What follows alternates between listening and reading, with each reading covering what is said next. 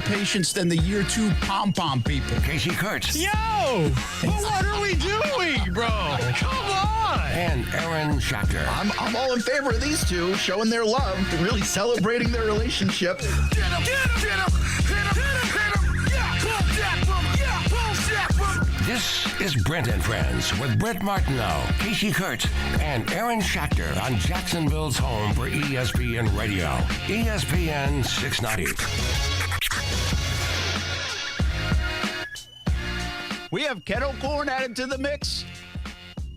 Yeah. Now, don't steal all that, Kasey. I haven't opened it yet, I know Brent. you thought about it. You like that kettle corn from the Dream 18. Yeah, I was hanging out with some people in the building when I said, I got to go pick up some kettle corn. They said, Oh, don't tell them that. Yeah, it was They'll tough. be in here now. They've never even been to the studio, and now here they come. well, one of them works here. But, we'll see. We do got the kettle corn. It's in these boxes. Front Porch Kettle Corn dropping off some. Said, hey, why don't you throw it in the gift bag for the 12 business days of Christmas? There you go, in the box. What's in the box? You get so excited. It's kettle corn. People like kettle corn, or some people don't. But if you don't, that's your own problem because it's really good. So we appreciate it. So 12 business days of Christmas continues this afternoon. Just got some more beanies. Drop them off. Man, this is like an administrative day for me. Mm-hmm. Steph and I, we got so excited because we got a label maker for the Dream 18 cards.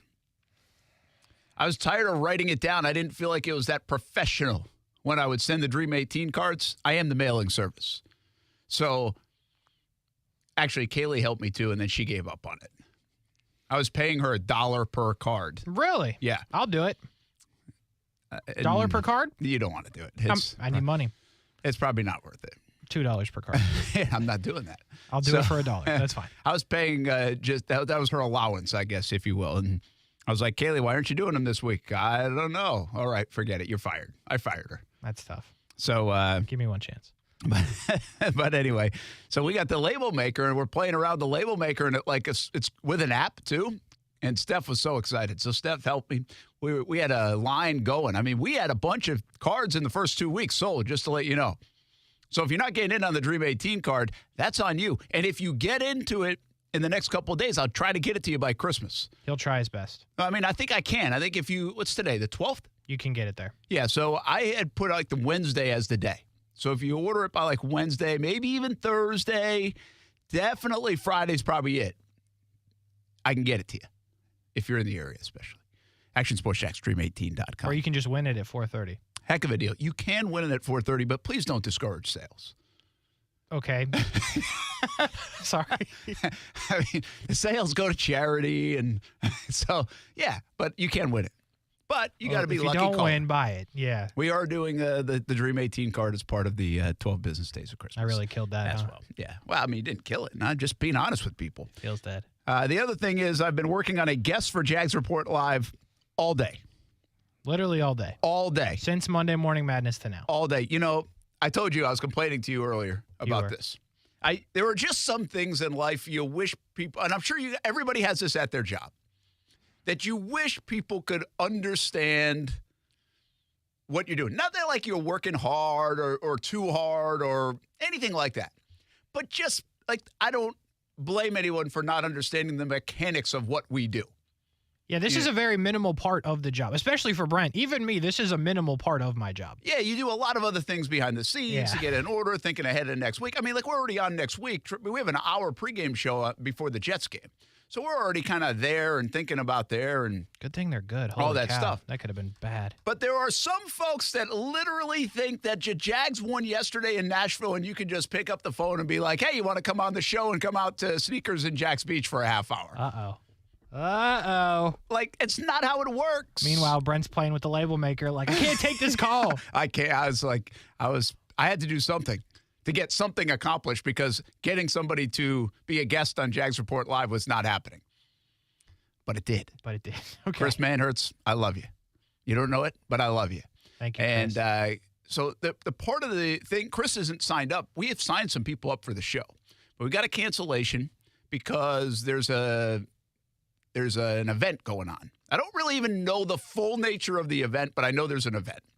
And much of the offense is going to the event. Now, Chris, I think he's going to go to it after.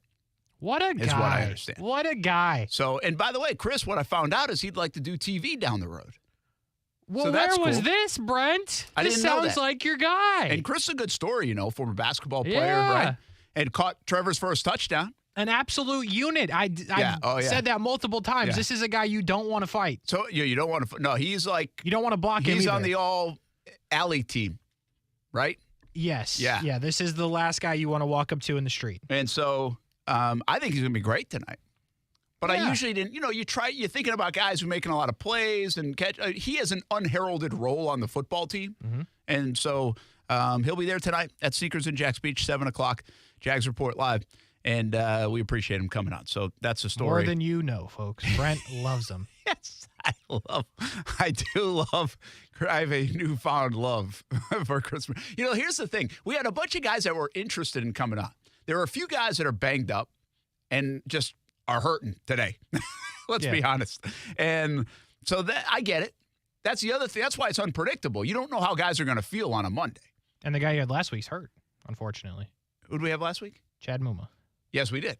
Yes, we did. You want to keep him off the foot. And then the other part is, well, because of Victory Monday, and then you go into the off day Tuesday, we had the group of players that have a planned function now, and also there's some players that I'm not going to name names, but we put a request in for a player like, yeah, love to do it. Can I do it next week because I'm taking my daughter to see Christmas lights tonight? Like, I had plans. We got to clap for whoever that was. I get it. You know, Yeah. So there you go. That's priorities right there. I'm not hating on it. I'm just like, well, Deck the Chairs is right down the road. Oh, you tried. How about like, we can do both. Man. Do you know how many people, by the way, but one more thing about this, so we'll go with the Jags. Sorry, I'm just like, I have to get this off my chest. I appreciate everybody listening. The show's 3 hours. I'm on the couch right now. We got Maurice Jones-Drew coming up. We got Rashean Mathis coming up. We know the Jags that's what beat you're the here Titans. for We anyway. know. We did this 2 hours this morning as well. We want to talk more about it. Your calls are welcome, 904-362-9901. But I can't tell you how many people said, like, well, why don't you just do it from the function? Yeah. Like, do the show from the function. If I'm like, Brent was on that list, this this show would be a whole lot better every day. Let me make a call. Yeah.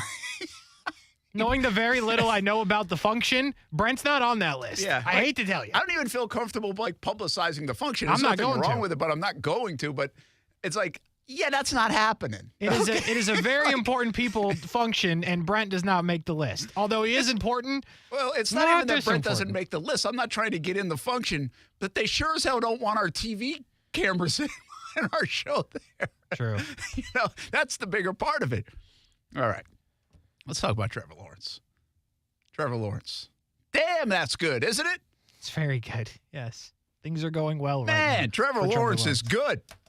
He's really good. Yeah. And that conversation about the kettle corn that I was just saying with the other people in the building, that's an overwhelming consensus. So people don't even care about the Jags. We got Chase. He's a Bucs fan. He's like, Trevor Lawrence, that was pretty incredible. I was like, yeah, obviously Brian was talking about it. But I'm talking to 3 different people in the building today that aren't really Jags fans. But first thing they said to me were, wow, Trevor Lawrence, I mean, he's really turned the corner. I was like, bro, he's past the corner and halfway down the street because he's balling now. That's a good way to put it. Yeah, because, again, I think you have to – you go back to the start of this, and I don't know who – I don't keep the scoreboard. We were talking about this in the commercial break. I don't keep the scoreboard of who says what, but I know what we say, and I know what we have conversations of. And when the London game happened, there was more noise than ever before in the entire football life of Trevor Lawrence. Mm-hmm. The most noise he has ever faced and heard. I'm not saying it bothered him. I'm just telling you that's what the temperature was. Everybody was like, oh, what's going on here? I mean, same mistake twice. What's happening? Well, the next couple of weeks, right? The next few weeks, really, but really the next couple of weeks, all of a sudden you could see him getting way more comfortable. He looked just like a switch went on, and he got comfortable in the offense. And even though it might not have been 368, 4 touchdowns, I remember one game, and I don't know which one. Maybe it was a Kansas City one. And somebody said, well, I still want to see that 75% completion rate, 300-yard day, and a 3-touchdown day. And I'm like, well, if you take away the drop or penalty in the end zone to Ingram, I think it was, and the drop by Kirk, Trevor delivered that day for you. Like, that was that day. Yeah. Now, it just doesn't go, wow, look at my fantasy team, because it was 2 touchdowns and like 275. And we're so used to, we just think 300 is such a gaudy number, right? That's what shows up, and 3 touchdowns is the way they do it if you're really good. Well, he had that day against Kansas City. He had a good day against the Raiders in comeback fashion. And now we've seen the rest, right? Baltimore was this huge moment in the career of Trevor Lawrence. It was just, I'm putting it on my back, boys, let's go. And last week was just, we couldn't tell anything. We said it all week. So the bottom line is we've seen it coming. Like, the corner was turned, to your point, Kasey, the corner was turned like 3 weeks ago. Yeah. And now he seriously is down the road, driving a Tesla 0 to 60 in 2-point-whatever seconds down that road. Nice. Yeah. The Tesla. I mean, I just know that goes fast 0 to 60, right? Yeah, it's quick. It's a quick car. So you pick your car. Maybe it's a Fields Auto Group I should have went with. Porsche. I think that's literally what's being whipped. Yeah. So maybe that should have been better. So anyway, we're here, and he has arrived, and the numbers are now supporting it, and the play is supporting it. And as we talked about a lot this morning, there are now 3 or 4 plays in a game where you're like, wow. In fact, I went back. Remember, we had the discussion. Okay, what's your favorite throw today or a play yesterday? The stiff arm's a fun one. Everybody's talking about. I get it. And that shows his athleticism. The Agnew play showed everything. Yes. The Agnew play showed his comfort in the pocket, his maneuverability in the pocket, his talent to get his feet out of the pocket and then hit Agnew with a beautiful throw and on the money and in time, all those things. And I thought it was a good play by Agnew too, by the way, because you could see it. Like, from my point of view, you could see him early. Trevor saw him and waited another second to find him, to actually throw it. And so that was kind of cool. If you look at like the all-22, you can see it. But there was that play. There was the throw to Zay Jones down the middle where I really thought he got interfered with. They tugged at him, and he couldn't get his other arm up to catch the ball, and he probably would say he still should have caught it with one hand. And then there's the throw to Evan Ingram in the end zone. Well, there was another throw to Zay Jones. I think Baldinger did it today, and I'm like, oh, yeah, there was that throw. I believe it was a 3rd down in like 2 or maybe it was 6. And I don't know how the defender does not deflect it. And it is just on the outside, out of that side of that guy's hands and right into the hands of Zay Jones. And then Zay Jones dropped like 2 after that and then caught another one. Yeah. It was a weird sequence for Zay Jones. But that's what we're talking about now with Trevor Lawrence. It's, wow, did you see that play? Wow, did you see that play? And remember some of the conversation early in the year. He's not playing as poorly as people think. He's just not giving you the highlight reel play. Yeah. And now he is. And it looks like we all thought it would. Because I, again, as not keeping score, but remember that day I had all those stats and I was like, Brent, this doesn't look right. This guy does not look like these other guys that were drafted in his position. It looks that way now. Yeah, and now if you go back to the last 5 weeks, and again, we don't feel like this is just it happened for 5 weeks. We think he's on the rise still. Yeah. But Doug Peterson still thinks there's a lot left to go get. If you look at it, he is the top or second-ranked or third-ranked quarterback in a lot of statistics. Like, you can make the case he is one of the best quarterbacks in the NFL over the last month. And that's Absolutely. a case that everybody will buy. Absolutely. That's pretty cool. We'll be back with Maurice Jones-Drew, Brent and Friends on a Monday. A victorious one at that over the Titans of all people on ESPN 690.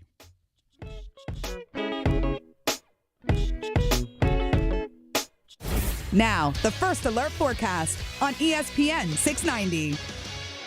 Partly to mostly cloudy skies will continue, and a few weak showers will be possible today, but many neighborhoods will stay dry. Temperatures are starting off in the upper 50s, and we'll make it into the lower 70s this afternoon. Some clearing occurs tonight before we see more sunshine and breezy weather for Tuesday. High temperatures will stay in the lower 70s. From the Action News Jax First Alert Weather Center, I'm meteorologist Trevor Gibbs. The Weather Center is brought to you by Beard's Diamonds. Right now, get 42% off everything in the store. Don't buy until you get our price. Best Bet is paying out over $725,000 in promotions this December. Kick off your holiday festivities at Best Bet Jacksonville, Best Bet Orange Park, and Best Bet St. Augustine with exciting promotions like Table Share Tuesdays and $500 table share drawings. Or play our fun table games like 1-card poker, 3-card poker, Face Up Pie Gal, and Ultimate Texas Hold'em. If you don't know how to play these card games, no worries. Our friendly dealers will be happy to teach you. Visit bestbetjacks.com for more information. This year, CGC Water Treatment is celebrating 75 years in business. Put their experience to work for you. Discover how good your water can be with a new Connecticut softener and drinking water system like the one my family's had for more than 5 years now. Connecticut's twin tank, non-electric softeners are the most efficient softeners available, and their drinking water systems remove up to 99% of contaminants. If you're not filtering your water, you are the filter. Don't be the filter. Now through the end of December, trade in your existing equipment and get $750 off a Connecticut Premier Series softener. Great financing available for the holidays, subject to credit approval. Call 904-552-1242 or visit cgcwater.com. That number again, 904-552-1242 or visit cgcwater.com. CGC Water Treatment are proud partners of the Jacksonville Jaguars, and I'm a proud customer of CGC Water Treatment, authorized independent Connecticut dealer. Florida license number CFC 1428211. Do you make a purchase just because it's cheap? Never, right? So why would you ever purchase a do-it-yourself security system just because it's cheap? Right now, some companies say you can buy a refurbished one for a whopping $206. Refurbished means the last family found it unacceptable, and now they want to pawn it off on you. And that's more upfront money than SafeTouch security charges for their Advantage package, which includes a two-way communicator. And the SafeTouch system includes free installation by SafeTouch professionals. After all, you're the least experienced security installer you know, right? SafeTouch gives you 24/7 UL-approved monitoring in their very own central station right here where you live. So the do-it-yourself system has cheap, non-professional equipment, comes with no Florida license, and wholesale who-knows monitoring. SafeTouch Security comes with the finest equipment available, certified installers, and monitoring right here in Florida, with a lifetime warranty on parts and labor. Call 888-723-8682 or visit safetouch.com today. State license number EF0000233. Dell Technologies' Days of Deals for Business start now with fresh, limited quantity deals on tech to drive productivity. Save on select performance laptops and desktops powered by 12th Gen Intel Core processors. Don't forget special pricing on the latest monitors, docks, and accessories, plus free shipping on everything, and special financing with Dell Business Credit. Call a Dell Technologies advisor at 877-ASK-DELL. That's 877-ASK-DELL. I wanted to know why some people who get COVID-19 get it so bad. I found out it may be because they have a high risk factor, such as heart disease, diabetes, being overweight, smoking, and asthma. Even if symptoms feel mild, these factors can increase your risk of COVID-19 turning severe. So if you're at high risk and test positive, there are things you can do, like asking your healthcare provider if an authorized oral treatment is right for you. Learn about an option at treatcovid19.com. This message is sponsored by Pfizer. In Florida, it's not if the storms are coming, it's when the storms are coming. And that's why you need the Chief. Jacksonville's chief meteorologist, Mike Burrish, with a proven track record of keeping local families safe. Rain, heat, hurricanes, flooding, tornadoes. We get it all. Just more reasons why you need the Chief. Chief Meteorologist Mike Burrish. Backed by the First Alert Weather Team. Only on CBS 47 and Fox 30 Action News Jax. Listen to ESPN 690 anytime, anywhere, on any device. Whether you're at home or on the go, get the latest on the Jags, FSU, the Jumbo Shrimp, and Action Sports Jax on Odyssey.com. That's AUDACY.com or on ESPN690.com.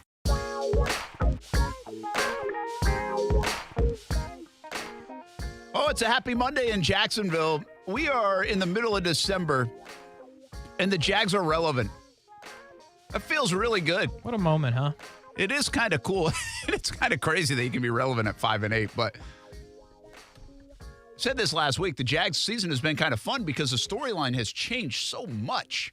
Well, there were times where it was not a lot of fun. Well, not great fun, but the storyline still never changed. So for what we do, like it never got stale. The Monday shows it's always been different. Yeah. That's been fun. And so that part, whether you got to criticize or give an attaboy to, it's at least something different, and you could see it developing. And now they've got to find some consistency, though. They have won 3 out of 5. And what can they do these final 4 games? I mean, you could look up, and if they win a couple of them, that would be a pretty nice stretch of football. down the end of the year, especially, let's just say the loss to the Cowboys. If the Cowboys, Kansas City, and the way the Lions are playing are in that stretch of losses, is it really that bad? I would say not really. And they're going to earn it down the stretch because you got all playoff teams in Houston. You beat one yesterday in a playoff team, technically. Yeah, and they do have good wins. Like, I don't know if that matters to people, but they do have good wins. And I know everybody keeps complaining about the Houston loss, and you should. That was awful. It was a really bad loss. But should they have beaten the Raiders down 17-0? Should they have beaten the Ravens down 19-10?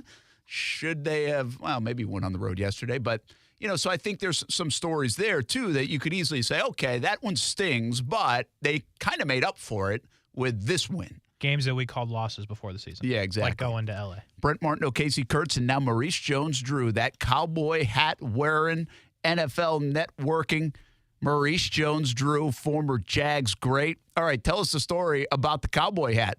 I mean, we got this picture of you with a cowboy hat on. No, man. Listen, I had an XO, which is kind of like a video that you put around players, and the theme of the video was the Wild West. It was the Las Vegas Raiders versus the Los Angeles Rams, and Jalen Ramsey was the sheriff of the town in Los Angeles, and the Raiders and their bandits came in, and Devontae Adams had to go get after him. So the cowboy hat was props to go with the theme of what we were doing that day. That's all. I like that. By the way, I like your producers at the NFL Network. That's a good segment. That's pretty good. Yeah, I mean, well, thank you. Yeah, give them a shout out. I always thought the Good Morning Football producers were really good, but it's not just them. So listen, Kasey, you're fine, all right? But I'm just giving a shout out to Mojo so he can pass it along in my resume tape someday to the NFL Network. I get you. We got to butter him up a little bit. I'm with man. you. You do what you got to do to get in higher places. Maybe I'm just looking for a one good job. This is in the how last it 2 works. years. Mojo gets there, then Brent gets there, then maybe Kasey gets there someday. Beautiful. It's just a train from It's a Jacksonville. pipeline, baby. Hey, the sheriff in this town is Trevor Lawrence, man. How about that? Very watching that game and kind of seeing what was going on. I picked against the Jags. I personally thought Trevor Lawrence not practicing all week, being banged up after the performance we saw against Detroit. I thought the Jags were going to try to run the football against the Titans and do whatever they had to do, but Doug Peterson came out with a great game plan, and I loved that. I loved every bit of it. I was so excited that I was proved wrong because you saw they wanted to attack the middle of the field. They wanted to attack with Evan Ingram out wide against their linebackers, and they really got after him. They wanted to throw the football, as we saw. I don't know how many rushing yards ETN had, but it wasn't a lot. It's a tough defense to run against, and why bump your head against a wall when you could throw the ball all around them? And they did a great job at that. They really did. And, 17 for 32 to answer your question for Travis Etienne. I mean, the running game is struggling, but they did face Baltimore, was very good, and now Tennessee was good against the run, and their pass defense is their weakness. But what's happened here in Jacksonville, and this is where it's really turned, in my opinion, a bunch of different ways for Trevor. I think he has taken ownership of the team. He's like, guys, this is my team. I'm ready. Like, he's almost like, I'm ready to lead you. And this is on me, and I'm cool with it. And he's handled that before in college and in high school. So I think he is cool with it, but he had to play better and feel right to be able to say that. And I think that's what he's doing now. And here's the deal, Mojo. I like it when it's in his hands right now. I can't remember saying that about a quarterback when I want the ball in 16's hands, and it's almost okay if they're not running it. Now, in the long term, you got to be able to run it. But I want the ball in his hands. Like, he's hot the last month. He's been good. He's delivering. And I feel like good things are going to happen when he's tossing the rock. Well, I think you're exactly right. And they're simplifying a lot of it for him with a lot of what we call coverage dictators, right? Or indicators, where you're putting your tight end out wide at number one. And if a corner's on him, or a linebacker or safety's on him, is telling you if it's man-to-man or zone. And so he's being able to play fast, he's getting protection, and he's getting the ball out quick, and that's what you're looking for. You want to be able to give your quarterback answers. We talked about this last year, right? They didn't have many guys that could give him answers. When you have multiple guys that have played the position at a high level or have coached the position at a high level, they know how to give you answers to any problem that you may face. And so you're seeing him have answers for some of these tough defenses. He's having answers. The receivers are getting open. 1 week it's Kirk. 1 week it's Zay Jones. 1 week it's Evan Ingram. 1 week it's Marvin Jones, right? Different guys are showing up, and it's hard to take those guys away. And as you look further into the future, it's like this is only going to get better.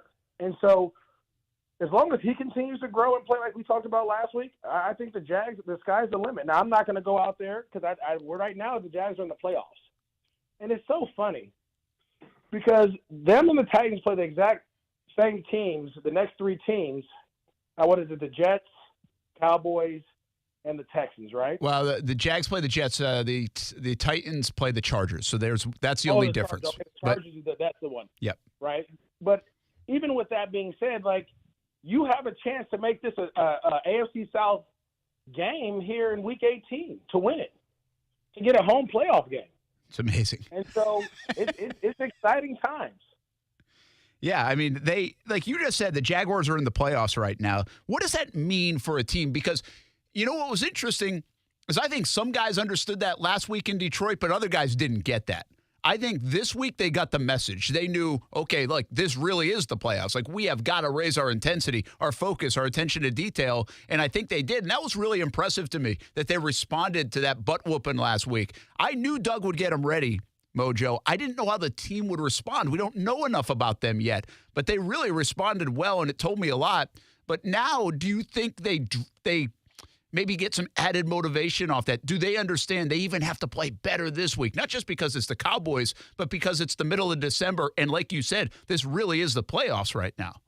Well, you want the biggest thing that this part, again, it's so funny of being out of the league and kind of seeing it, and obviously being in there and playing in it. Right after Thanksgiving is when you have to start playing your best football. You have to be as consistent as possible. If you look at the Cincinnati Bengals, they're on a 5-game winning streak.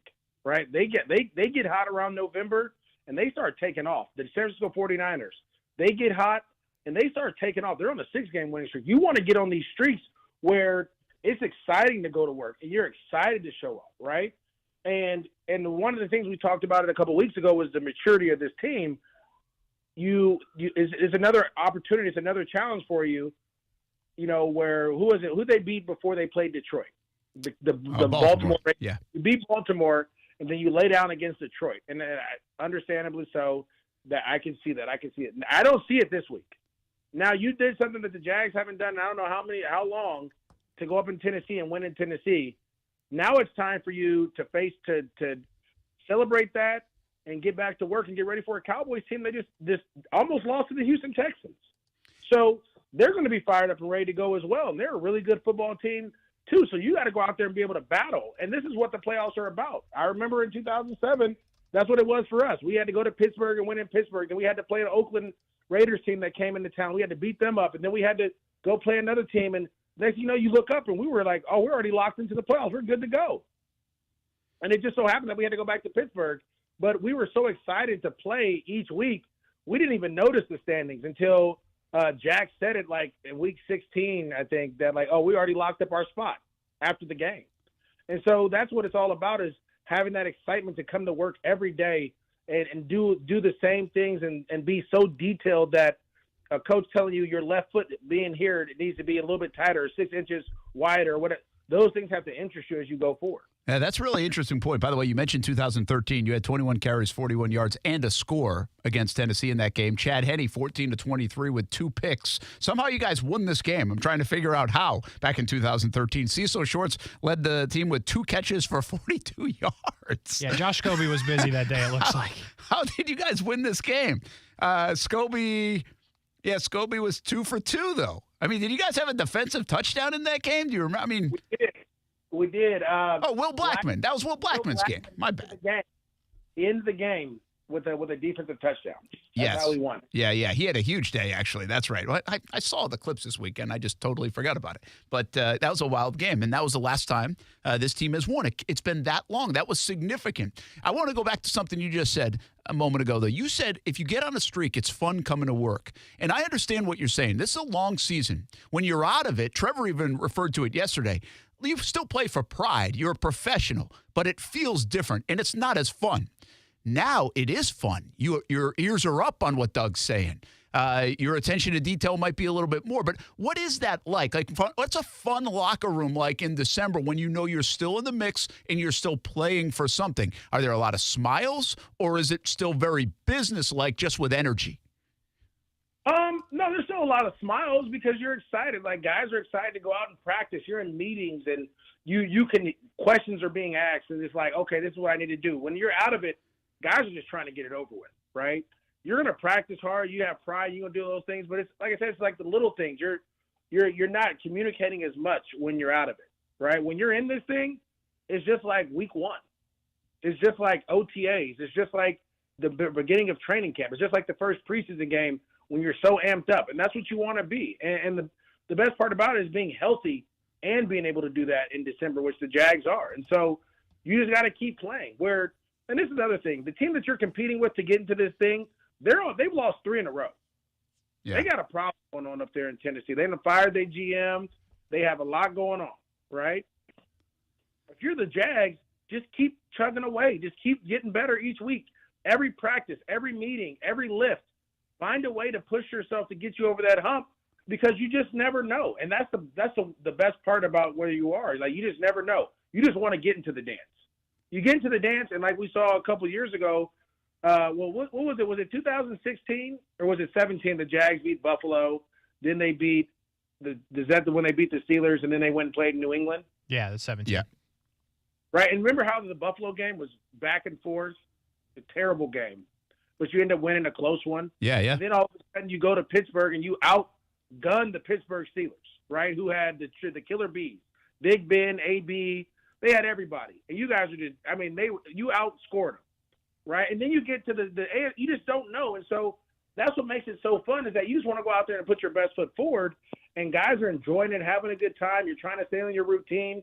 Some of us are very superstitious like I used to be, which was weird, but I was the guy like, all right, what time did I go to sleep last Tuesday? Okay, I'm going to try to mimic that, right? Like, you just try to do whatever you can to keep it going, and that's what makes it fun. Yeah, that's pretty good stuff. Maurice Jones-Drew with us here. Brent Martineau, Kasey Kurtz here on ESPN 690. It is kind of fun right now to see it. Can the Jags keep doing this without running the football is the question. The 2 out of their last 2 wins, they've run the football for like a combined, I don't know, Kasey, what is it, like 90 yards? They had 38, I think, in the Baltimore game and 60 overall here. And, it's an ugly 60 yards, really. It wasn't – that sounds more than it actually felt like. We talked about it earlier. Their average would have been under 2 yards a carry if Agnew didn't run for 8 yards on one play. And Trevor has a couple of runs in there, too. So how much do they have to get back to being able to do a little bit of that with ETN? Because – Mojo, I feel like ETN is one of their most dangerous players, but he's being neutralized, it seems, the last few weeks. Well, it's not about – when you get to this point, it's about more volume than it is production. And it sounds crazy to say that, but it's true. If you're running the ball 17 times, that means that you have an opportunity that you're doing stuff that is acquiring you per se. Let's just say, like, they ran the ball 17 times. That means the Titans have to try to defend the run, which opens up the pass.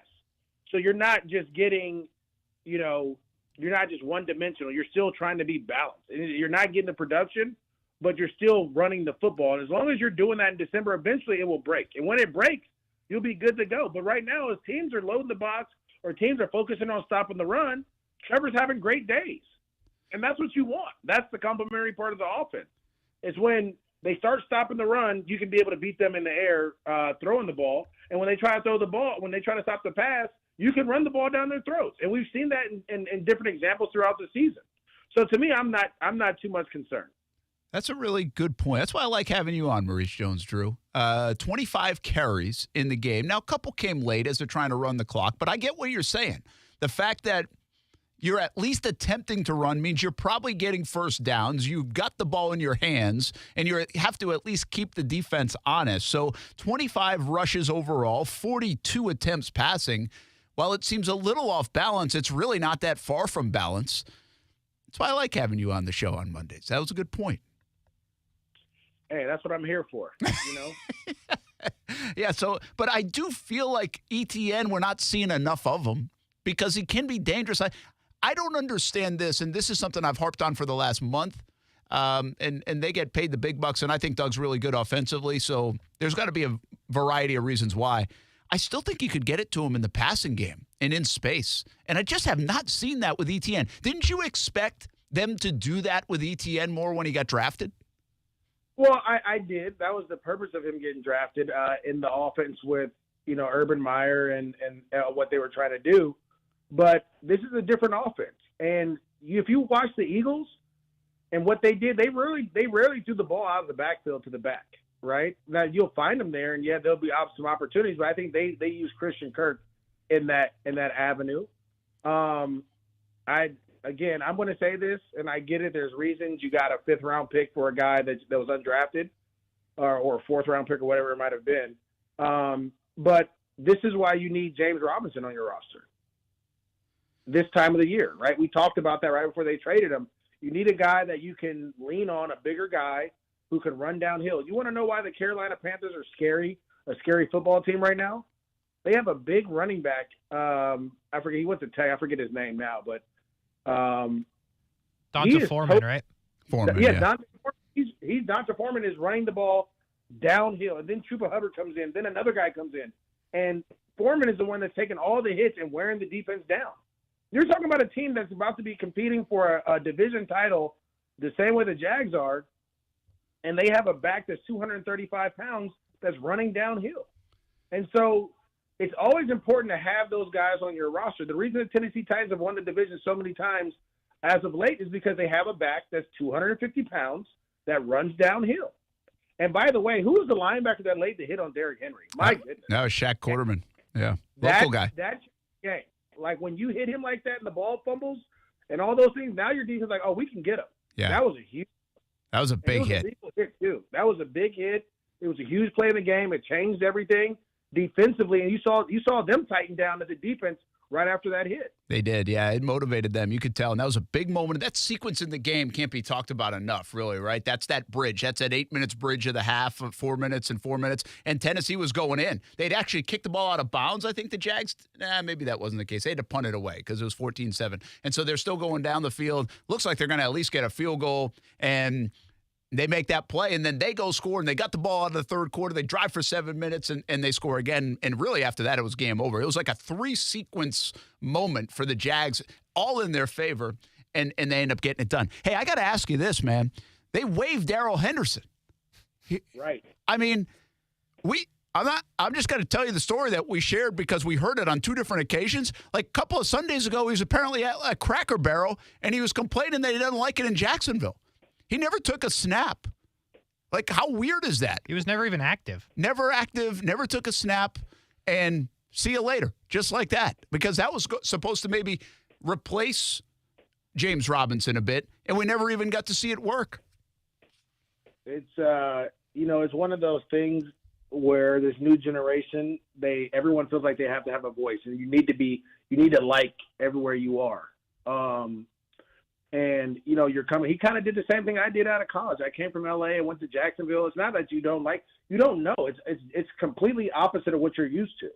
And he came from Memphis, right? And so you may not like Jacksonville, but that has nothing to do with what you're doing. You have to try to grow to love things. And, it's his loss, right? Now he doesn't have a job. Yeah, it's weird. But he wasn't weird. There's not stories coming out of L.A. I don't think, or maybe we just missed them. But that kind of came out of nowhere. It feels like. Yeah, I mean, listen, the league is different than when I was there. It's one of those deals, but hopefully he learns his lesson, right? Because you definitely don't want to be without a job, right? And it's a privilege to play in the National Football League, and a lot of these guys don't really understand that. Yeah, I'll be interested to see where he lands and if he does in the next couple of days or not. But that was definitely an odd circumstance. Hey, Evan Ingram, 11 catches, 162 yards, 2 touchdowns. This is a guy that gambled on himself. When you have a game like that, somebody said this on Twitter, and I thought it was pretty good. How much value do you think he earned yesterday alone?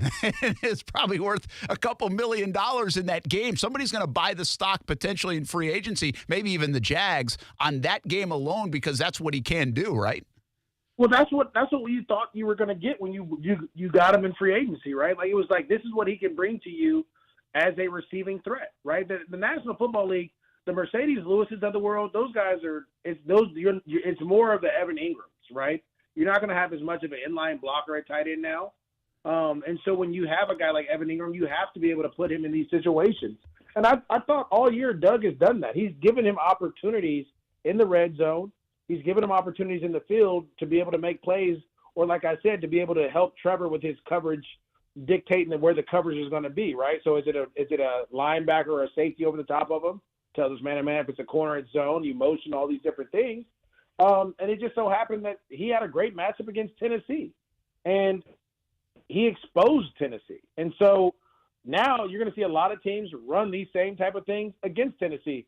Tennessee plays the Los Angeles Chargers, who have another receiving threat at tight end, and Gerald Everett, who is a big slot receiver coming out of college. So you're going to see more of these guys coming out, and if you can't defend them, they're going to be a problem. And so I love the way that Doug Peterson has utilized his offense. And it's not – and this other thing, they're putting guys all over the place, and they're running the same plays over and over and over again, which I love. And that's how you score points in the National Football League. You keep it simple for your offense, and you make the defense think, and that's what happens. Yeah, I love that, actually. I mean, I don't notice it as much, but I love when from the same formation and the same play, I always say, like, if it worked, why don't you just keep going to it until they stop it, or you run something, just a little wrinkle off it. And I think that there's a subtlety there that's very good. And I think Doug talked about that from the first month. He's like, we got to be careful to show tendencies. And I think some of those things he's probably working off that was on tape, but now it looks a little different on tape. I love that part of offensive play calling, especially, and I'm sure you do it on the defensive side as well. How good are the Cowboys in your mind? Jags have shown that they can play with just about anybody. Yeah, they got walloped by Detroit, but it looks like a one-off. Even against Kansas City, they battled back. They played Philly tough. Dallas is dangerous, man. I mean, Dallas can put up a lot in a little bit of time, and if they get you on the turnover machine, it's over. But from your viewpoint, how good is Dallas, but at the same time, how beatable is Dallas? Well, first and foremost, I mean, the reason the Cowboys are really good, they have two runners, right? They're able to – they're going to force you to stop the run first, and then it's going to allow them to play action pass, get one-on-one on the outside with CeeDee Lamb, Michael Gallup. They have other guys that can make plays, Dalton Schultz. And their quarterback, for the most part, has been on point. Last week, Dak struggled a little bit, but their defense was able to keep him in it. And so they were playing complementary football. Now, they're not as explosive as the Philadelphia Eagles per se, but they have the ability to, because Dak can run, right? You have Tony Pollard, who's very explosive, Zeke, who's kind of like their bigger back that runs downhill, and he can still break 30-yarders, 40-yarders. And then you have CeeDee Lamb, who's still one of the better wide receivers in the National Football League. So they have a lot of weapons there, but you can beat them by simply stopping the run and affecting the quarterback with the pass rush. That's what Houston did. Houston got turnovers. I mean, Dak threw a couple picks, and they took advantage of them. Houston should have won that game, but they tried to get too cute on the goal line. They tried to be physical and run trick running plays instead of just going down and running downhill. And so defensively, I think you got to watch out for Micah Parsons. Obviously, you Trayvon Diggs, yes, but I don't know if they're going to run a lot of man. And again, this is where the coverage dictator comes in, right? Or the indicators. If you have, who do you have on Evan Ingram? Who's going to cover Christian Kirk in the slot? If you put a running back out there and motion him back in, all those little things, they're going to tell you so much. And so can you have enough of those in your playbook so that Trevor can play fast? And if he plays fast, I mean, this offense is good enough to score with the best of them. We know he's confident. By the way, Micah Parsons, very quiet Sunday against Houston, Kasey. Just 5 tackles. That was it. Nothing tackles for loss or QB hits. No QB hits for Micah Parsons, that Kasey. Is weird. That's pretty weird. It's weird, but, I mean, has he ever had 2 bad games in a row? Because that's the question now. I know. I don't know how I feel about it, right? They have the bad game, get it out of their way, and still won? Or is this like a little funk they might go into? Because it works both ways, and we will see what happens. Listen, Ezekiel Elliott's having a nice year, I think, and MOJO, I've called him at times the most overrated player in the NFL. Multiple times, actually. I mean, and I just feel like he hasn't done anything the last couple of years, and I thought Pollard is a more dangerous back for them. But I got to give Zeke his props. I mean, they found a way to balance him and use him, and he's good. He's having a nice year. Well, this is the thing. Oh, well, there's a report that just came out right now. The Cowboys are securing veteran wide receiver help after all, signing longtime Colts star T.Y. Hilton. So they're bringing somebody in to help them there, as it just breaks down live on Brent and Friends. Yeah, look at you breaking news. Mondays, you know what I'm saying? But I believe this. When you have two backs, and it's very simple when I was with Fred, it's tough to stop one if you have a really good back. But if you have two really good backs, you're in a world of trouble because now we're fresh, right? Like Fred will take a series or two, I'll come in on third downs, then I'll get a series and he'll come in on third downs. And now you're dealing with two running backs that are fresh throughout the course of the season. You always want 2 to 3 backs that you can lean on just in case one gets hurt. And that's what happens with Zeke. Like, everyone wanted Zeke to go back to being that rookie Zeke. As you get older and you've taken these hits, you have to change your game. And so now he's the guy that they're going to lean on early in games, and he's going to wear teams down. And then Tony Paul is going to come in and outrun you and be quicker and do all these other things that Zeke used to do. And so it's no difference now. I don't know if Zeke will be back next year. I don't know how they're going to handle that. But right now that you have those two guys, you lean on them because that's going to be the reason you win in the playoffs. It's a really good point. The football in the playoffs. I mean, look at what San Francisco did. They're hoping to get Eli Mitchell back in the playoffs. Now they're hoping to get Deebo Samuel back. But they went and got Christian McCaffrey because they needed another guy to help him. They needed another guy to help their running game, so they had multiple guys fresh for the playoff run. Yeah, that's a really good point. But, it's interesting that the Cowboys keep needed receivers. It just doesn't feel like it. Between Schultz, the two backs, Lamb, Gallup, they were obviously making a run at OBJ. They're not going to do that anymore. They bring in T.Y. Hilton. They did have a big loss today with their starting right tackle, Terrence Steele, tore his ACL. He's out for the year. And their offensive line isn't like what it used to be. I mean, they had, for a stretch there, the Cowboys' offensive line, Kasey, was like the best in the league. Yeah, it was. It hasn't been that way. No. So that's a big blow. The T.Y. Hilton thing is interesting, not necessarily for this week, but I guess what we heard about OBJ is true. Like, his physical and the knee, whatever, really must be messed up because they went a complete opposite direction that we didn't even know about. You know what I mean? Yeah. So I wonder what that means for OBJ even next year. Hey, I want to get you, Maurice Jones-Drew, before I wrap up with you, the MOJO on Mondays. The Detroit Lions, man, I said it this morning on Monday Morning Madness. I think you can make the case. I thought maybe a top 5 team. We went through all the teams. There might be like the 6th best team in the NFL right now, 7th best team in the NFL right now. I don't think anybody wants to play them. Well, I would say this. I said this last night on our game day final show. After every Sunday, we kind of talk about all the games. Like, I think Detroit's dangerous. But my host, Chris Rose, said, well, you got to be careful because they scored 37 points at home and they score 18 points on the road. So, again, it's a part of the process of learning and turning your team around. You start to play well at home, then you got to be able to transition and really get that same stuff on the road. I don't know how we'll see it because they're about to go on the road, I think, in the next couple of weeks. So we'll see how good they are there. But the way they play football right now, their power running game, both their tackles are playing well. They're running the football. Play action pass, defense is getting a little bit better. They're a physical football team, and not many people want to play physical football down the road. And that's why, again, I go back to it. That's why the Tennessee Titans have been so dominant in the AFC South for so long because they're such a physical football team. It's just now catching up to them. But I mean, right now you got 2 runners in Detroit. You have 3 receivers now. You got a defense, a rookie that's getting sacks left and right on their defense. You got a quarterback that's playing really well. I mean, they have the makeup to go out there and make it happen. I just have to see them play well on the road, and then I can stamp them. Who are you most concerned about from a playoff standpoint? I'm going to take the Jags out of this because even in the wild card, they're 2 back. They've got a chance, but there's a lot that has to happen there. But right now, the Dolphins are in the 6 hole, the Chargers are in the 7 hole, and the Jets and the Patriots are on the outside looking in. The Patriots obviously played tonight. Let's even assume they win. They'd be 7-6. So you'd have 3 teams at 7-6, Dolphins at 8-5. Who are you concerned about, limping down the stretch and maybe missing out on the postseason there? I mean, there's a couple teams. I think the Patriots are one. I think Miami could be one too. They got to get back to Miami as quick as possible, right? They've been on the West Coast too long, and then I got to go see them in Buffalo on Saturday on a short week. You got to go up to Buffalo.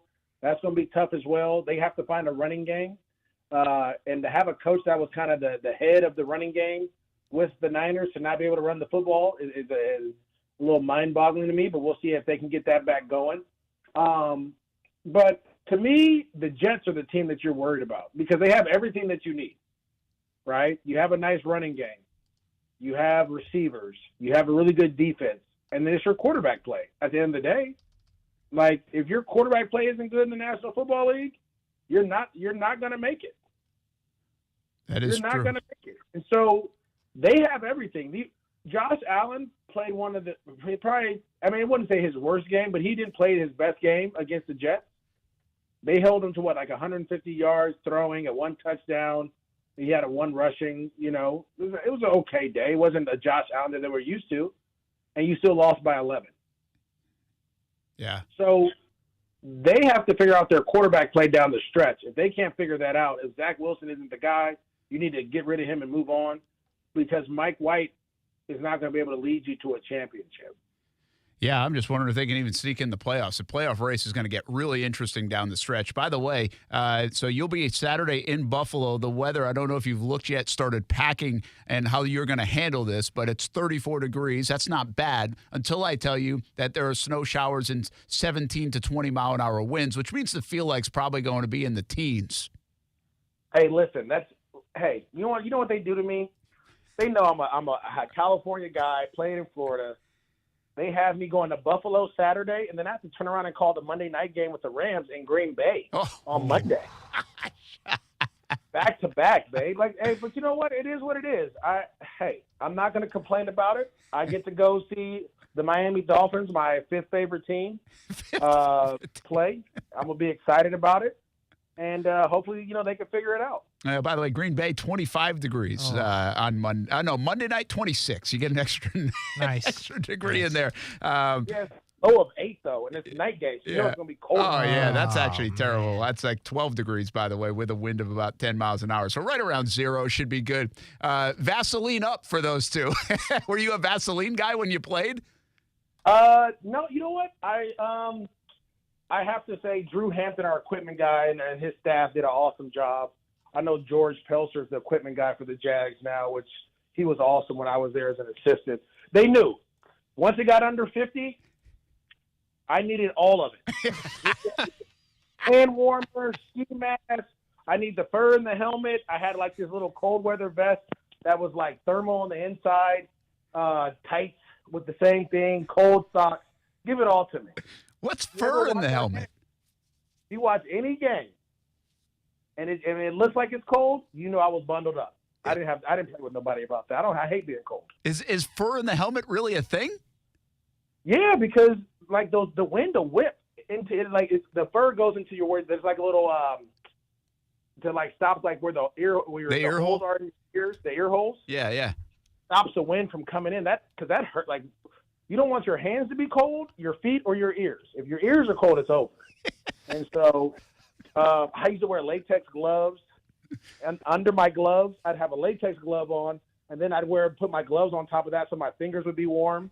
Hey, man, you got to do what you got to do. Yeah, you got to do what you got to do. And then I'm guessing someone else on the team was warming up in like a sleeveless shirt. Yeah, at some probably. point. Of course. That's the way I did that time in Chicago, and I got frostbite on my stomach, and I was like, yeah, never again. I always love hearing you tough football players talk about how you hate the cold, man.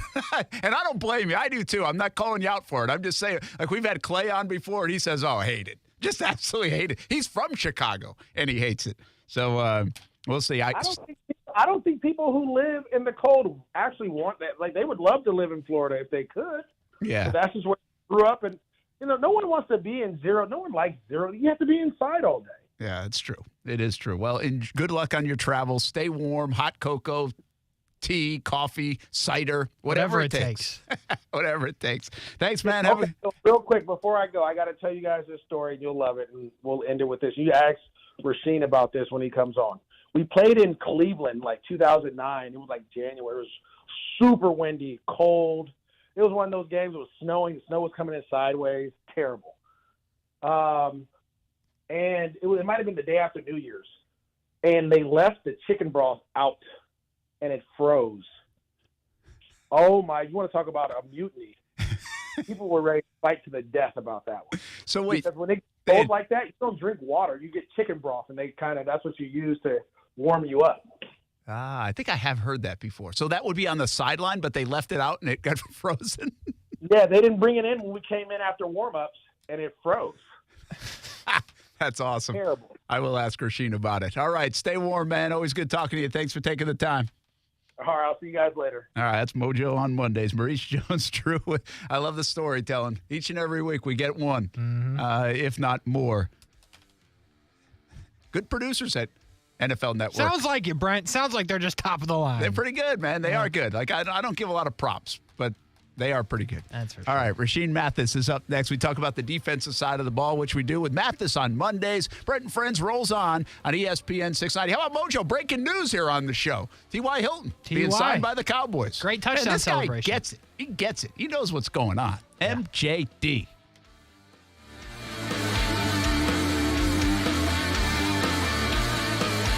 Is your digital marketing strategy keeping you up at night? Do you have more questions than answers? CMG Local Solutions can help you take all the guesswork out of digital marketing. Let CMG Local Solutions create the best marketing plan for your global, regional, or local business. CMG Local Solutions has the right tools to fit your business's marketing needs. Learn more at cmglocalsolutions.com/Jacksonville. That's cmglocalsolutions.com/Jacksonville. Get in the game at Best Bet St. Augustine, the only card room and sports bar in St. Augustine, Florida. Best Bet St. Augustine is the place for poker, running daily cash games and weekly poker tournaments. Best Bet St. Augustine also features easy-to-play table games like one-card poker, three-card poker, and face-up Pi Gal. Enjoy the delicious daily specials and over 70 TVs at the sports bar. At Best Bet St. Augustine, there's something for everyone. Visit Best Bet St. Augustine at 800 Marketplace Drive. Hey everybody, it's Brent Mortno from Brent and Friends on ESPN 690. Tune into our high-energy, multi-platform show Monday through Friday from 3 p.m. until 6 p.m. on ESPN 690 in a variety of video streaming platforms as well. As the seasons change, so do the sports topics. It's football season now, and we're bringing you all things sports weekdays from 3 p.m. until 6 p.m. And you can tailgate with us at the Duval House for every Sunday home game this football season. Fueled by Celsius Essential Energy. Live fit. Without the ones like you, who work tirelessly to keep things running, everything would suddenly stop. Hospitals, factories, schools, and power plants, they all depend on you. No matter the weather, emergency, or time of day, you're the ones who get it done. At Grainger, we're here for you 24/7, with supplies and solutions for every industry, and access to product specialists ready to help. Call, click Grainger.com, or just stop by. Grainger, for the ones who get it done. The Ospreys are swooping here as we head toward the end of 2022 and into the beginning of 2023 basketball style. There's a lot of momentum on the University of North Florida campus. New improvements at UNF Arena with basketball season going on. And don't forget to get your tickets and check out the new arena. Men's and women's basketball, UNFOspreys.com for news, schedules, and results. Be a part of the momentum at the University of North Florida. Attend a game. Join the Osprey Club, UNFOspreys.com. So I switched to Boost Mobile and got this free Samsung Galaxy A23 5G phone. Why do you think they call it the Galaxy? Maybe because the Samsung Galaxy A23 has a huge screen, and galaxies are huge gravitationally bound systems of stars rotating around a supermassive black hole. And the phone is free? When you switch to Boost Mobile.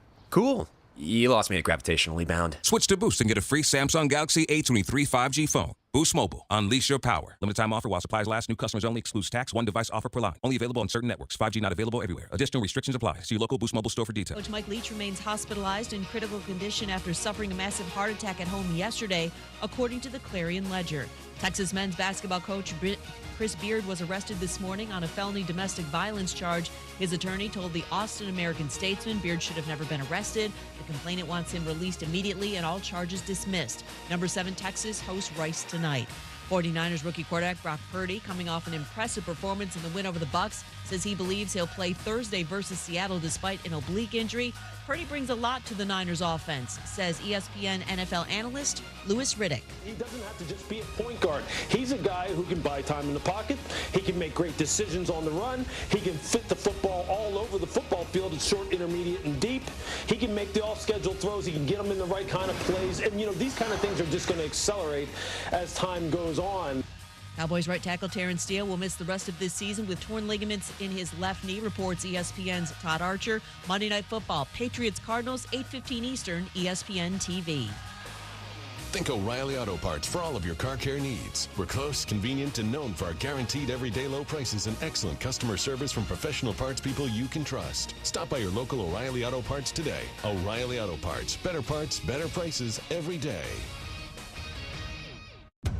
Yo, Pablo Torre here, host of the ESPN Daily Podcast. When you want to go beyond your feed, when you want to get inside the score, when you want to get behind the highlight, there's ESPN Daily. Go deeper into the stories of the moment. Get the exclusive access and insider perspective that only ESPN can give you. ESPN Daily, hosted by me, Pablo Torre. Listen and subscribe wherever you get your podcasts. O'Reilly. Don't risk getting stranded with a bad battery. Our professional parts people at O'Reilly Auto Parts will test your battery for free. If your battery does need to be replaced, we'll help you find the best battery for your vehicle and your budget. Don't wait until your battery is dead. Get it tested for free today at your local O'Reilly Auto Parts store. O'Reilly Auto Parts. WOKV Jacksonville. Listen live everywhere you go on ESPN690.com. ESPN690, a Cox Media Group station. Broadcasting live from the Anajar and Levine studios. Anajar and Levine Accident Attorneys. Call 1-800-747-FREE. That's 1-800-747-3733. ESPN 690 and Action Sports Shacks presents Brent and Friends with Brent Martineau. We're going to have to show a little more patience than the year 2 pom-pom people. Kasey Kurtz. Yo! But what are we doing, bro? Come on! And Aaron Schachter. I'm all in favor of these two showing their love, really celebrating their relationship. Get him! Get him! Get him! Hit him! Hit him! Hit him! Yeah! Boom jack from him! Yeah! Boom jack from him! This is Brent and Friends with Brent Martineau, Kasey Kurtz, and Aaron Schachter on Jacksonville's home for ESPN Radio. ESPN 690.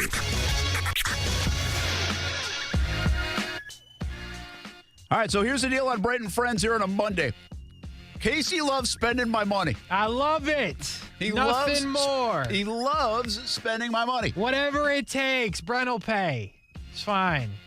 And so he comes up with this idea, and I kind of think it's a good one. Of course it's it a Victory is. Monday. And he said, me. we're taking roll call today. So where are you listening? And the 3 coldest places will send you a beanie. We'll send you a beanie Brent if it's and cold. Friends beanie. So here's the deal. Here's how it's going to work. Jacksonville probably doesn't count. Yeah, it's going to be tough sell. Here's the deal. Put it in the chat. If it's YouTube, Facebook, Twitter, or not Twitter, if it's Twitch, I'll see it. I'll look on the Google whatever weather, and that's what number we're going with. Whatever it says. If you're on Twitter, reply to Brent. I'll look for him, whatever. But wherever it is, when I type in your thing, if you put Chicago, Illinois, I put in Chicago, Illinois, whatever it says on my thing, that's what you're getting. And if you're in the top 3 and you're freezing cold, we'll send you some. Plus 12 business days of Christmas coming up soon. We already got 3 entries. Look at that. Look at that. Wow. Plus, so 12 days of Christmas coming up. Bottom of the hour, you'll have a chance to win another prize pack we've been doing since last week, and we'll hand out some more things. But this is in addition to the 12 business days of This Christmas. is more of Brent's money we're giving away. Yeah, ideally. Anyway, we got a lot going on. We're in a happy mood after a win, and right now we have Mathis on Mondays. Rashean, I might need to borrow some money, man. They're spending all of it. We really are. You said you might need to borrow something. You're spending all of it. Yeah. It's that time of the year, man. Yeah, they're spending my money. I'm giving away stuff left and right here on the show. And I'm going to put Rashean on the spot. I haven't even asked him yet, Kasey, but Kasey said, hey, can we get Rashean to sign a couple of things for our 12 business days of Christmas? So I'm going to have to go meet you if you don't mind. I need your autograph on a couple of things. And Rashean, you can say no. The problem is we are live on the radio, so I don't know how the people are going to take that, but yeah, probably you can't well, say no. I don't know if I've ever turned down an autograph, so the chances of me saying yes is pretty good. Yeah, I figured as such, but I did put you on the spot. Apologies for that. I'm going to put you on the spot with something else. We just had Maurice Jones-Drew on. We do that on 3 o'clock hour on Mondays, and he said, ask Rashean about the story about the chicken broth, because MOJO's going to do a game in Buffalo and then Green Bay this weekend, Saturday and Monday. So I said, man, you are going to be so cold. And he talked about, he's like, I used to have to put fur in my helmet. I'd have latex gloves on and then regular gloves. Like, He called himself soft. I didn't have to do it. He did it. And so, but he said the game in Cleveland, couldn't remember the year. He said 09. I think it might have been a little later than that because I'm wondering if it was Jack's last game, actually. I remember him walking off the field, and it was a freezing day in Cleveland, and it was snowing and all that stuff. But he said the chicken broth actually froze. Do you remember that? I do remember it. I remember it like it was yesterday. It was extremely cold. It was extremely cold. And MOJO, his prep did make you think he was super soft, but being built like a tank when he was running the ball, he didn't have any problem once the game started. I know. I love the candid nature of players that are just like, I hate playing in the cold. Like, I don't blame you. It doesn't mean you're not tough. Nobody likes the cold. That's why we live here. Yeah, well, it's a mental thing. It definitely is a mental block. I think Deion Grant. I give him credit for bringing a different mental toughness to the game, to the team when he came here, because he'll go out with no sleeves, no shirt on. He'll just Vaseline his body up, and he'll kind of like psych himself out as if it's like 90 degrees outside. So it was fun to watch. Yeah, it is a mentality. Did you do the Vaseline thing? Did it work for you? Nothing worked. I just stopped layering up. Like, so, I'm from the South, been here all my life, so nothing worked. It didn't matter if you had on 5 layers or 0 layers. You were still going to freeze. You just better find that heater on the sideline when you get there. Yeah, when you get there, that's right. Tough it out. You know what's funny is, like, I do this with my daughter, Kaylee. She pitches, and it will be cold, like in January, or we'll go up to maybe a little bit north, and it's colder in these tournaments, and she will not wear a sleeve when she pitches. She just finds it uncomfortable. Really? And so she's like literally shivering. But she's like, that's tough. That's tough. I don't know if she gets it from you. No, definitely not. Kaylee's built different. Man. That's just what it is. I don't know if she gets it from either of us. I don't know where that comes from. But that is not me. I am as soft as they come, man. No doubt about it. Although, I mean, it was pretty cold in Ashland, Ohio playing baseball. I will tell you that. So I've played in some colder things than maybe a lot of people when it comes to baseball. All right, hey, how about that win yesterday over the Tennessee Titans, Rashean? That was a lot of fun on both sides of the ball. It was a good game. Very competitive game. A game that wasn't handed to us. A game, especially looking at it early, we fell behind. So to see the team just stay the course and with no panic, it speaks volumes. You know, we have you on each and every week, and we call you our defensive coordinator because you understand the game and know the game so much better than us. And so I like to put you on the spot from a schematic standpoint or what you see.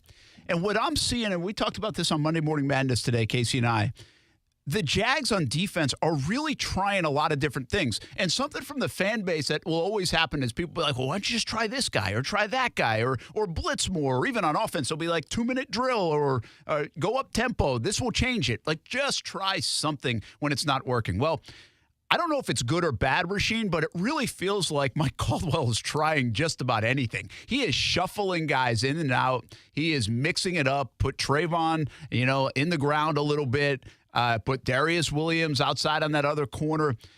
Do you like that? Do you like what he's doing, at least trying to find a solution? Yeah, I like it. I like it for one reason in particular. Not too many defensive coordinators are going to go against what they normally do. And I don't know how much of it is outside of his scheme, but you see him trying to find something that fits the athletes that he has on his team.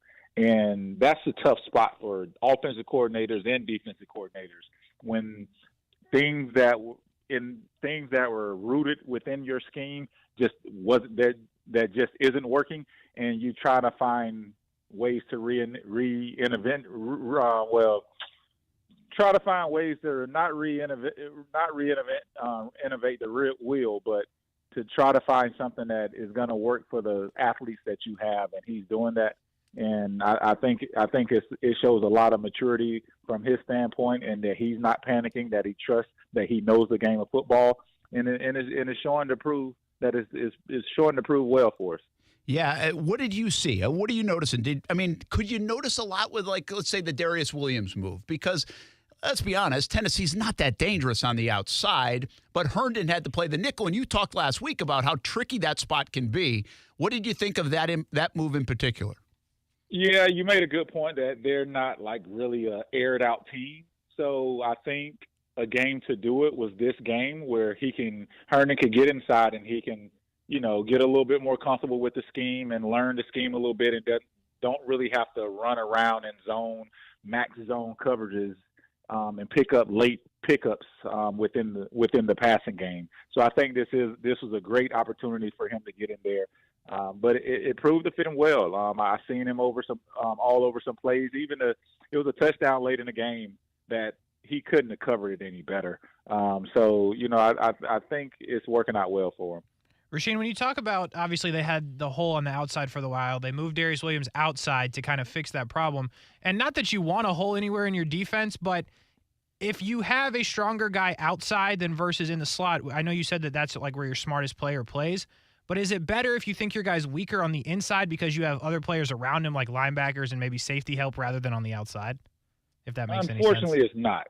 Yeah, it makes. I hear what you're saying, but unfortunately, it doesn't make it any better because it depends on the other team's offense. It depends on their strengths. So some teams are heavier in the slot than they are outside, and vice versa.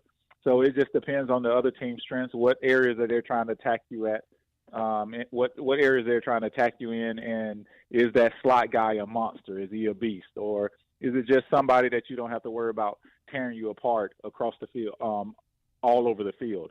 And I think, like I said, with Tennessee, they didn't really have a major guy in the slot, so it was a good week for him to get his feet wet within that scheme. Well, they're still trying to find something out at linebacker. Devin Lloyd in for Chad Muma, and I still think it appeared to me like it was a kind of mixed bag all over the place because they put Shaq Quarterman in, and Quarterman delivers one of the biggest plays of the game. And Quarterman's a guy who, by the way, Rashean, is like you. He's a local guy. He's from Oakleaf High School, and he's played for a few years now, drafted out of Miami in the 4th round, I think it was, and he's mainly been a special teams guy. And he was ready to go, and he made that huge play, but it's pretty obvious Mike Caldwell's still trying to figure out that linebacker spot next to Foye Oluwakin. Yeah, I think he's just allowing his young kids to grow, understanding that nothing is going to be handed to you in this league, that you're going to have to work every down. You can't take plays off because the play that you take off is going to run up your throat when you do that. Like, teams are too good. They find holes, they find gaps. The running backs are too good. You have to be so disciplined in the scheme of the defense because it's only one guy make a mistake, peek his nose in the wrong gap, and boom, there's a 60-yard run. And I think our young linebackers is kind of finding that out. And I think we'll be okay in the long run because the talent is there. It's just getting the mental edge of what it takes to play 65 snaps in the NFL. Rashean, on that point with Devin Lloyd in the linebacker spot, I know you don't know what was called in the defense there, but on the second touchdown they had, which was their first passing one, it looked like they were in zone and Devin Lloyd thought he was going to pass him off to the next guy. His feet were pretty much on the goal line and the tight end runs by him. Should he be like, it just felt like he was standing there. And I know that that's like not a good way to put it, but I feel like he didn't move or try to even follow him at all. Is that the goal in zone there? Was he trying to just let him pass it off, or should he have done something differently, do you think? Yeah, everything happens quick down there, down in the red zone. So if you're passing a guy off and the quarterback sees that you're not turning with the receiver, with the tight end, good quarterbacks are looking to get the ball out quick, and that's what happened to him. If you're passing something off, you better make sure that the quarterback is not keying in on you that you're passing that guy off, because if he does, it's an automatic touchdown because the ball is getting out of his hands if he makes his correct read. Rashean Mathis with us. Mathis on Mondays, educating us as he always does, our defensive coordinator here on Brent and Friends on ESPN690. And let me ask you about one more. Well, not just the one, but Trayvon Walker seemed like did you notice him with his hand in the dirt more? It certainly appeared like that happened, and that was another switch. And he actually had one of his most productive days of the season, Rashean, and I think we're going to see him in that role a little bit more. Yeah, I did notice his hand was in the dirt. I like the energy that he brought, and I liked him from the start. Since game one, I think I was bragging about him. So I like how he moves around. Like I said, it's just about being disciplined, play in and play out. And I think that's what he's learning as well, just being disciplined, play in and play out, because nothing is going to be handed to you. That guy on the other side of you, I know you might be faster than him, you might think he's stronger than him, but he's getting paid a lot of money to keep that quarterback safe. And you have to be on your P's and Q's, whether it's run play, holding your gap or holding your edge, or whether it's a passing play, getting around that edge or trusting your moves or getting, sticking inside and outside and really getting to the quarterback. So I think it's a learning curve for some, but he handled it very well, and he showed that he was ready to show up. Here's against a good team. Here's an update on Trayvon Walker, by the way. Suffered an ankle injury in that fourth quarter, and it was pretty significant. He ran off the field after the game, but I saw him. It was a pretty hefty limp, and he said he was okay. MRI today, and they were still awaiting results as of Doug Peterson's news conference. So keep an eye on that. But the Jags, who have been very fortunate injury-wise, including Trevor Lawrence, they did lose Chad Muma last week, and Wingard went down with a shoulder injury, came back in. Cisco's missed the last 2 games. So they are plugging and playing a little bit, and you'd love to see, just like we said about Trayvon Walker healthy enough to continue to develop down these last 4 games of the season and carry that through with him in the offseason. So we'll see. We'll get our next update probably not until Wednesday on Trayvon Walker. I don't have a feeling, Kasey, we'll see Trayvon Walker like at the hair salon in a protective boot like we got on the Tuesday update of Trevor. Be cool, though, huh? It would be cool, but I doubt we see that one out there on Instagram like we're able to get the update on Trevor. Rashean Mathis with us. Mathis on Mondays. I was thinking about you last night watching Tyson Campbell play. And I go back to the conversations we've had about him getting his head around. We asked you about that a lot. And you said, well, it's a trained thing. It can be taught. It can be, he can get better at it.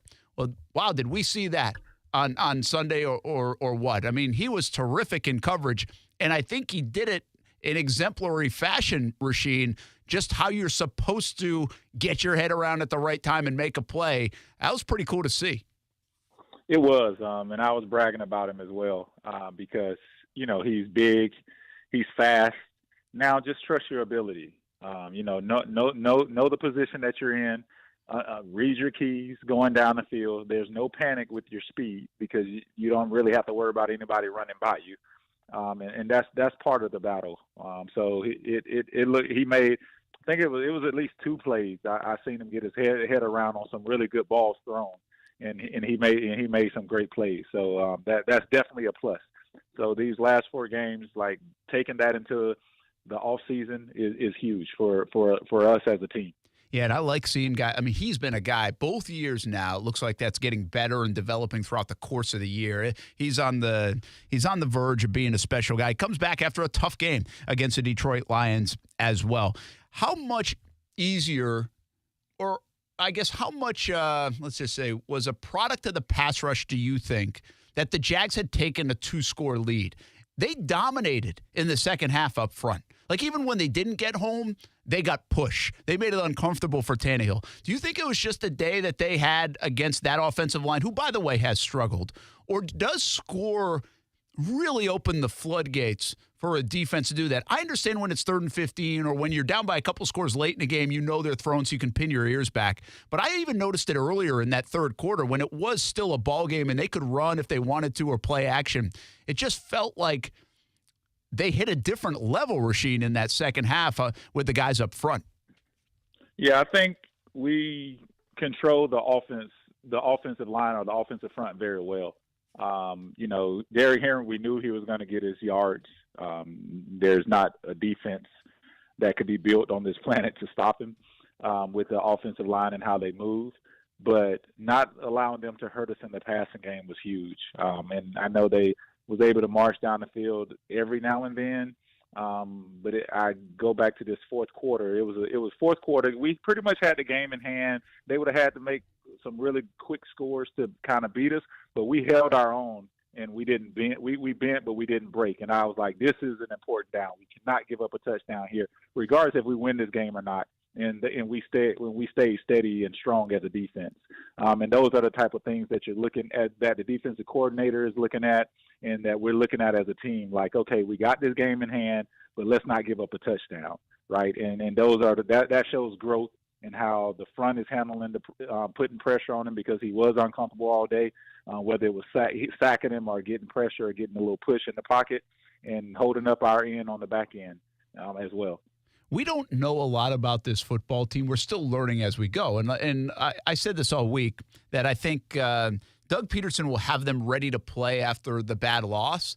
I just don't know how they will respond. Like, we don't know. Are they mature enough to respond the way they need to respond? I thought Tennessee would respond and play hard after 2 losses. I think they did. I just don't think they're very good right now, and they're suffering a lot of injuries, and the Jags looked better and just played better and were more opportunistic. But I was impressed with how this football team responded. They go from a big win over the Ravens. They don't handle that well. They don't show up at all against Detroit. And then they come back and they show up big time. And now I guess the next step, Rashean, is, all right, you did it. That's fine. That's win number 5. You've done this 5 times now. How do you get even better this week against a very good team in a game that means even more? Yeah, and it's time now. Like, to start stack a couple wins, especially during the end of the season. You want to kind of go out on a really good note, on a positive note, and not let this air out of the balloon. And I think this will be the week to do so, because it's not a cakewalk. You're going up against a really good team. You know it's going to be a fight. Turnovers, as we created yesterday, getting some turnovers, allowing the ball, get your quarterback, get your franchise player the ball in his hand as many times as you can, and keep that offense off the field. And that's what it's going to be about. Can we get Trevor the ball back? And can we stop them from getting in the end zone? And we were able to do that with Tennessee when it counted, and we need to be able to do that this week. Well, you said it like we were talking about it. I feel really good when the ball's in Trevor's hands right now. It sounds like you do too. How impressive was that performance? How impressed are you with his growth now the last month? It's just confidence, man. As an athlete, you understand it. As an athlete, it's just confidence. Once you have that confidence, you can make a mistake and you can brush it off and be like, okay, I know what I did. It's all good. Just give me the ball back. Let's go. Give me the ball back. And he made a play. He rolled out to his left and made a play to Agnew, I believe. Yes, that's the play. On the sideline. I was like that's Mahomes, that's Lamar, that's Josh Allen. It's not too many quarterbacks that's gonna make that throw, and even scramble like that, find his way out of the pocket with poise and make that type of throw. Like, that's big time football.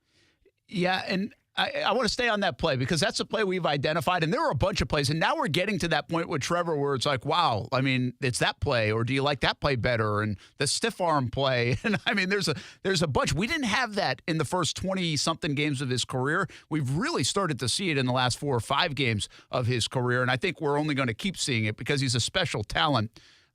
But what's the most impressive part of the play to you for Agnew? Because on the one to Agnew, he gets away. He sees the pressure. He feels it. He gets away. He then has the ability to escape from a second guy. He buys time and throws across his body, essentially, which means he squares everything up to deliver the throw. I mean, it's all good, but the degree of difficulty on which part is even more impressive.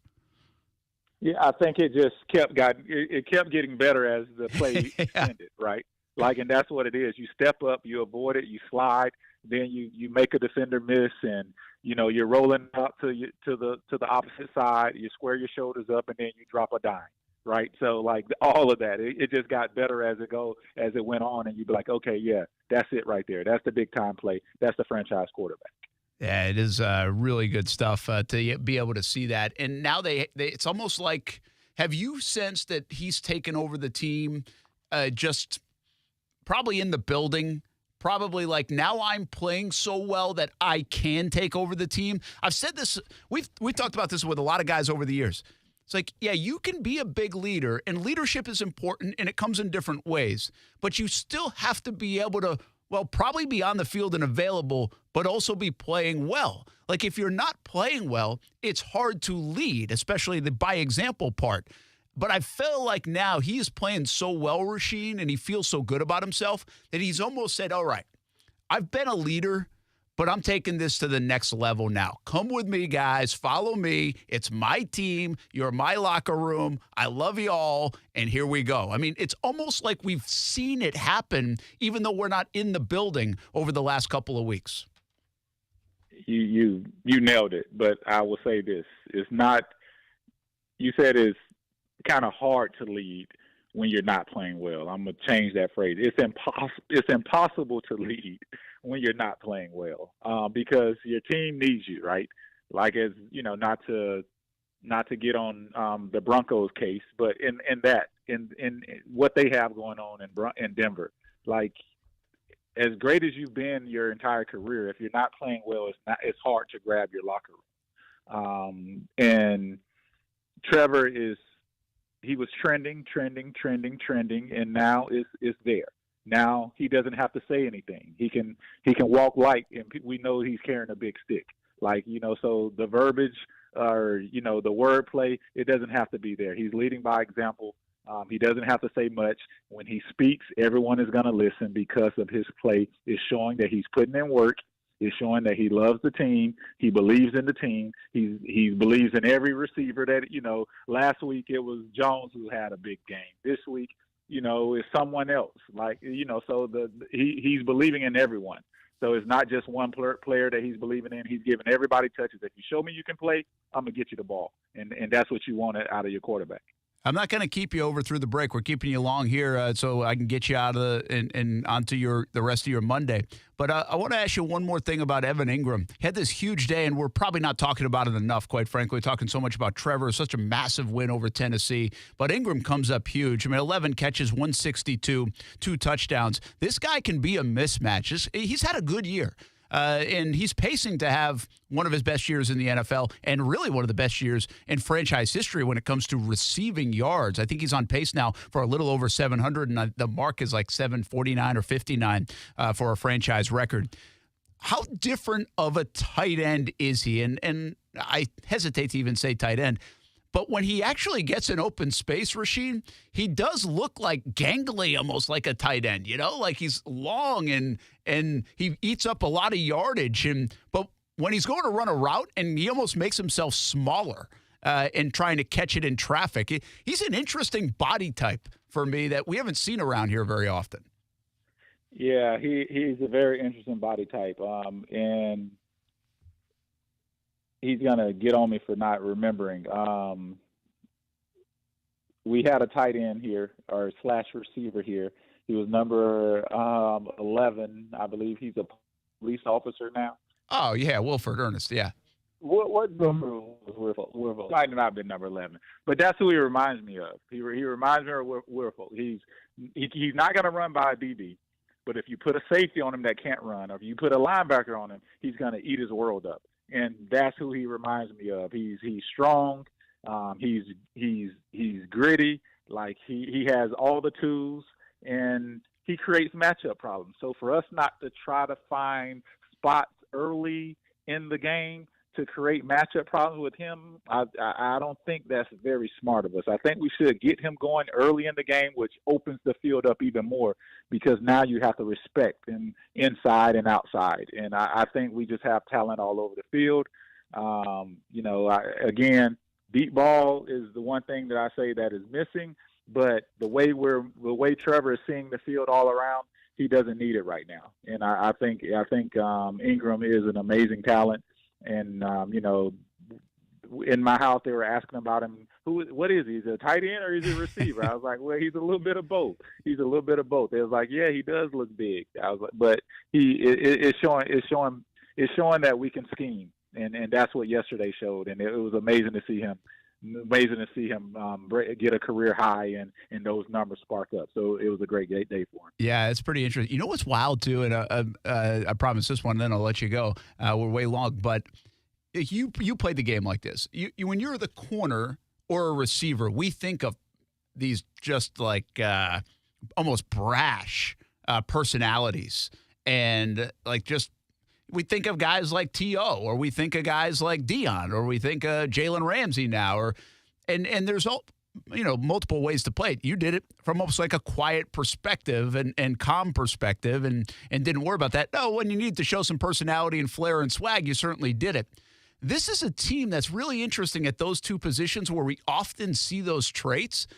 They are like super cool, calm, and quiet confidence kind of guys. Tyson Campbell is certainly that. Darius Williams, extremely quiet on the other corner.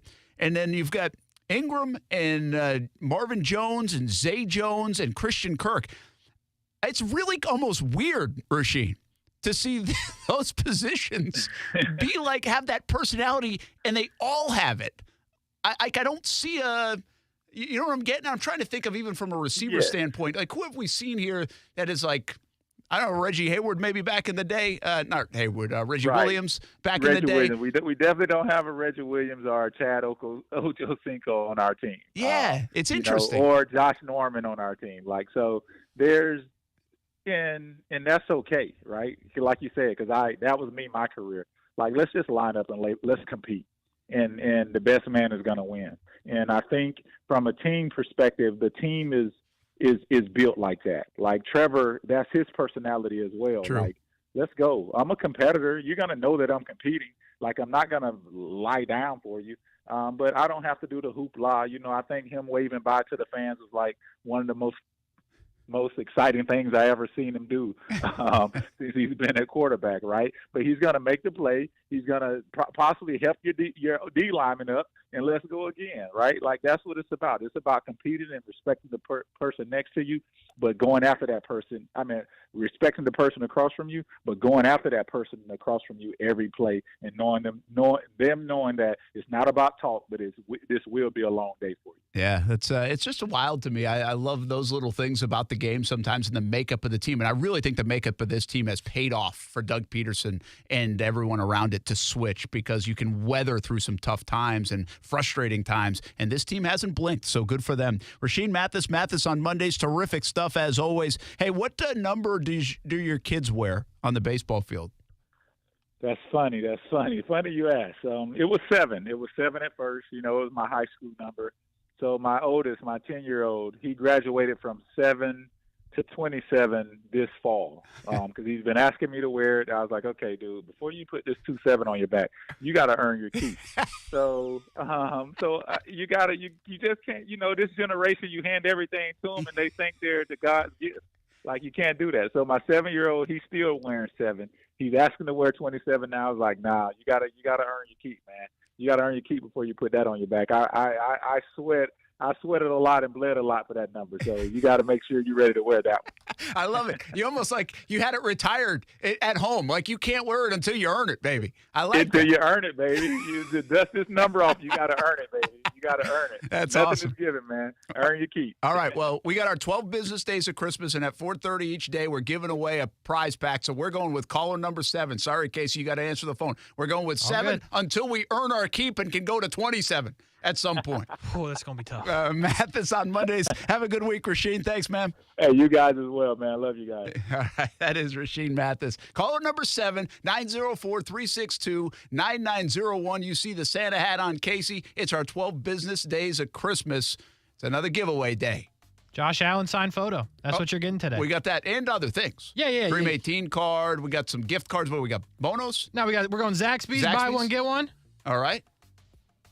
Dream 18 card. Thank you. Josh Allen signed 8x10. Beanie. That's what we got. Yeah, man. All right. This is a good little Josh Allen. Good game yesterday. Yeah, absolutely. It's a good time, man. Go get it. All right. 904-362-9901. Caller number 7, and you win the prize pack. Here are 12 business days of Christmas giveaway. Rolls on here on a Monday. We'll be right back.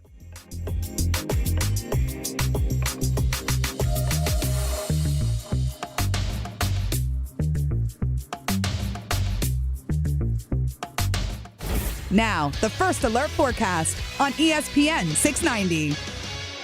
Partly to mostly cloudy skies will continue, and a few weak showers will be possible today, but many neighborhoods will stay dry. Temperatures are starting off in the upper 50s, and we'll make it into the lower 70s this afternoon. Some clearing occurs tonight before we see more sunshine and breezy weather for Tuesday. High temperatures will stay in the lower 70s. From the Action News Jax First Alert Weather Center, I'm meteorologist Trevor Gibbs. The Weather Center is brought to you by Beard's Diamonds. Right now, get 42% off everything in the store. Don't buy until you get our price. If you're the victim of a car crash, never rush to settle with the insurance companies and never settle for just any attorney. Demand Anna Jar and Levine. Call 1-800-747-FREE for a free consultation and take back control of your life. Main office, Jacksonville. Fantasy football picks fueled by Celsius Essential Energy. Live fit. Hey, everybody, it's Brent Martineau. You're probably in the midst of the postseason in your fantasy football league. Well, how about playing Trevor Lawrence? He had another big-time performance against Tennessee on Sunday, and over the last month, he's been one of the best quarterbacks in the NFL. And when it's not Trevor, it's one of the receivers, Evan Ingram on Sunday. It's been Christian Kirk at times, so the Jags could be big players in your fantasy football playoffs. Those are the picks fueled by Celsius Essential Energy. Live fit. This year, CGC Water Treatment is celebrating 75 years in business. Put their experience to work for you. Discover how good your water can be with a new Connecticut softener and drinking water system like the one my family's had for more than 5 years now. Connecticut's twin tank, non-electric softeners are the most efficient softeners available, and their drinking water systems remove up to 99% of contaminants. If you're not filtering your water, you are the filter. Don't be the filter. Now through the end of December, trade in your existing equipment and get $750 off a Connecticut Premier Series softener. Great financing available for the holidays, subject to credit approval. Call 904-552-1242 or visit cgcwater.com. That number again, 904-552-1242 or visit cgcwater.com. CGC Water Treatment are proud partners of the Jacksonville Jaguars, and I'm a proud customer of CGC Water Treatment, authorized independent Connecticut dealer. Florida license number CFC 1428211. Hello, you have reached the Crooks Arrest Training Center tip line, where we give expert advice for crooks. You may have recently heard that SafeTouch Security is running an insane special for business owners. A 2-for-1 deal on 24/7 perimeter guard cameras. Yeah, these cameras are game changers. Correct. They are compatible with a SafeTouch system, a different system, or no system at all, giving business owners a lot of flexibility. Plus, SafeTouch offers free installation, free storage, and a lifetime warranty, all for less than $1 a day. So, don't be surprised when you see more and more SafeTouch signs at businesses. And if you're a crook, be afraid. Be very afraid. Only one security system is truly the best. Hi, I'm Lester Jackson, president of SafeTouch Security Systems. Nobody beats SafeTouch. Buy one, get one free cameras are limited and going fast. Beat the holiday rush. Call 888-723-8682 or go to safetouch.com. State license number EF233. Buying or leasing a car in Jacksonville is the best with Fields Auto Group, Jacksonville's luxury auto group. Lexus of Jacksonville and Orange Park, Mercedes-Benz of Jacksonville, Orange Park, Jaguar Land Rover, Jacksonville, Porsche, Jacksonville, Fields Cadillac, Jacksonville, and St. Augustine. If the luxury car you want isn't in stock, Fields Auto Group will order it. And at Fields, you'll never be charged over sticker price. Stop by a Fields store today and see what world-class service really means. Fields is a proud sponsor of the Jacksonville Jaguars. Fields Auto Group, fieldsauto.com. ESPN690 is home for the Florida Sportsman Fishing Show hosted by Captain Rick Riles. Tune in every Saturday morning from 7 to 9 a.m. to find out what's biting now. Fishing so fresh, you can almost smell it. The Sertoma Club of St. Augustine is set up to help those less fortunate without a complicated qualification process in order to get them the assistance they deserve in an expeditious manner. The type of assistance that they have given others ranges in a variety of ways, everywhere from wheelchair ramps to home repairs to helping with medical bills. Sertoma of St. Augustine, a hand up and not a hand out. Learn more and how you can help at staugustinesertoma.org. Meet Joe A, Hi. Joe B, Hello. and Joe C. What's up? 3 everyday Joes perfecting their banking with Chase. Joe A is locking his lost debit card with the Chase mobile app. Joe B is cruising toward his new ride with AutoSave. And Joe C's Chase banker is helping him budget to go back to school. Tools that help protect, support for what's next. One bank that puts you in control. Visit chase.com/checking. Chase, make more of what's yours. Chase mobile app is available for select mobile devices. Messaging and data rates may apply. JP Morgan Chase Bank, N.A. member FDIC. Drivers who switch and save with Progressive save over $700 on average, and those savings add up. Imagine what you could buy in the future. So yeah, I used the savings from switching to Progressive 50 years ago to finally buy my dream car. It's a self-driving flying car, but we just say self-flying now. You know, because it's the future, and cars fly in the future. So switch to Progressive and save big, because those savings can add up in the future. Progressive Casualty Insurance Company and Affiliates. National annual average insurance savings by new customers surveyed who saved with Progressive in 2020. Potential savings will vary. Is your digital marketing strategy keeping you up at night? Do you have more questions than answers? CMG Local Solutions can help you take all the guesswork out of digital marketing. Let CMG Local Solutions create the best marketing plan for your global, regional, or local business. CMG Local Solutions has the right tools to fit your business's marketing needs. Learn more at cmglocalsolutions.com/Jacksonville. That's cmglocalsolutions.com/Jacksonville. It's easy to think all money managers are pretty much the same, but at Fisher Investments, we're clearly different. Different? How? You sell high commission investment products, right? No, Fisher Investments doesn't sell any commission-based investment products. Well, you must earn commissions on trades. Nope, never at Fisher. We're a fiduciary, obligated to act in our client's best interest. It's the highest standard of care for a financial advisor. How do you know what's in their best interest? We get to know our clients and then tailor a portfolio based on their goals and needs. But you probably sneak in some hidden and layered fees. No, we have one transparent management fee, structured so we do better when our clients do better. Wow, you really do look out for your clients. That's because our top priority is helping them achieve a comfortable retirement. It might be why most of our clients come from other money managers. Visit FisherInvestments.com to find out why investors like you switch to us. Fisher Investments. Clearly different money management. Investments and securities involve the risk of loss. Hey, it's Brent Martineau from Action Sports Jacks. Did you know you can watch our radio show? Yeah, video of a radio show. Just search ESPN690 Jacks on Facebook, YouTube, and Twitter. Or follow me on Twitter at Brent A.S. Jacks. Watch the show live weekdays from 3 p.m. until 6 p.m. or listen on ESPN690.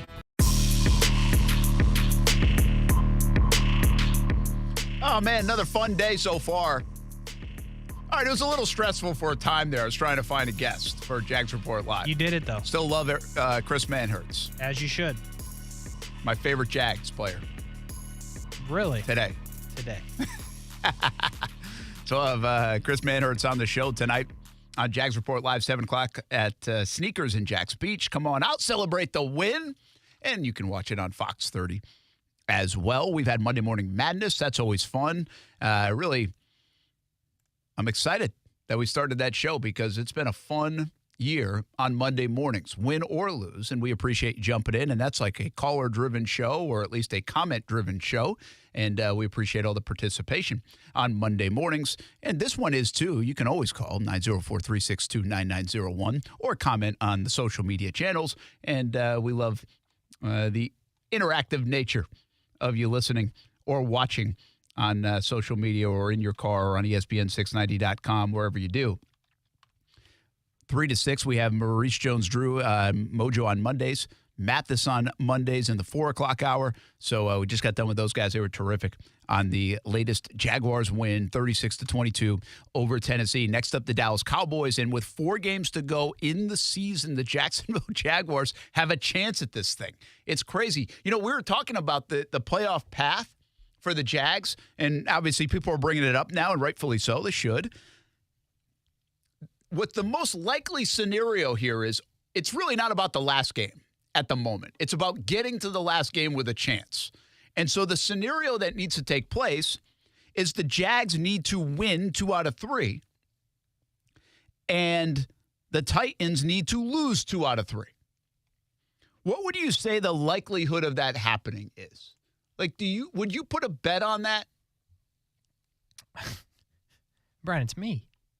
Yeah, well, I know. So you'd put a bet on it. Sorry, that's a bad question. Would you put a bet on it happening? Probably not, Brent, to be real with you. And, like, the weird thing is, I believe the Titans might lose. Like, the Chargers looked good. They got their weapons back, and the Titans did not impress me yesterday, so I feel good about that.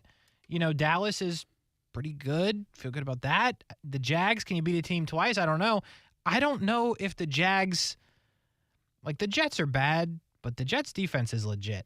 So I'm worried about that. And Dallas just has the ability to, you know, really put it on you. So I'm not sold that they are going to win at least one of those games, to be honest with you. Okay, so there's another scenario, and so you're more concerned about the Jags part of it. I am, yes. Which I get, but at least they're playing some of their best football over the last month. It's they're playing, right? Yeah, you'd want them playing like this. Yeah, and again, it hasn't been perfect football, but when the quarterback's playing this good of football, you got a chance. And so right now they have to feel pretty good about it. And they've got stuff that can be fixed. Their defense can be a lot better. Their running game can be better. They can clean up the drops. I mean, one of the most impressive things about yesterday is that they overcame those drops, which was good because they needed to. They got to start catching the football a little bit more in some of these critical moments. And the Jags did that too. They made plays, but they also continued to have too many drops in football games. So the other part of this is 2 out of 3 for the Jags to win. The Houston game, they have to win, and it's either the Cowboys or the Jets. And on paper, you would say the Jets, but we talked about it this morning. That's a short week in the cold, most likely, or at home, you catch the Cowboys napping a little bit. I think that maybe actually is more likely than even the Jets, although the one thing I can pretty much, I don't know about guarantee you, but I've got a good feeling is that the Jaguars are going to be able to be in the game close against the Jets. The Jets probably aren't running away from anybody. The Cowboys do have the ability to run away from you. And so that's something to keep an eye on. The other scenario that could take place is even if the Titans just lose once to the Cowboys, Chargers, or Texans, the Jags can still make this happen if they won all 3. So there's 2 different ways to do it. Now, again, what Doug has been preaching for the last couple weeks and few weeks is take care of business and we can still do this. Remember when they lost to Kansas City, it's like, all right, let's go win 7 in a row. And we're like, yeah, all right, whatever. And then they beat Baltimore.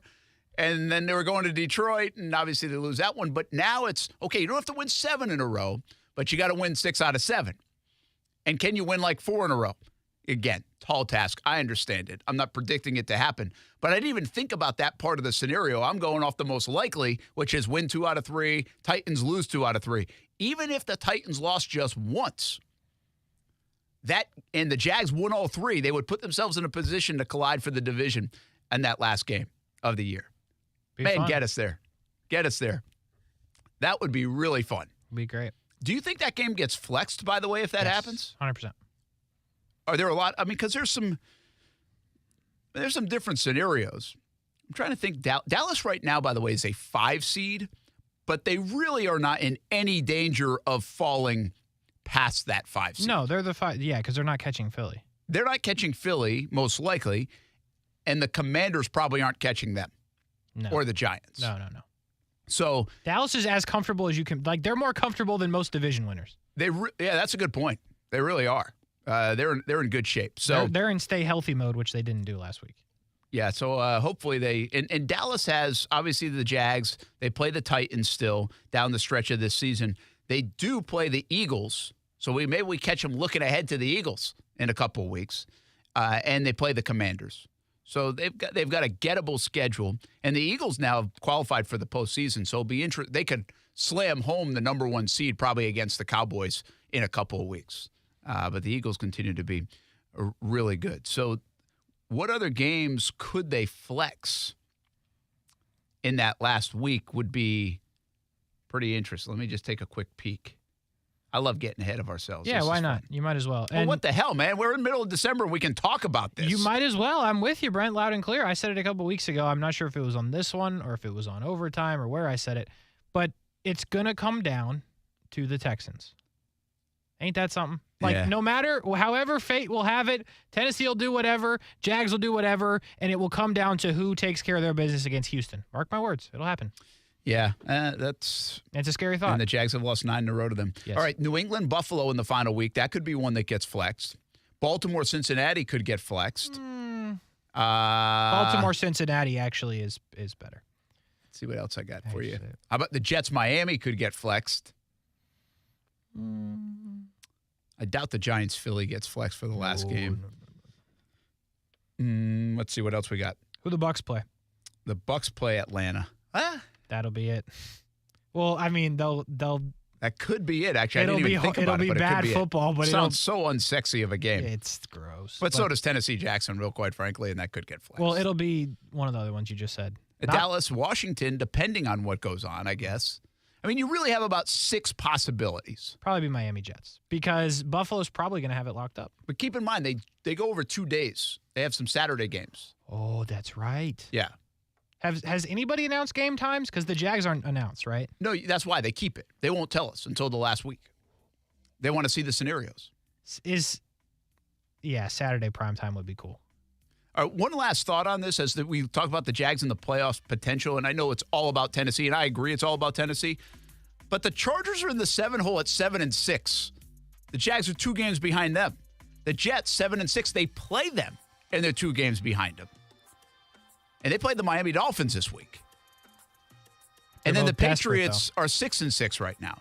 The Jags jumped 4 spots with the win. What's annoying is the Patriots aren't good. Nah, they're not. And they play Arizona tonight, so they'll probably win. But their defense is good. Their defense is pretty legit. Yeah, but come on. Yeah, they're not good. They do find it's. You got to give credit to them, man. Even when they're not good, they find they're like Tennessee. Like you look at them in Tennessee, they find ways to win football games, although they really don't scare the hell out of you at all. No, Ramondre Stevenson's good, but that's about it. All right, football at 5 coming up next. Brent and Friends on ESPN690. Where are we at? We got to take roll call still now. So yeah. Where are you in the cold weather? Okay. We're sending the top 3 cold weather listeners, viewers, a beanie today because we're in such a good mood. The Jags won. Here's the deal. I'm not going to tell you the temperatures, right? But there are opportunities to win a beanie still alive. I will tell you this, Brent. We're going to have to send something to Scotland. Oh. I don't think... Only if... Whenever I go to Scotland, we team up with whoever that is, and they take me to a good golf course. Okay, I will work that in. But that's our leading one right now in Scotland, and it's pretty cold in Scotland. So Scotland's probably getting a beanie. We're going to have to check on international postage. But it's there for the taking. The only people that are officially out are Jacksonville and St. Augustine. So you could still be alive, believe it or not. All right. So it's wide open. We also learned that our Montana ski lift guy, you looked him up and he's banned from Twitter. Yeah, Yeah, I'm not sure what happened there. But I don't know what happened. I was deep into it and I'm like finding the replies. I'm like, oh, this is it. This is the guy. And then it says account has been suspended. I was like, Elon. We can't even find him. Bring him back, ski lift Elon. Guy. Come on. Football at 5 coming up next on ESPN 690.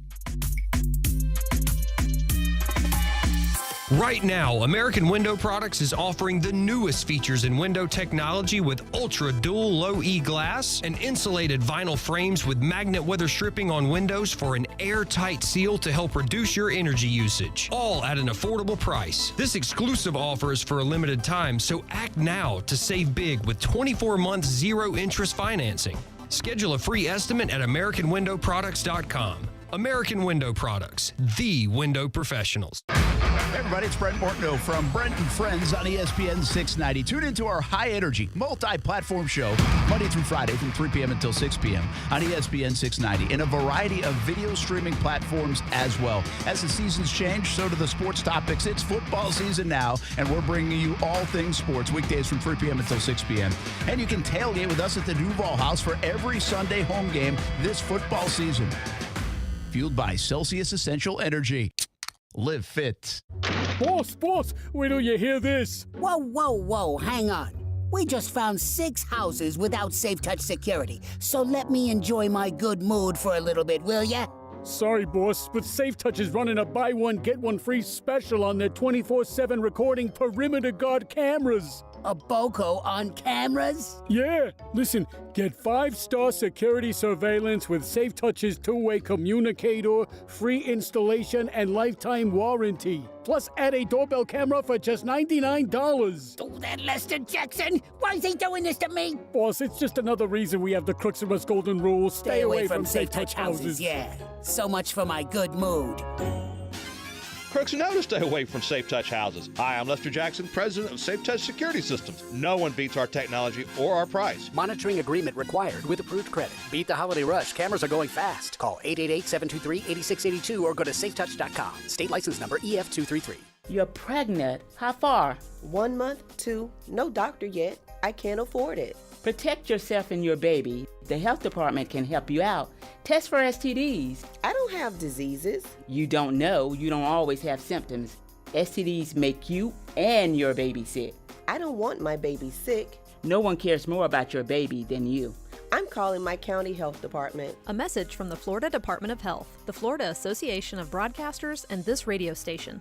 It's that time of year again. Time to hang up Christmas lights. That's right, Jay. Unfortunately, a lot of people will be hanging their lights over cracked, chipped, and faded paint. If your current paint job hasn't lasted as long as that cheap set of Christmas lights, you need Rhino Shield. Get a free iPad if your job is booked by the end of the year.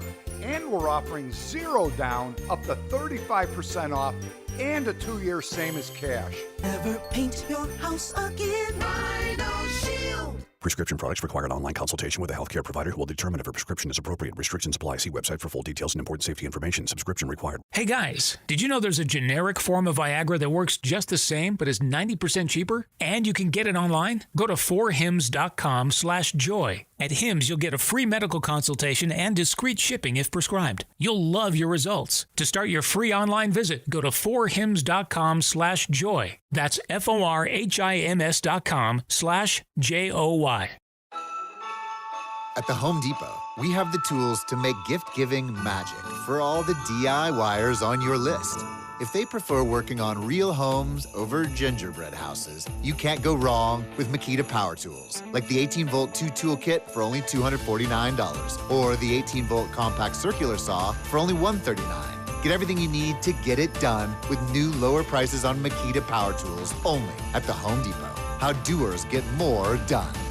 Meet Joe A, Hi. Joe B, Hello. and Joe C. What's up? 3 everyday Joes perfecting their banking with Chase. Joe A is locking his lost debit card with the Chase mobile app. Joe B is cruising toward his new ride with AutoSave. And Joe C's Chase banker is helping him budget to go back to school. Tools that help protect, support for what's next. One bank that puts you in control. Visit chase.com/checking. Chase, make more of what's yours. Chase mobile app is available for select mobile devices. Messaging and data rates may apply. JP Morgan Chase Bank, N.A. member FDIC. Hey First Coast, it's time for a different type of football. Both men's and women's pro soccer is coming to Northeast Florida for the first time with Jax USL, and we need your support. We want you to help us name our new teams by visiting jaxusl.com and give us your team name suggestions. You can also become a founding member of our exciting new USL Pro Soccer clubs and receive a free and exclusive collectible NFT from Campus Legends. Enjoy the World Cup, Jacksonville. We can't wait for kickoff. The 12 Days of Christmas is back at Best Bet Jacksonville. Yes, our popular 12 Days of Christmas high-hand promotion will be going on from December 12th to the 23rd. Best Bet will be paying out over $260,000 during this promotion, with daily high hands increasing every day from $1,200 up to $2,300. With great cash games and daily tournaments going on, there's always a ton of action happening at Best Bet. Check out all our great promotions in December. Visit bestbetjax.com for more information. That's bestbetjax.com. Buying or leasing a car in Jacksonville is the best with Fields Auto Group, Jacksonville's luxury auto group. Lexus of Jacksonville and Orange Park, Mercedes-Benz of Jacksonville, Orange Park, Jaguar Land Rover, Jacksonville, Porsche, Jacksonville, Fields Cadillac, Jacksonville, and St. Augustine. If the luxury car you want isn't in stock, Fields Auto Group will order it. And at Fields, you'll never be charged over sticker price. Stop by a Fields store today and see what world-class service really means. Fields is a proud sponsor of the Jacksonville Jaguars. Fields Auto Group, fieldsauto.com. Forever Vets Pet Resort at Durbin is officially open. Whether you're looking to board your pet during a vacation or looking for a place for them to play during the day, look no further. Forever Vets Pet Resort has officially opened its doors with roomy, climate-controlled indoor play areas for big and small dogs, shaded outdoor play areas with a splash zone, and private cat condos including access to a cat tree-filled oasis. Your pet will feel right at home. Forever Vets Pet Resort will provide a comfortable place for your pets while you're away and ensure your four-legged friend is safe and happy during their stay. Take advantage of a free day of play to all new clients, and if you purchase one night of boarding, you'll receive half off your next night. Want to learn more? Give us a call or go to forevervets.com. You can also stop by for a free facility tour. We're open 7 days a week with extended hours for your convenience. Forever Vets Pet Resort at Durbin is now open for reservations.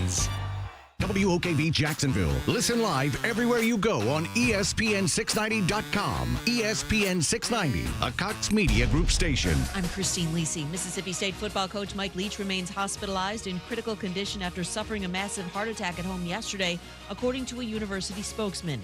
Texas men's basketball coach Chris Beard was arrested this morning on a felony domestic violence charge He's out of jail on bond. His attorney told the Austin American-Statesman Beard is 100% innocent of the charges. 7th-ranked Texas will host Rice tonight. 49ers quarterback Brock Purdy says he believes he'll be ready to play Thursday night despite an oblique injury sustained in yesterday's win. Purdy made quite an impression on his Niners teammates in that victory. ESPN NFL analyst Ryan Clark. Now you put Brock Purdy in there, who is probably more talented, at least now, than Jimmy G is, who also understands it here after having that experience at Iowa State. They're better. This is the best quarterback play the San Francisco 49ers have gotten the entire year. Ryan Clark on Get Up. Jimmy Garoppolo is out with a broken foot. Cowboys right tackle Terrence Smith out the rest of the season with torn ligaments in his left knee. Pitcher Chris Bassett agreed on a 3-year deal with the Blue Jays. Think O'Reilly Auto Parts for all of your car care needs. We're close, convenient, and known for our guaranteed everyday low prices and excellent customer service from professional parts people you can trust. Stop by your local O'Reilly Auto Parts today. O'Reilly Auto Parts. Better parts, better prices every day. Broadcasting live from the Anajar and Levine studios. Anajar and Levine Accident Attorneys. Call 1-800-747-FREE. That's 1-800-747-3733. ESPN690 and Action Sports Shacks presents Brent and Friends with Brent Martineau. We're going to have to show a little more patience than the year 2 pom-pom people. Kasey Kurtz. Yo! Well, what are we doing, bro? Come on! And Aaron Schachter. I'm all in favor of these two showing their love, really celebrating their relationship. Get him! Get him! Get him! Hit him! Hit him! Hit him! Yeah! Close Jack from! Yeah! Close Jack from! This is Brent and Friends with Brent Martineau, Kasey Kurtz, and Aaron Schachter on Jacksonville's home for ESPN Radio. ESPN 690.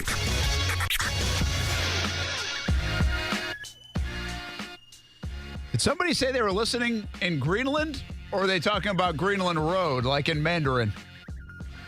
Nah, that was a attempt at trying to bamboozle you into giving away your money somewhere where it's cold. I thought so. Yeah, I'm pretty sure my man who said that is in Austin, Texas. I did think we might run into that a little bit. Nah, you know what? He was truthful. It can get cold in Austin, can it? It's not. Not right now. It's unfortunately not. What's like, we have to have like a degree of like cutoff. Like you can't win the beanie if it's like 64 degrees. That doesn't count. Well, good news. It's got to be below 40. Okay, well, bad news. Then we only have Scotland. We got a couple of low 50s. I'm telling you, it's for the taking. If you're somewhere and you don't want to go outside because it's cold, put it in the chat. The only way we can confirm it is when we get your mailing address, so I guess we will be able to confirm it, to be honest with you. That's true. But, you know. I hear you. Well, maybe it is low 50s. Maybe that's cool enough to wear the cap. We got a couple of low 50s. All right. Mm-hmm. Wind chill maybe is like in the 30s. Oh, I'm not checking wind chill, dog. I'll be real with you. I'm not doing all that. Whatever comes up on Google when I type in your city weather, that's the number. So did you see the story? Well, two things, actually. Two things. Before I get to this. I think there are people in Tennessee that think they might not win again this year. Yeah, well, that was ugly. You know? Which is so bizarre. And this, by the way, doesn't have anything to do with it does have something to do with the Jags because it would obviously change things. But I'm not saying that in kind of like speak it into existence fashion. Oh, that would be one hell of a collapse. But, Kasey, they really are not good. Like right now as they're constructed, they have had injuries and they've lost their mojo. And there's some articles I read today about just like they're really getting after him about the John Robinson move at the time was because what it basically said to the team, and I didn't think about it this way, is that you're no good. Basically what the owner was saying is we don't have good enough players. We like our coach, but we don't have good enough players. So sorry, guys, you're not very good. Yeah, it's tough. That's an interesting way to receive the message. I didn't think about it like that. Yeah, and the thing about Tennessee is, like, they're always hurt. Like, never even a little bit. And so, I don't know, maybe look into that strength department. I don't know what the situation is there. But, like, if Tennessee was at full strength, I believe this, said it yesterday, say it again even after they got smacked by the Jags. If Tennessee was at full strength, I think they could play and beat anybody in the league. But they are never, ever at full strength. And as constructed yesterday, that was awful. Like, they started hot. All they got's Derrick Henry, though. And This isn't even like the usual Ryan Tannehill's bad thing. This is just like collectively, not that talented. And it's weird because they're in a spot they can't even play Malik Willis if they wanted to because that doesn't give them the best chance to win. Like, you might want to develop him, but you're winning the division. They thought about playing him, by the way. He warmed up on the sideline. I saw your tweet. And I was like, all of a sudden, I looked up, Tannehill was still in the game. I was like, okay, that's interesting. I don't think it was just like, some players will warm up, stay loose anyway. It didn't look like that. It looked like he was hustling to warm up. So I think they changed their mind about putting him in. My man was reading the situation. He's like, this guy is trash. Get me in there, coach. The Tennessee has had some tough breaks with injuries, although a lot of people will say you got to fix that if it continues to be a problem. And they have to fix that in Tennessee because it is a problem that they've had. The other critics of the Jags could say, listen, they beat up they beat a beat-up Indy team. They beat a beat-up Chargers team. They beat a beat-up Titans team. Fair enough. I mean, that is fair. You can't defend against it. But I will say in all three of those games, they kicked their butt. Like, it wasn't really close. So, I mean, those three games where their injuries favored the Jags, at least they made a statement. It wasn't like they edged them with a field goal late. Right. Yeah. I mean, they beat them up pretty good. The game yesterday was very reminiscent of the Philly game for the Jags in reverse fashion, where they got dominated. The Jags dominated that first quarter, then really got their butt whooped most of the game. And that's what yesterday was. I mean, Jags went on a 29-0 run in that game. 29-0. That's crazy. I mean, that is nuts what happened in Philadelphia. I said this morning about Trevor Lawrence. If you missed it on Monday Morning Madness, and I know some of you carry over. We appreciate that, by the way. And some don't catch it and can't catch it. Trevor Lawrence is now tracking to have the best year 1 to year 2 bump based on QB rating in the history of the game. Oh, yes. What was that guy's name? Norm Snead. Norm. That's a great pull, by the way. Norm. You were hanging out with the label maker all day trying to get guests on the show, and you remember Norm Snead? Norm Snead, who sounds like a golfer. Yeah, actually. Now I'm thinking, who was like Sam's brother or something? Yo, I'm going to look this up. I think Sam Steve would have been earlier than that. I think Norm was like 61 to 62. That'd be something, though, if it was if they were a relative. No, I was just sipping on coffee. That's a little pregnant pause here on the radio. And I liked hearing you type into the machine there. Yeah, I'm also feeling out of situation on the cold beanie thing. Oh. We got somebody in Iceland. No way. So I commented. I was like, are you for real in Iceland? So I'm waiting for the comment back. Wait, he commented back. Hold on. That would be cool if they're in Iceland now. Or He said he's on deployment in Iceland. All right. I hear you. That's a beanie. I don't even care how cold it is in Iceland. We're sending a beanie. Yeah, to be honest. All right, we'll figure that out. But anyway, continue on with the program. Trevor Lawrence, though, I think this is worth repeating, of how good of a job Doug Peterson's doing and how good of a coach he can be and is. Because the third guy on this list right now is Carson Wentz, and we've talked about it in the past, but I just think it's worth repeating. Year 1 to year 2, and Doug will say it. And he has said it in many news conferences. Look what we did with Carson, but yes, it was continuity. It was the same staff. It was year 2. He thinks this is year 1 with Trevor. Well, because it is for him. What kind of growth are we going to get year 3 of Trevor, but year 2 of Doug? True. Yeah, because I think the stats you brought up earlier with Carson Wentz, it was Carson Wentz year 2. Yes. So, and I mean, that's where the jump happened. I mean, we cited that way back when Doug was even hired. So the idea of Doug year 2, I mean, he's obviously getting better with the situation. And it's easy to forget on a victory Monday, not as easy to forget on a L Monday. They're getting Calvin Ridley, who is just going to make the numbers better. Man, like I feel like I have been very normal on the Calvin Ridley situation. That was the first time it popped in my head, and I was like, holy words you can't say on the radio. Because, man, that could be something. Because it already is something. Yeah, so, I mean, that's the question that's worth, like, how much do you consider Trevor playing 17 games last year, like his rookie season, and what does Doug feel about it? Like, it doesn't matter what we feel about it. Doug, in his news conference yesterday after the game, said there's a lot more to go with Trevor now. We are just scratching the surface. We can pour into him, is what he said, a lot more. And if you look at it from Doug's lens, they are going to keep everybody. Press Taylor's not getting a job anywhere. I don't think Jim Bob Cooter's getting a job anywhere, and I don't think Mike McCoy's getting a job anywhere. Now, maybe one of those guys were to get stolen to be an offensive coordinator somewhere, but I don't see it. I don't think it. And so I think those guys are going to stay together with Doug Peterson in year 2 of Doug and year 3 of Trevor, but year 2 with Doug. And so it's certainly worth wondering, because I think the offensive line is going to be intact. I think a lot of the receivers, I think Marvin Jones is going to be gone. Evan Ingram, we'll see. But you mentioned the upgrade of Calvin Ridley. I don't know where it goes from here. I mean, statistically, it's hard to jump like another big step the way he's doing it. I mean, he had 12 touchdowns, 17 picks. He's got 20-6 right now. That's a big flip, -5 to +14 at the moment, and we're not done. But I think he's tracking 30 touchdowns now. Yeah, but to your point earlier, you said, how do the numbers get better from where they are? Well, you take a couple of drops away. And I'm not saying Calvin Ridley's never dropped a pass in his life, but you're going to see targets that are going, at least some of the drops could be going to Calvin Ridley. You assume he's going to catch most of the time. It's what he's been paid to do and what he's been very good at in his NFL career. So you might take some of those drops away, and then the numbers get better.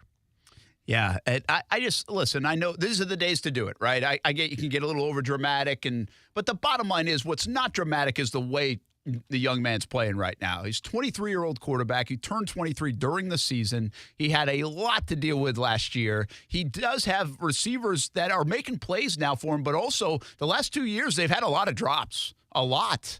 And so they have cost him a bit. His numbers could probably look even better.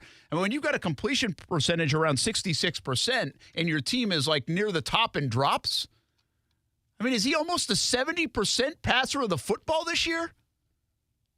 Mm-hmm. You do that adjusted stuff that Pro Football Focus does and everything? Give me that number. And it's probably like there. Yeah. Okay, and you want to know the bravado and the comfort and the confidence and the calmness of Trevor Lawrence right now, 30 games into his NFL career, in this system, in his play? Well, all you have to do is point to the touchdown run yesterday. It wasn't designed that way. How crazy is that? Listen to Doug Peterson talk about it this afternoon at his news conference when asked about Trevor calling his own number and going off script. It wasn't a read. It wasn't a QB pull it. It was a handoff. And that's why I said ask him. And maybe he would give you a straight answer. But he's a sharp guy, and the linebacker 53 came off the edge, and he saw him kind of flash and kind of bend off the corner, and he instinctively pulled the football, stiff-armed him, and dove into the end zone. Sort of a bewildered look on the sideline from me and everybody else, like, what is he doing? But he knew what he was doing, and it was just a good play. And I think his comment was like, well, it almost was a tackle for loss. Guy made a nice play. Yes. And so it's one of those deals when it works out, it's cool. If it doesn't, it's like, what are you doing? But I think it's bigger than that. And I almost think Doug likes us. See, there's a part of Doug Peterson to me that I've said this a lot of times. He's got a bravado about him. He's a good dude, good guy, genuinely a good guy. And they like him, and people like him, and they should like him, all those things. He's everything that is reported about him that we can tell, but that's what people say. And I think there's also this, I want to kick your ass bravado, and I'm better than you bravado about Doug Peterson. And that's, I think, where some of this swagger of this football team comes in. And no doubt, Doug, who went toe-to-toe and beat Bill Belichick in the Super Bowl, thinks he can do that with anybody. Like, he believes that. And I think it's kind of cool coming from the coach. Different kind of bravado than Urban. And I know every time we mention Urban, it's like that. But stop at that for a second and just take Urban, the college coach, and the style. Like, obviously confident in his abilities. He's won everywhere. But Urban's driven by ego. Like, it's really all about him. Yeah. And it's all about ego. Doug is driven by kind of this self-confidence. and this bravado, which I think is different than ego. I don't think he cares about the accolades coming his way, is my point. I think he likes knowing that he got you whether people knew it or not. And there's something cool about that. And he's doing it, but I think now you're seeing Trevor feed off a little bit of that. And I think Doug didn't mind the call, one, because it worked, but two, because he sees his young quarterback getting a little bit of that. Patrick Mahomes is throwing passes like this for touchdowns. He's no-looking it. Do you think Andy Reid scripts that stuff in there? No. Be wild if he did. Right? But he plays like that. Josh Allen's getting helicoptered. Do you think McDermott and Dorsey want that to happen to their star quarterback? No. But he's like, I don't give a damn. I'm going to do it. Yeah. I think yesterday, and that now that we know that play was unscripted and he just kept it, that was Trevor's version of it. Yeah, you're right.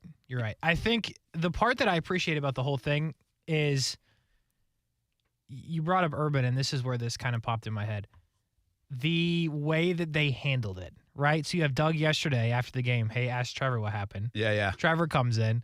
Hey, what did he say? Oh, okay. No, it was just, I had a stiff arm. Could have been a tackle for loss, but I got in. And then you got Doug now being like, nah, bro, I told him to hand the ball off, but he took it himself. Like, you kind of appreciate that they're going back and forth like that, like in like a playful way, I guess. Yeah, but you can see that the relationship is there and built and successful, where last year, I don't even want to know what would happen if Urban called a run or whoever was calling plays called a run and Trevor kept it. You know what I mean? That's I like where you're going with that too.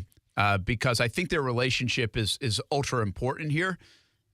But one thing about Doug is he's been very calm and cool in terms of not overpraising Trevor or not being surprised by success, which is interesting. We're all like, oh, wow, look at this. Look at that, what he did in Baltimore. And what did Doug do? Come in after that game, and he's like, yeah, man, he played pretty well. Like, that was good. Good on him. It wasn't like, holy cow, what a throw that was. Like, that's what we're all doing because we've seen quarterbacking around here for a while. But Doug doesn't, because Doug knows what it's supposed to look like. Those other guys know what it looks like on an elite level. So first of all, they're not as impressed as we are, who don't know it and haven't seen it up close. But I think he also is like, and there's more to come. This is what he should be doing. This is more to come. But if you look into yesterday, he got a little excited about Trevor, I think. He brought him up in his opening statement. He brought some of the plays and the throws up. And he also is like, he's got a lot more room to go.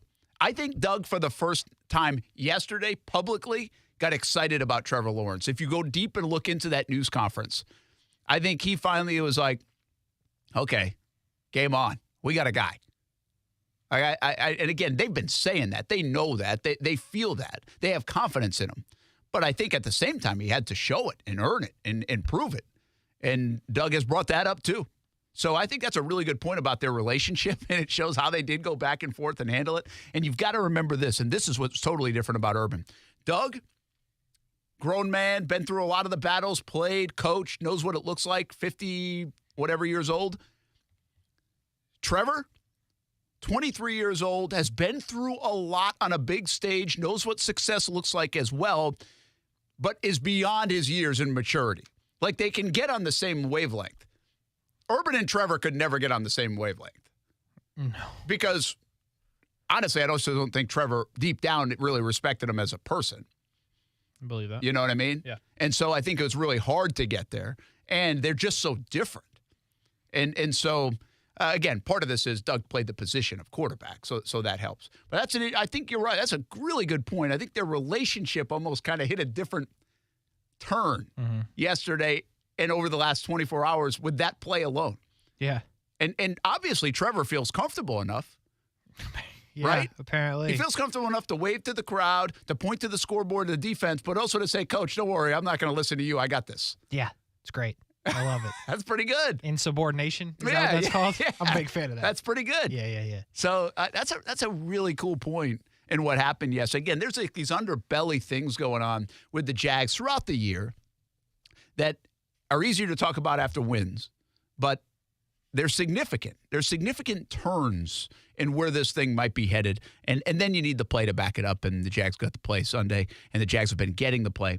out of Trevor Lawrence. All right, we're going to take a break. We come back. Football at 5 rolls on. We're doing roll call from the coldest places. We send you a beanie. Coming up at 6 o'clock, by the way, overtime with Kurtz and Middleton. We'll give away another prize pack for the 12 business days of Christmas. We will. During your show. So that is still on the way. So plenty of chances to win. We are just in a giving mood this holiday season. And I don't even know how many beanies you brought in. I'm changing the rules.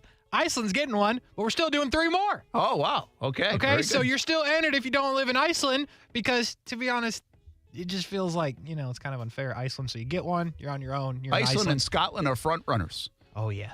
But I'm telling you, you could still get in on this. We got to bring Austin back on the show and get some Wisconsin people in. There you go. We'd be sending a lot of beanies up. You know how disappointed they'd be if it's Brent and you didn't have That's a Austin, good point. We'd have to make a different hat. Sorry, guys.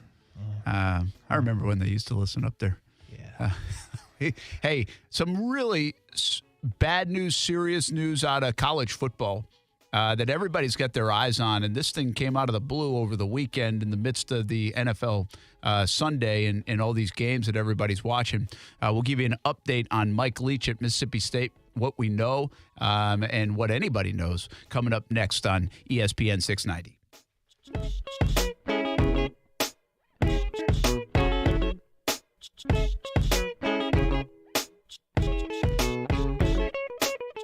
Now, the First Alert forecast on ESPN 690. Partly to mostly cloudy tonight, dropping into the 50s. A mix of clouds and sun, rather breezy and cool tomorrow with your Tuesday high between 65 and 70 degrees. From the CBS 47 and Fox 30 Action News Jack's First Alert Weather Center, I'm Chief Meteorologist Mike Burrish. The Weather Center is brought to you by Beard's Diamonds. Right now, get 42% off everything in the store. Don't buy until you get our price. You're the one who protects the flock, and that requires an eye for detail. Because when safety and well-being are on the line, it's the details that can save lives. Even when no one else is watching, you see everything. Grainger gets you, and we're here for you, and all the ones who get it done with a wide range of safety products and solutions, plus board-certified safety consultants here to answer your questions. Call, click Grainger.com, or just stop by. Grainger, for the ones who get it done. Ready to hit the road this fall? Maybe a trip to the mountains or over the river to Grandma's? Then listen up, because you need to rent a Toyota from Arlington Toyota. If you've tried to rent lately, then you know rental companies are short on inventory, but not our friends over at Arlington Toyota Rent-A-Car. Arlington has 2022 and 2023 models in stock and ready to rent at a great price. Plus, renting a Toyota is the best way to try it before you buy it. Go to arlingtontoyota.com, reserve your rental, and discover just how good Toyota Rent-A-Car can be. Fantasy football picks fueled by Celsius Essential Energy. Live fit. Hey, everybody, it's Brent Martineau. You're probably in the midst of the postseason in your fantasy football league. Well, how about playing Trevor Lawrence? He had another big-time performance against Tennessee on Sunday, and over the last month, he's been one of the best quarterbacks in the NFL. And when it's not Trevor, it's one of the receivers, Evan Ingram on Sunday. It's been Christian Kirk at times, so the Jags could be big players in your fantasy football playoffs. Those are the picks fueled by Celsius Essential Energy. Live fit. I'm Clayton Bromberg, the president of Underwoods. If you're interested in buying a fine quality diamond, but might start with a smaller diamond and then over time grow that to a larger size diamond, at Underwoods we have a way to do that, and we've been doing it for more than 50 years. We call it Grow a Diamond, and here's how it works. When a customer buys an Underwood engagement ring, solitaire diamond pendant, or a pair of ear studs, we guarantee they get the price they paid for it on the purchase of any bigger diamond. Now, a lot of stores would say, big deal, we do that too, but here's the Underwood difference. We guarantee you get what you paid when you trade in your Underwood diamond, even if you're only trading up by $1. It's not that you have to trade up 2 for 1 like most jewelers ask. We've done this with thousands of customers through the years, so if you're interested in growing a diamond, come by and see us at Underwoods in San Marco, Avondale, or the shops at Ponte Vedra. Did you hear about Taco Bell's apology? Yeah, they apologized for going too far with their breakfast. Like the naked egg taco and chicken biscuit nachos? It was too much. All you need in the morning is tasty, simple food. Like the breakfast crunch wrap. Fluffy eggs, melty cheese, sausage, crispy hash browns, wrapped in a warm tortilla. Or, as some call it, a breakfast crunch thing. Grab one today, only at Taco Bell. At participating U.S. Taco Bell stores during breakfast hours only until 11 a.m. while supplies last. Contact local store for hours and participation, which vary. Hi, this is Joe Cordell with the law firm Cordell & Cordell. Divorce can be complicated, especially if children are involved. If you're a father and want to protect your role in your children's lives, remember Cordell & Cordell. We've helped men with matters like these for 30 years, and we'd love to help you. Contact Cordell & Cordell to schedule an appointment with one of our firm's Jacksonville area attorneys. Offices in Jacksonville and by appointment only in Ponte Vedra Beach. Online at CordellCordell.com. Lisa Cargis, Florida resident partner. Joseph Cordell, licensed in Missouri and Illinois only. Meet Joe A. Hi. Joe B. Hello. And Joe C. What's up? 3 everyday Joes perfecting their banking with Chase. Joe A is locking his lost debit card with the Chase mobile app. Joe B is cruising toward his new ride with AutoSave. And Joe C's Chase banker is helping him budget to go back to school. Tools that help protect, support for what's next. One bank that puts you in control. Visit chase.com/checking. Chase, make more of what's yours. Chase mobile app is available for select mobile devices. Messaging and data rates may apply. JP Morgan Chase Bank, N.A. member FDIC. Drivers who switch and save with Progressive save over $700 on average, and those savings add up. Imagine what you could buy in the future. So yeah, I used the savings from switching to Progressive 50 years ago to finally buy my dream car. It's a self-driving flying car, but we just say self-flying now. You know, because it's the future, and cars fly in the future. So switch to Progressive and save big, because those savings can add up in the future. Progressive Casualty Insurance Company and Affiliates. National annual average insurance savings by new customers surveyed who saved with Progressive in 2020. Potential savings will vary. You've been diagnosed with type 2 diabetes. You have to carefully monitor your health for the rest of your life. And you have an increased risk of developing cardiovascular disease. Cut. Take 2. Action. You've been diagnosed with a new purpose: to fight for the amazing life you made for yourself. To look that risk of heart disease square in the face and say, no, not me. You've been given a new opportunity to live. Get started at NoDiabetesByHeart.org. As a business owner, wouldn't it be nice if you could eliminate all the waste on advertising to people who just aren't ready to buy from you? What if you could spend your marketing dollars talking solely to people who are ready to buy a product you sell? Cox Media Group has a very large database to help you reach those exact people. Cox Media Group offers a program called Omni-Channel that starts with an email to your ideal customer who's ready to buy now, and then once they open the email, they will start seeing your message on Facebook and through display ads and video ads. Let us answer any questions you have by heading to cmg.com to find out more. That's cmg.com. Guys, 2022's been a roller coaster year, so spoil her this Christmas by giving her the next best thing to wearing nothing at all with soft, silky, naturally nude pajamas exclusively from Pajamagram. Sensuous and smooth, naturally nude pajamas feel just like her own bare skin. Even more alluring than lingerie, the texture and touch of these pajamas is so seductive that you'll both love the feel of them. She'll love the feeling of wearing next to nothing at all, and you'll love the way they look.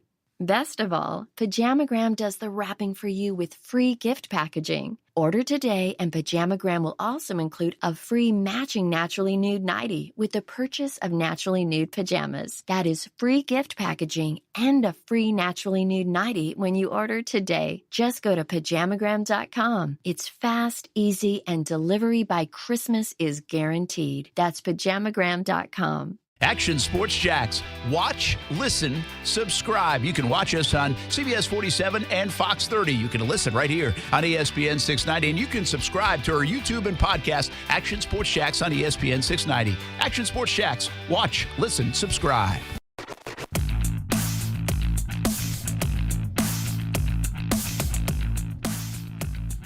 Kasey went to buy pajamas.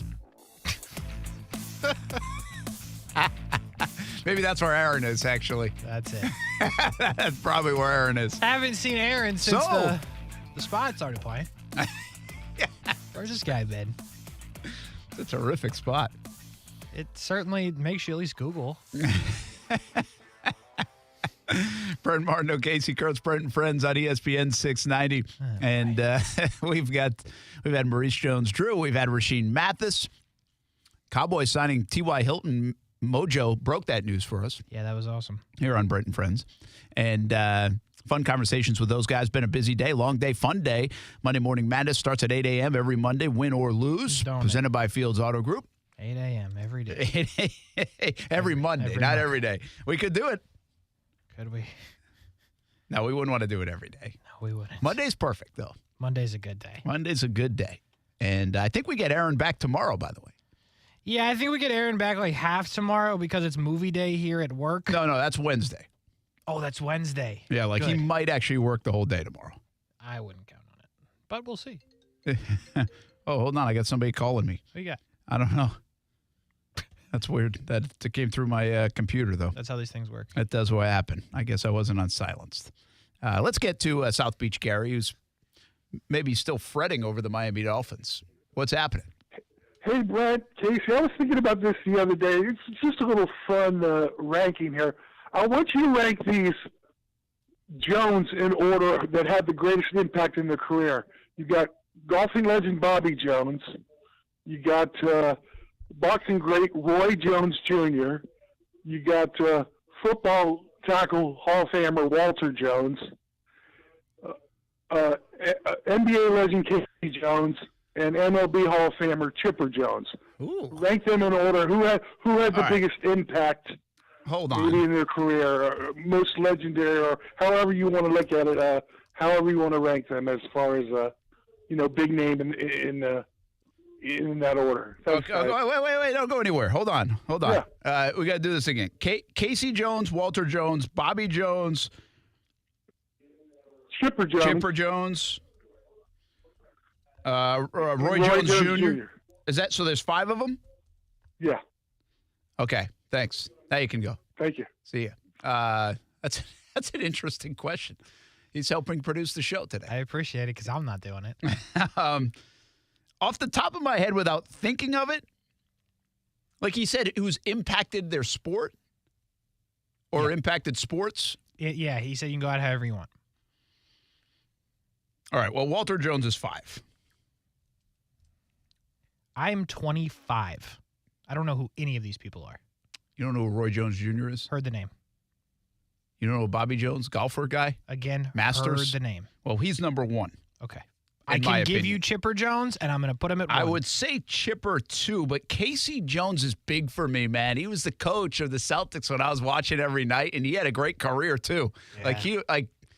Casey Jones is big, but I think he gets lost in the shuffle. I'm going to put him at number 2 because of his name. So I'm going to say 4 for Casey Jones, I got him 2 at 2 for Chipper, and 3 for Roy.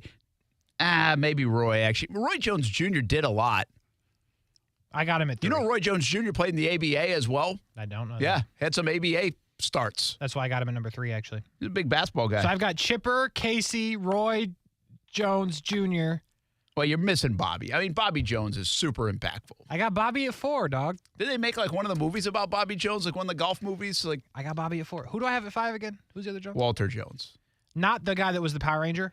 No, offensive lineman. Did you know that there's a Walter Jones that played Power Ranger? I did not. Yes. Just as much as you didn't know who Casey Jones was. And I've got him at 2 because he's in the power ranking of names. So that's a good question, but I'm going Bobby Jones. I'm going Chipper Jones and Roy Jones after that, although Roy Jones could be number 2 on the list. Casey Jones 4 and Walter Jones 5. Yeah, it's tough. I don't know if I'm right, but that's what I'm going with. Got to go Chipper 1. I mean, by the way, there is no right answer. There is not, but Chipper Jones is definitely number 1. From Jacksonville, dude. Who? Isn't Chipper from Jacksonville? Yeah, he's from the land, really. He went to Bulls, but he's from the land. Chipper Jones, number 1. Well, for you, Chipper Jones should be number 1. Only person I've heard of.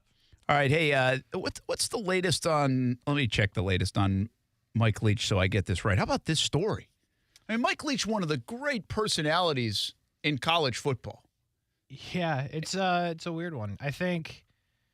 I know you had more to say there, but just from where I'm coming from on the story, it's weird because, like, I guess I wasn't up late last night or whatever the situation was there, but I woke up and you know something is serious when the dude's name is trending 3 times. We got Coach Leach, we got Mike Leach, and then we have just Leach, all trending. So I was like, what happened? And I wasn't actually thinking anything in the realm of what was actually happening in a medical situation. I just thought, he said something funny. It was the middle of the night. I didn't think it was anything like what actually happened. Yeah, and he's in critical condition. Yeah. And I think it sounds like, I mean, there are different stuff. I hate doing this from a medical standpoint, but it's serious stuff. Well, they said on the SportsCenter update that we played at the top of the hour that he had a heart attack of some sort. Yeah, so it was cardiac arrest, right? Yeah. That's what I heard the phrase of. And so I mean, but you've got a lot of coaches and people in the college football world coming out and saying, like, this is dire, you know? Yeah. And it's really a bad situation. Not too many updates. Mississippi State came out with a statement as well. And so, I mean, I think Mike Leach, I think of right away is Gardner Minshew. I thought the same thing. And because during that stretch, we were thinking of him. Next one, I see like Alyssa Lang, who used to. I thought the same thing. She's always doing funny interviews with him on SEC Network, right? Isn't that interesting? Mm-hmm. So people that we know that Mike Leach would have impacted, or at least I associate with. But Mike Leach is he's one of the cool guys of college football. No doubt. No doubt. And so to see this and hear this, and it's like this fun-loving guy who's always with like a quip or a soundbite. And I know he has detractors and other things like everybody does, but and some people will, could debate. I mean, as he is good a coach as sometimes whatever. The fact is he's pure entertainment for me. He's great. His style of ball, him in front of a microphone, he's really entertaining. And so to hear the news that things are really not going well right now, and he's got a severe medical condition, and cardiac arrest is the reported nature of it. There haven't been very many updates since then, but obviously everybody thinking about Mike Leach in the college football world. The one thing I didn't look up in talking about this, I mean, he's got to be, in his 60s? 61. 61. I mean, he's young. Yeah, that's kind of the thing that I guess you think about it once you get, I guess, into this story, right? You have, and 61 is not old. I like to make fun of you guys, but 61 is not that old. Especially not today's day and age, it's not old. Yeah, and I think when, again, not knowing any of the backstory, you just know what happened. College football coaches, there's a good amount of stress there, right? So who knows how that, plays into it. But I look at some of these other guys that are similar in age, and it's like, when you see something like this happen, does it change your mindset about what you want to do with the rest of your career? Now, listen, you look at a guy like Saban, right? He's in his mid-70s, and look at the shape he's in, right? He really keeps himself in good shape. A lot of these guys make sure they make time for that. And Leach isn't in this, ultimate shape guy. Obviously, wasn't, crazy out-of-shape guy. But, yeah, it's a stressful job, but it's also, I got to believe you have to really be good about eating habits and other things, and then people just sometimes have medical conditions, doesn't matter what job you're in. So we don't know what any of that is, but obviously a lot of thoughts around the college football world with Mike Leach, the head coach at Mississippi State. One other quick story to jump in as we spent a lot of time on the Jags and the NFL. What's the story with Reina and the World Cup? I didn't dive into the story. I saw the headline, and the headline was everybody was wondering about the backstory here is for the United States in the World Cup. Everybody's wondering, where's Reina, right? Where is he? Why isn't he playing? What are they doing? Questioning the coach. And again, I come at you here from a novice point of view, but we all heard that. I heard that. Well, the story, at least the headline that I read, Kasey, and you can dive into it more, is that they almost voted him home. Yeah. This was like Survivor. And he had 13 people that said stay and 12 said go home. What happened? Yeah, so there's some debate about how and who was, polled in that scenario. There's a belief that the poll happened, but did it actually happen with the players is the part that is kind of in question. So Greg Berhalter is the coach of the U.S. and just kind of made these comments and said, we had a guy that wasn't giving it his all in training and wasn't giving his all in a scrimmage they had leading up to it against a team from the area, and that they had to talk to him and sit him down, and they were going to send him home from the World Cup before it even started. So this is before they played Wales, and when Berhalter told him that he wasn't going to play against Wales. So that's what originally came out. Then the name got put to the anonymous player, and the name was Giovanni Reina, who, as you mentioned, is one of maybe their most talented straight player. He's very young, has had some attitude things in Germany where he's playing his club. But so you put the name to the face, then you kind of go back and people looked at comments that guys made while they were there that we didn't really think much of when it happened. So then you have the story come out where it came down to a one-person vote if they were going to send him home or not. Some have reported that the players voted. Some reported that the players did not vote. Well, Giovanni Reyna says today he makes a statement and kind of clarifies the situation and said, hey, you know what? I was kind of acting like a bum. He didn't say bum, but you get the idea. But, you know, as I understood it and was told by the coaching staff, this is something we were going to handle in-house. And now it's out in the open. So then he kind of shed some more light on the situation. So it's kind of he said this, but the point of the story is this. They might have just fractured a relationship with their most talented, like just best. Pulisic is what he is. They have other players that are obviously talented. This guy is young enough and so talented, they might have just fractured that relationship for 26. It's a very, very odd thing. Yeah, and obviously it's a little bit on both. I mean, but who wins out in that situation in 2026? Did Berhalter, buy him the next cup with the performance? No. Or does a guy like Reyna win out because he's talented? I think I would guess, I mean, it's not a far-off guess. I think the betting odds would be super in the favor of Greg Berhalter will not be the coach in 26. Okay. That's not how that works. But there was a report that they were negotiating a new deal. And then this stuff comes out. And to be honest, if I'm running U.S. Soccer, I want Giovanni Reyna on the field 100 out of 100 times. There's a lot of coaches. There's a lot of different people that can coach the sport. There's not many guys that can do what he does.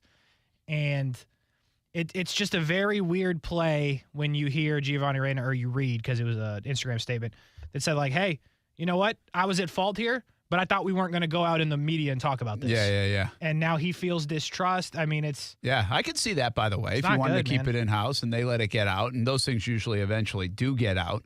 But that's a pretty wild story. It's intriguing. That one of your most talented players. I do give him credit for admitting that he is kind of a hothead sometimes and has some, He wasn't putting in, like, when one of the parts of the story was when they told him he wasn't going to play against Wales or start, he was reportedly just standing around at practice instead of putting any effort in. Yeah. So then... I can see that. Then I wouldn't play him. Well, yeah, and it makes sense. But then, he had to apologize. That's another part I left out. They made him apologize to the team, which apparently was substantive, you know the word.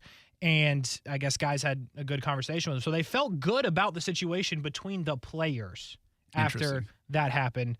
Now this happens. It's very odd. I don't get it. The one time you have like a little bit of momentum, and I know they lost, they didn't win, so judge momentum how you want. It's a weird play. Yeah, it's an interesting deal. It is kind of bizarre that you could compete on the national stage in such an important event, though, and be the guy that's like half-ass in practice. Yeah. You know what I mean? I mean, that's an odd thing. It's like, hey, get to the World Series, and Aaron Judge just doesn't feel like playing today. So yeah. Now we see it in sports, by the way. We see guys pout. We see guys selfish. I mean, so it's not like it's... And he does have a somewhat of a history of this. He just turned 20. Yeah, see, that's the danger of it, right? I throw fits with you guys. I'm 25. Yeah. You know what I mean? So... Yeah, you got to deal with a little bit of that. Like this right? guy Manny Machado when he was a kid, now Manny Machado now, right? Yeah. Different stuff. Exactly. And so, yeah, you've got to – not everybody's going to be that 32-year-old pro. Yeah. But you need him when he's 24 years old, probably is the moral of the story. 24, 28, 32. This guy's incredible. I mean, you're looking at 3-4 more cycles with this guy if he chooses to do so. So, it's a wild thing, but if they goof that up and like he holds it against them for his whole career, you would think he wouldn't, because at some point you think he'd give in, new coach and everything. They really, really dropped the ball on a talented guy. In a wild way, maybe this is what U.S. Soccer needs, a polarizing guy. That's Possibly. A star. That could be pretty good. Because you could rally around him. You watch his highlights, you're like, oh, how's he doing with his feet? Yeah. Fans will, definitely. Yeah. Brent and Friends rolls on, put a bow on the show on ESPN 690. Overtime with Kurtz and Middleton. Up next on deck.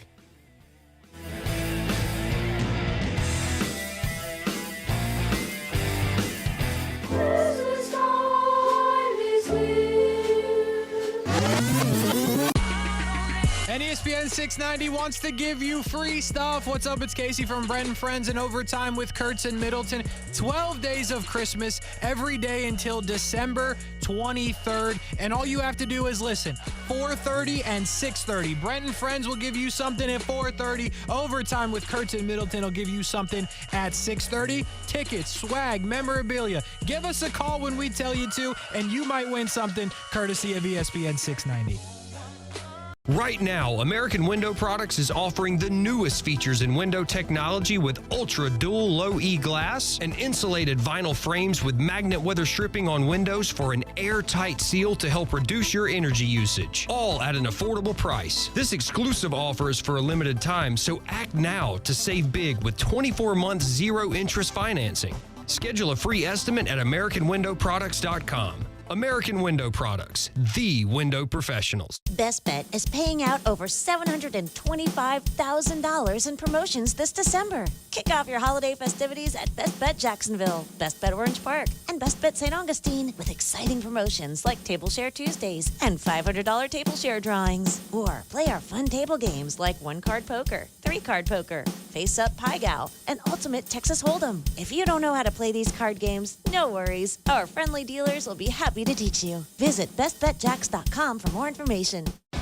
The University of South Carolina and the Notre Dame Fighting Irish will face off in Jacksonville at the 78th TaxSlayer Gator Bowl game on December 30th. Game day starts early with the TaxSlayer Tailgate and Fan Fest at Met Park at 11 a.m. with kickoff at 3:30 on Bill Gay grounds at TIAA Bank Field. Don't miss a top 25 matchup between the South Carolina Gamecocks and the Notre Dame Fighting Irish. Game tickets and hospitality packages are on sale at TaxSlayerGatorBowl.com. That's TaxSlayerGatorBowl.com.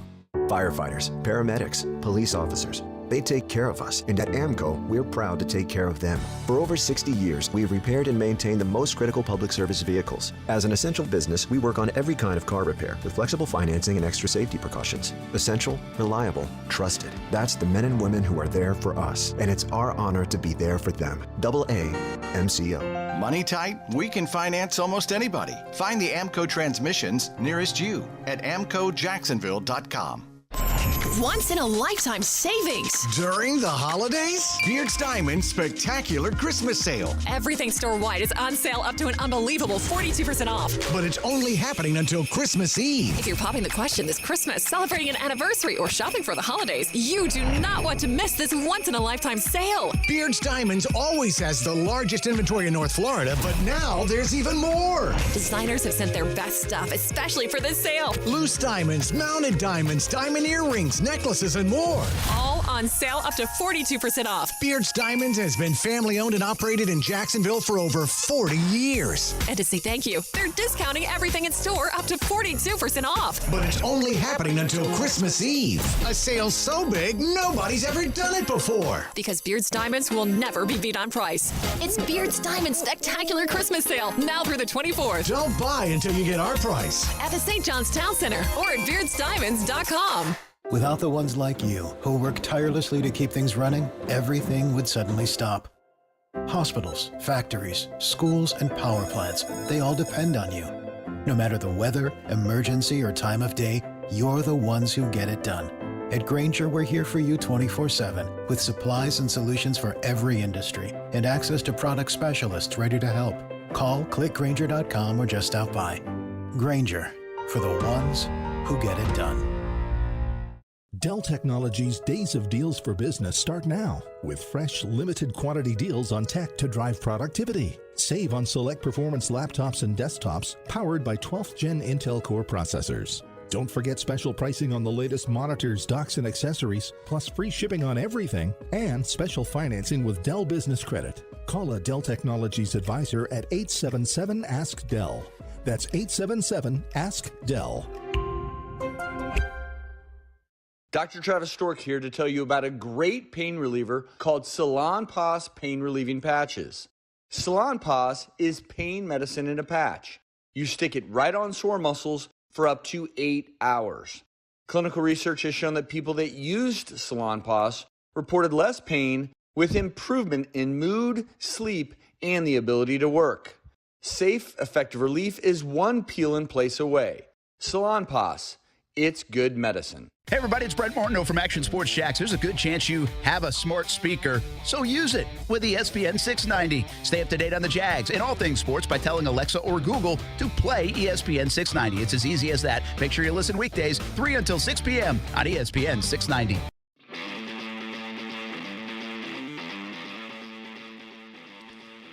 You know what I like? Some of the stats coming out of a win can be fun. Can be fun, I agree. The fact that the Jags scored 36 points is kind of fun. That is fun. All 36 of them. I don't take any for granted. I remember last year. Yeah, don't do it. We did these shows last year for 3 hours. We did. After losing by like 20 to nothing, actually. Of course, this time we'd be talking about Urban Meyer getting fired in a couple of days. That's true. Yeah. That about happened. A year ago.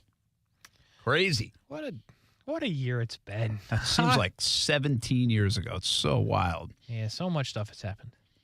Hey, Monday's brought to you by Fields Auto Group here on Brent and Friends on ESPN 690. Monday Morning Madness as well, presented by Fields Auto Group. Holidays are right around the corner. 2022 coming to a close. Fields Auto Group wants to wish you and your family a very Merry Christmas and Happy New Year. From the Fields family to your family, happy holidays. Fields is getting more cars in stock every week, so stop on by. Lexus of Jacksonville and Orange Park, Mercedes-Benz of Jacksonville, Orange Park, Porsche of Jacksonville, Jaguar Land Rover Jacksonville, and Fields Cadillac Jacksonville and St. Augustine. Fields Cadillac, or Fields Auto Group, a proud sponsor of the Jacksonville Jaguars. FieldsAuto.com. So some of the numbers that are fun are like Trevor Lawrence numbers.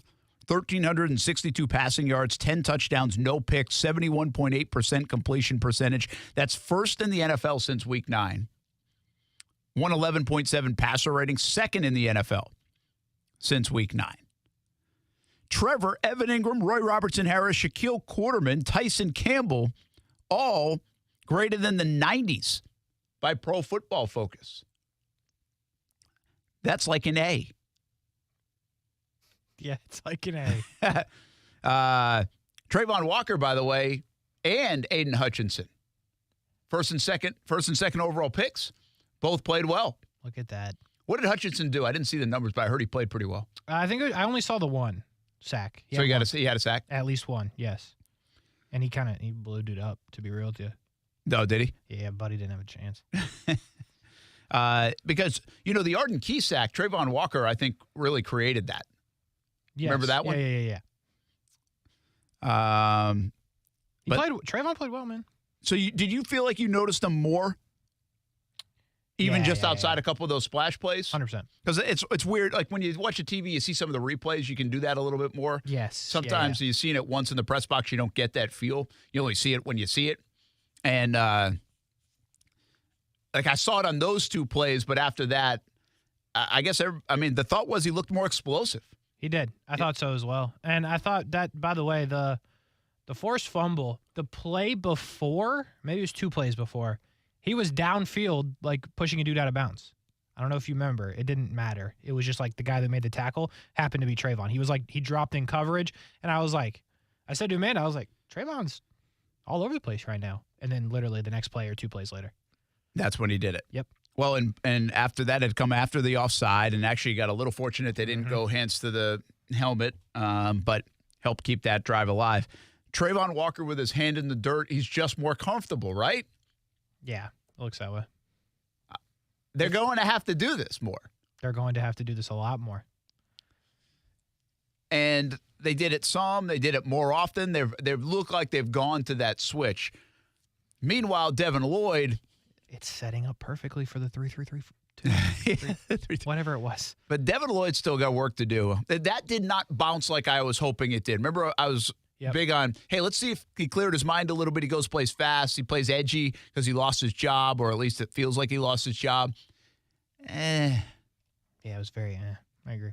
So much so they put Shaq Quarterman in. Yeah, that's why I asked Rashean that one question, because, the replay, that one was tough. If you just watch the replay not really knowing the situation, he's just standing there. Dude runs right in front of him, gets the football, and does, a somersault into the end zone after jumping over Rashawn Jenkins. It didn't play well for the optics. I understand if he was passing him off, okay, that's why I was trying to ask Rashean. Yeah, you never know whose assignment it is. Yeah, but it didn't look great. Shaq Quarterman, by the way, again, worth noting, that was a heck of a play, and that was a big time. Good for him. Local guy. Local on local. Oak Leaf on Yulee. It was a good moment for Shaq Quarterman for what he did against Tennessee on Sunday. All right, that's going to put a bow on this show. Brent and Friends on ESPN690. We've had a fun day. Monday Morning Madness earlier this morning. Maurice Jones-Drew, terrific at 3 o'clock, and MOJO on Monday. Mathis on Monday in the 4 o'clock hour. And coming up next, it's Overtime with Kurtz and Middleton. We'll have Chris Manhertz with us on Jags Report Live from Sneakers in Jax Beach. Hope you can join us. If you can't, tune in on Fox 30. We get to talk more about the Jags win over the hated Titans. Have a good night, everybody. Up next, it's Overtime with Kurtz and Middleton on ESPN 690.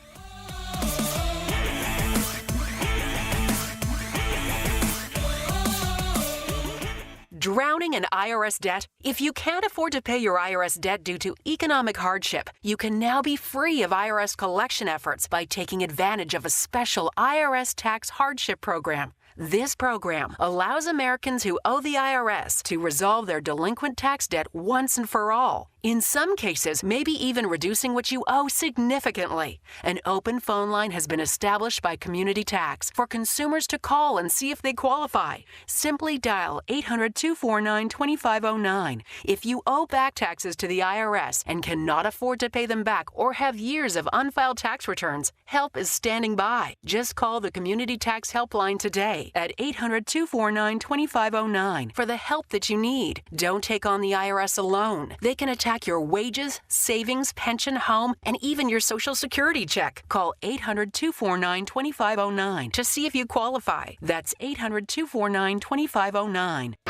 Hey everybody, it's Brent Mortno from Brent and Friends on ESPN 690. Tune into our high-energy, multi-platform show Monday through Friday from 3 p.m. until 6 p.m. on ESPN 690 and a variety of video streaming platforms as well. As the seasons change, so do the sports topics. It's football season now, and we're bringing you all things sports weekdays from 3 p.m. until 6 p.m.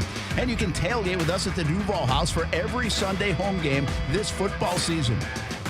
Fueled by Celsius Essential Energy. Live fit. Hey, First Coast, it's time for a different type of football. Both men's and women's pro soccer is coming to Northeast Florida for the first time with Jax USL, and we need your support. We want you to help us name our new teams by visiting jaxusl.com and give us your team name suggestions. You can also become a founding member of our exciting new USL Pro Soccer clubs and receive a free and exclusive collectible NFT from Campus Legends. Enjoy the World Cup, Jacksonville. We can't wait for kickoff.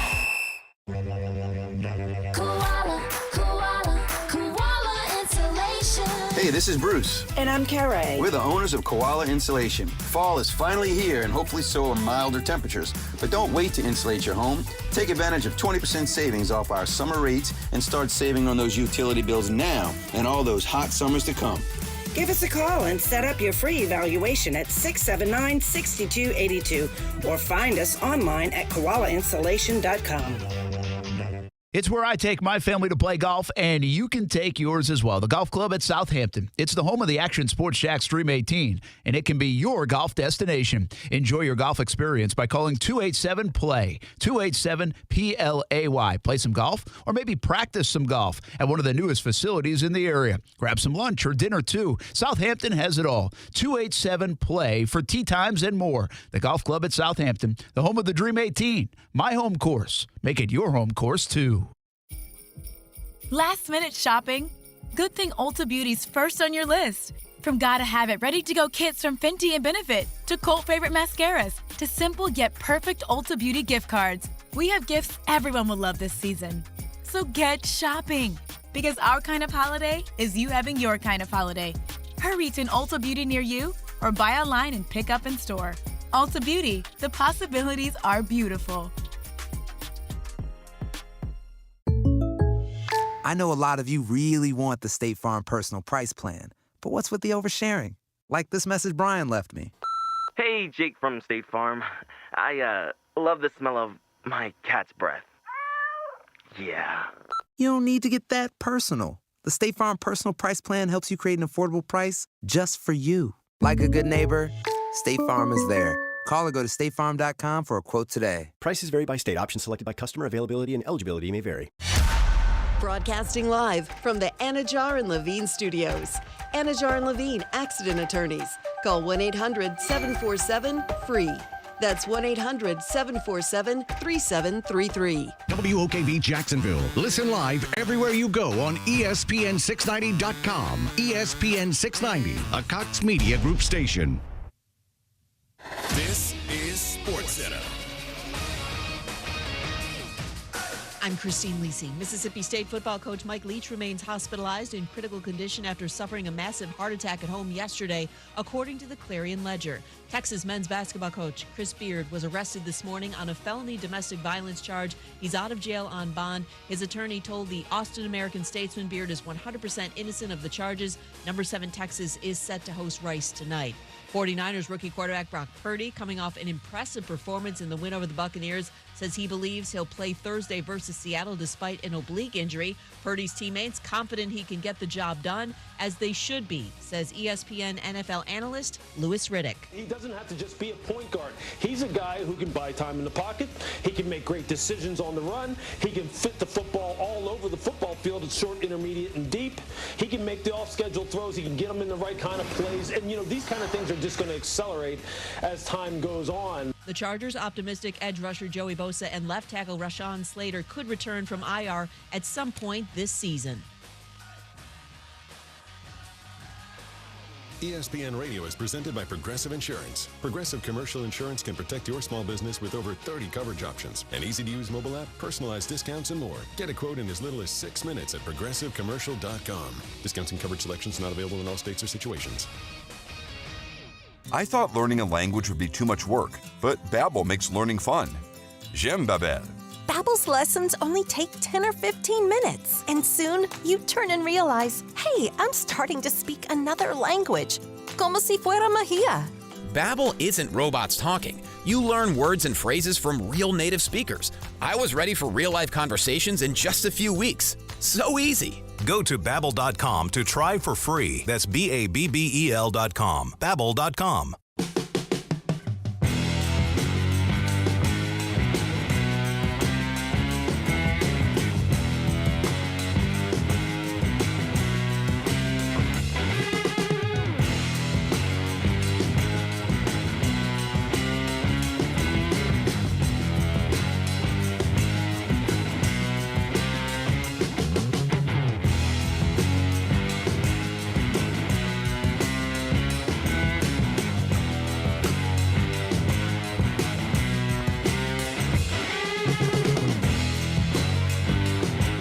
Well, this has been a fun day so far. Can we keep it going for 90 minutes? Overtime with Kurtz and Middleton, ESPN 690. Brian Middleton is the broadcast don on the 1s and 2s, rocking his South Carolina Gamecocks hoodie. And sounds happy about it. Looks happy about that drop. You're good with the drops. I am. You look visibly excited about that drop. Yeah, every time, because I'm going to play it again real soon. Real soon, Casey Kurtz. Okay. I don't know what I was supposed to do. No, there. it's a tease. Oh, good. On my end. I get you. Yeah. Wasn't ready for that. That's my bad. No, it's all good. Big show today. Started Monday morning, 8 to 10. Victory Monday X5, 1, 2, 3, 4, 5, believe it or not. First Victory Monday in Nashville, Tennessee since 2013. It got the people riled up. It was a bit spicy in the chat section on a Victory Monday, on Monday Morning Madness. We got people arguing about who. Listen, Yeah. There's arguing, but you got to love when you're arguing about what was better, the offense or the defense. You know what I'm saying? True. And listen, it did get a little heat. I'm not going to lie to you. But, as long as we're one common goal, and that is pro Jags. And that's what we have today after a win in Nashville. And then we had MOJO. We have MOJO at 3. We have Rashean at 4. Yeah, Talking about all kinds of things. We gave away another prize pack, 12 business days of Christmas. We'll do it again at 6:30. By the way, we will have in our prize pack at 6:30, we got Bono's gift card. We got a Dream 18 card. We got, as you know, a beanie. And then the bigger prize in this one, if you will, is FSU basketball tickets. They're on the up and up. You will have to go to Tallahassee. So if you're not interested in going to Tallahassee, I can't help. This is what we got. So it's on a Saturday. It's against Georgia Tech. It is in early 2023. Give you more information on that as we go along. But that's what is up for grabs at 6:30. So with all that being said, we take calls on Brent and Friends, Monday Morning Madness. And on OT, we usually don't get a lot of calls. Is he still on? Yeah. Great. Fantastic. Because you looked at the phone like he hung up, and I was very scared. No, I just laughed because I didn't know what you were going to say when you got to OT. Yeah, so we don't take the calls. So we get it. No, we don't get a lot of them. We don't get a lot of calls. Okay. Yeah, there we go. So Brent and Friends is ending. Phone rings. Says Cox Media Group. And I'm like, is this Stuart Weber calling me? Because he calls from the Cox Media Group phone. And I was surprised to hear that it was not Stuart Weber. Love you, Stuart, but it wasn't you. It was Action News Jax's Ben Ryan. And I said, Ben, the show's kind of over, dog. He's like, no, I'll wait for your show. It's cool. I was like, all right, he knows my show exists. Cool, great. He knows about us, Brian Middleton. That's good. And second, he's like, I just really want to talk about Trevor Lawrence. And I was like, well, you're absolutely welcome here. Ben Ryan, welcome to the show. Overtime with Kurtz and Middleton. First time appearance. And I've had you holding for a while, so I know you want to talk about Trevor Lawrence. Go ahead, please. Hey, it's a great victory Monday, and I've listened to the show a little bit earlier, and obviously I had watched a little bit of the game. I was in Tampa over the weekend, but I watched the game, watched Trevor's performance, and I think it's just one of those times where you got to chime in on this thing because Trevor played great, and it wasn't those I don't want to say pure dominance, but it was one of those things where he couldn't be stopped. But the best moment, in my opinion, and I know a lot of people were talking about this earlier on Brent and Friends too, was the last play of the game. Victory formation. I kind of want to get your guys' opinion on it. There you go. To me, that was the most important play of the game because he's sticking up for his teammates and he's talking a little smack while he's doing it. Yeah, I think it's a really good thought, Ben, because for a while they didn't have that quality. And I'm talking about last year as well. Last year was a whole mess, and you know that. But this year, early in the season, it wasn't going well. We still don't know what trust there was from Trevor and his teammates because, one, they didn't really do him any good last year. And this year, it started shaky in that first game. And then the two games that they win, it's looking better. But, yeah, that's the first time that we've really seen that kind of fight that and I don't want to say that dog in him because he has it, but he's like, hey, you don't mess with the team. And he didn't say mess, you know what I'm saying? So I loved it. I was a big fan of it, everything that he did there, standing up for his guys who played a really good game in front of him on the offensive line. They kept him clean for all of the game. Couldn't run the ball, a whole different story. We'll talk about that later. But they were really good in front of him. He was good to stand up for him, and I was a big fan of the waving the fans home as well. I know some people were not. I'm a big fan of sending the Tennessee fans home sad and waving them out. Brian Middleton, what'd you think? Yeah, everything you just said, man. When he was doing the pageant wave to people, when they first cut to it live, I was like, oh, they're going to replay that again a couple times before the game is over with, and I'm here for it. Listen, we ain't friends. We're not buddies out here, okay? I'll shake your hands afterwards. But it's been a decade since we've won on your field, Tennessee, okay? And I'm sure, wasn't Tennessee, now correct me if I'm wrong, wasn't Tennessee one of the teams that was laughing at the Jags last season or a couple seasons ago? Do you remember that? Yeah. They were so bad. It was the 1-win season. It was 2 seasons ago. Wasn't it Tennessee? Yes. Yeah, but they were in Jacksonville, I believe. Yeah, well. Yeah. Well, listen, hey, guys, I know that you have won 7 games this year. I understand that you think that, you're going to win the division. But you got a bit of an upstart on your tail. What did Deion Sanders say? He coming. We coming. We going to steal that. Well, he said I'm coming, but yeah. And it's Louis. And it's Louis. Yeah, there you go, Ben. So, hey, man, I'm with it all the way. The Titans linemen that try to get, try to shove the center into Trevor and do all that stuff, yeah, I'm going to get in your face because you're not going to punk me out because just after we got finished punking you out for 4 straight quarters, you and your running back, I like you, Derrick Henry, but I'm just saying, you and your running back. Yeah, you don't want that smoke. No, I do not want that smoke. Mr. Henry, sir. And it's also, if I can chime in a little bit, it's also, go ahead. It's also a sign of, I think, just the pure growth in Trevor and the confidence level and where he's at right now mentally. We always knew where he was physically and what he can do with the ball. But for the most part, it kind of shows that he's in his bag right now. He's making all the throws that he wants to do, and he's getting cocky with it. He's getting a little petty with it, but that's all right. It's Petty Lawrence, man. You don't want to mess with Petty Lawrence. And one more thing, in case I know you want to hop back in.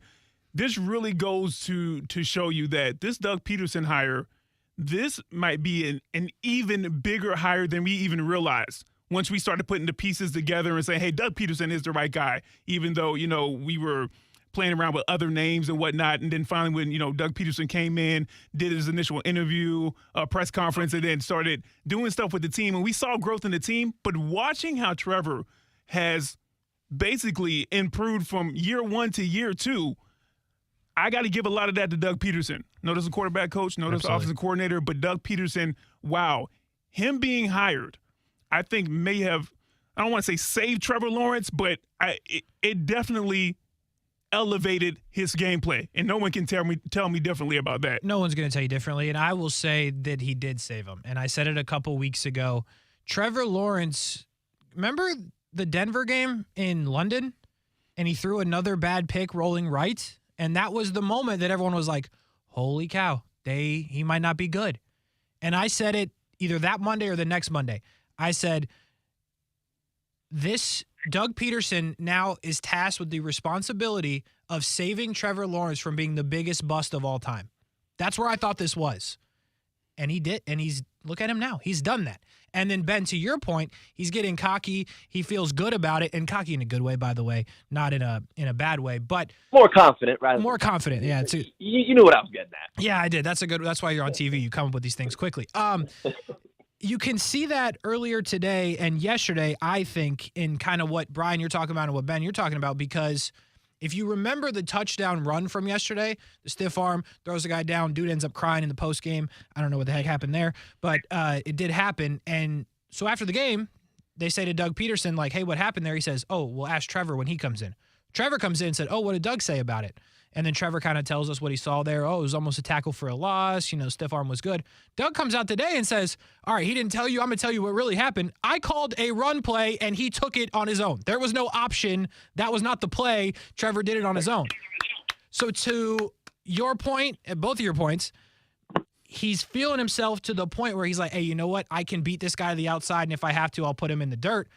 And, Brian, to your point, the relationship that he has with Doug Peterson, that took time to build, and look where they are now. Like they're playing like a little game with the media. Like it's fun. You know what I mean? And if you look at where they were last year with Urban Meyer and where he was, this seemed like a distant future that might never come.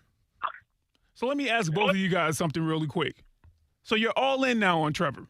Because Kasey, I'm not putting you out on Front Street, but I think rightfully so, along with a lot of, Jags fans. It's been a rocky year and a half, and going into, the second half of the second season for Trevor. But I think the past month and a half especially, November was out of this world. In December, he's picked up where he left off in November. Are you sold all the way on Trevor Lawrence? And Ben, I'm asking you the same question. Yeah, I mean, for me, I think I was kind of sold on him from the beginning. Obviously last year there was all the bumps in the road and, everything that they had to go through. And I don't think it was, I don't want to say it wasn't a fair shot to see what he could actually do, but you kind of know what he could actually do, and it was in college, and you just kind of weren't seeing it for whatever reason. So now we're kind of getting to that point, and maybe all it took was Doug Peterson to kind of get that out of him. And, like the saying's been for what seems like it's all year, got that dog in him. We knew he had that dog in him, but now it's finally showing, So, I mean, I'm all in on him, have been for a while, but the level of play within the last, month and a half or whatever they've been saying.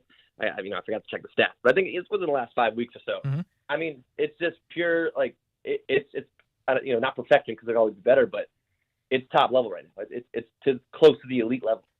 Yeah, no, it absolutely is, Brian. And to answer your question, I'm not going to shy away from it. I said after the Denver game, and again, I don't feel bad about it or regret saying it. After the Denver game, when it looked absolutely horrible, I said if you have the number one overall pick in a quarterback-rich class, you take one.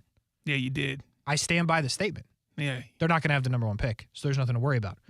I believe that just in terms of football. If you get the pick of dudes, a lot of highly touted dudes, you pick your guy. I feel that way about whoever gets it. If the Jets somehow got it and Zach Wilson wasn't benched, I'd say the same thing. Justin Fields, I like him. Same deal if they get the number one overall pick.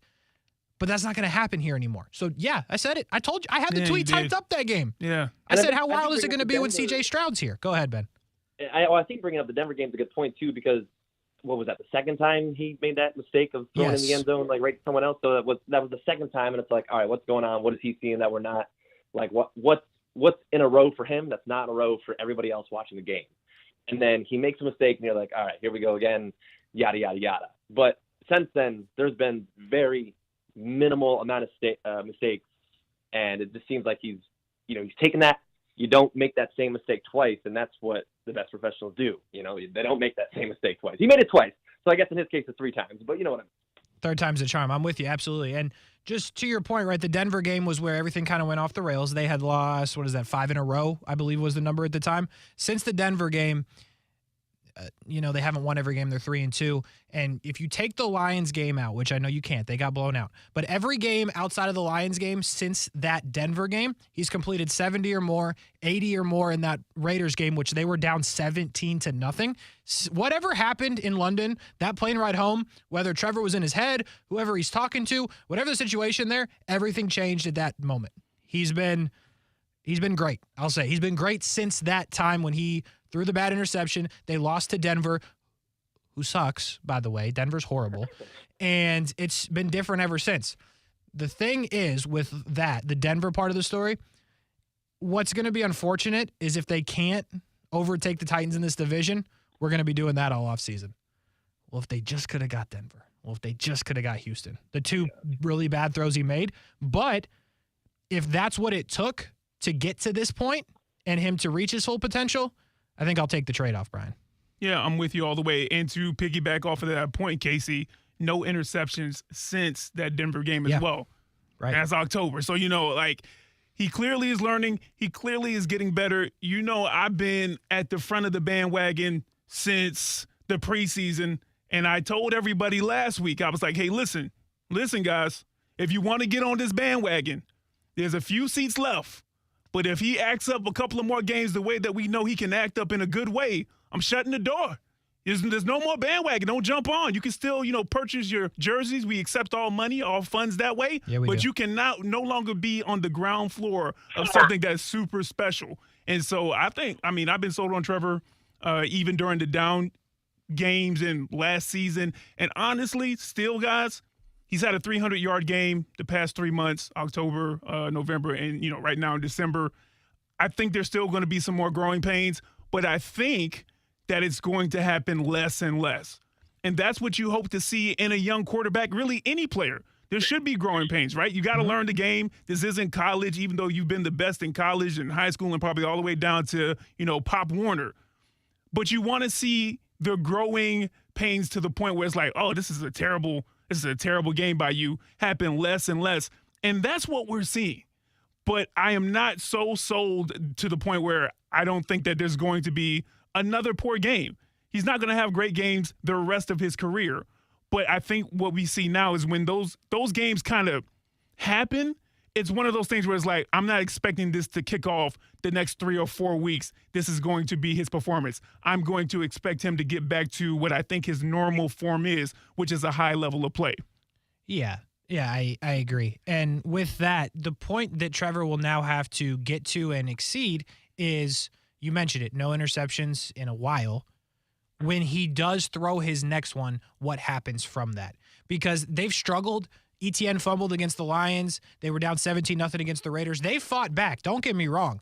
But when Trevor is the one who makes the mistake, can he get them back on track? That'll be the question, because again, he wasn't playing at this level when he, like in that Philly game. So the bounce back, did it matter? I don't know, because he wasn't playing at this level. But now you see over the last month, this is what it is. This is where he could be and should be.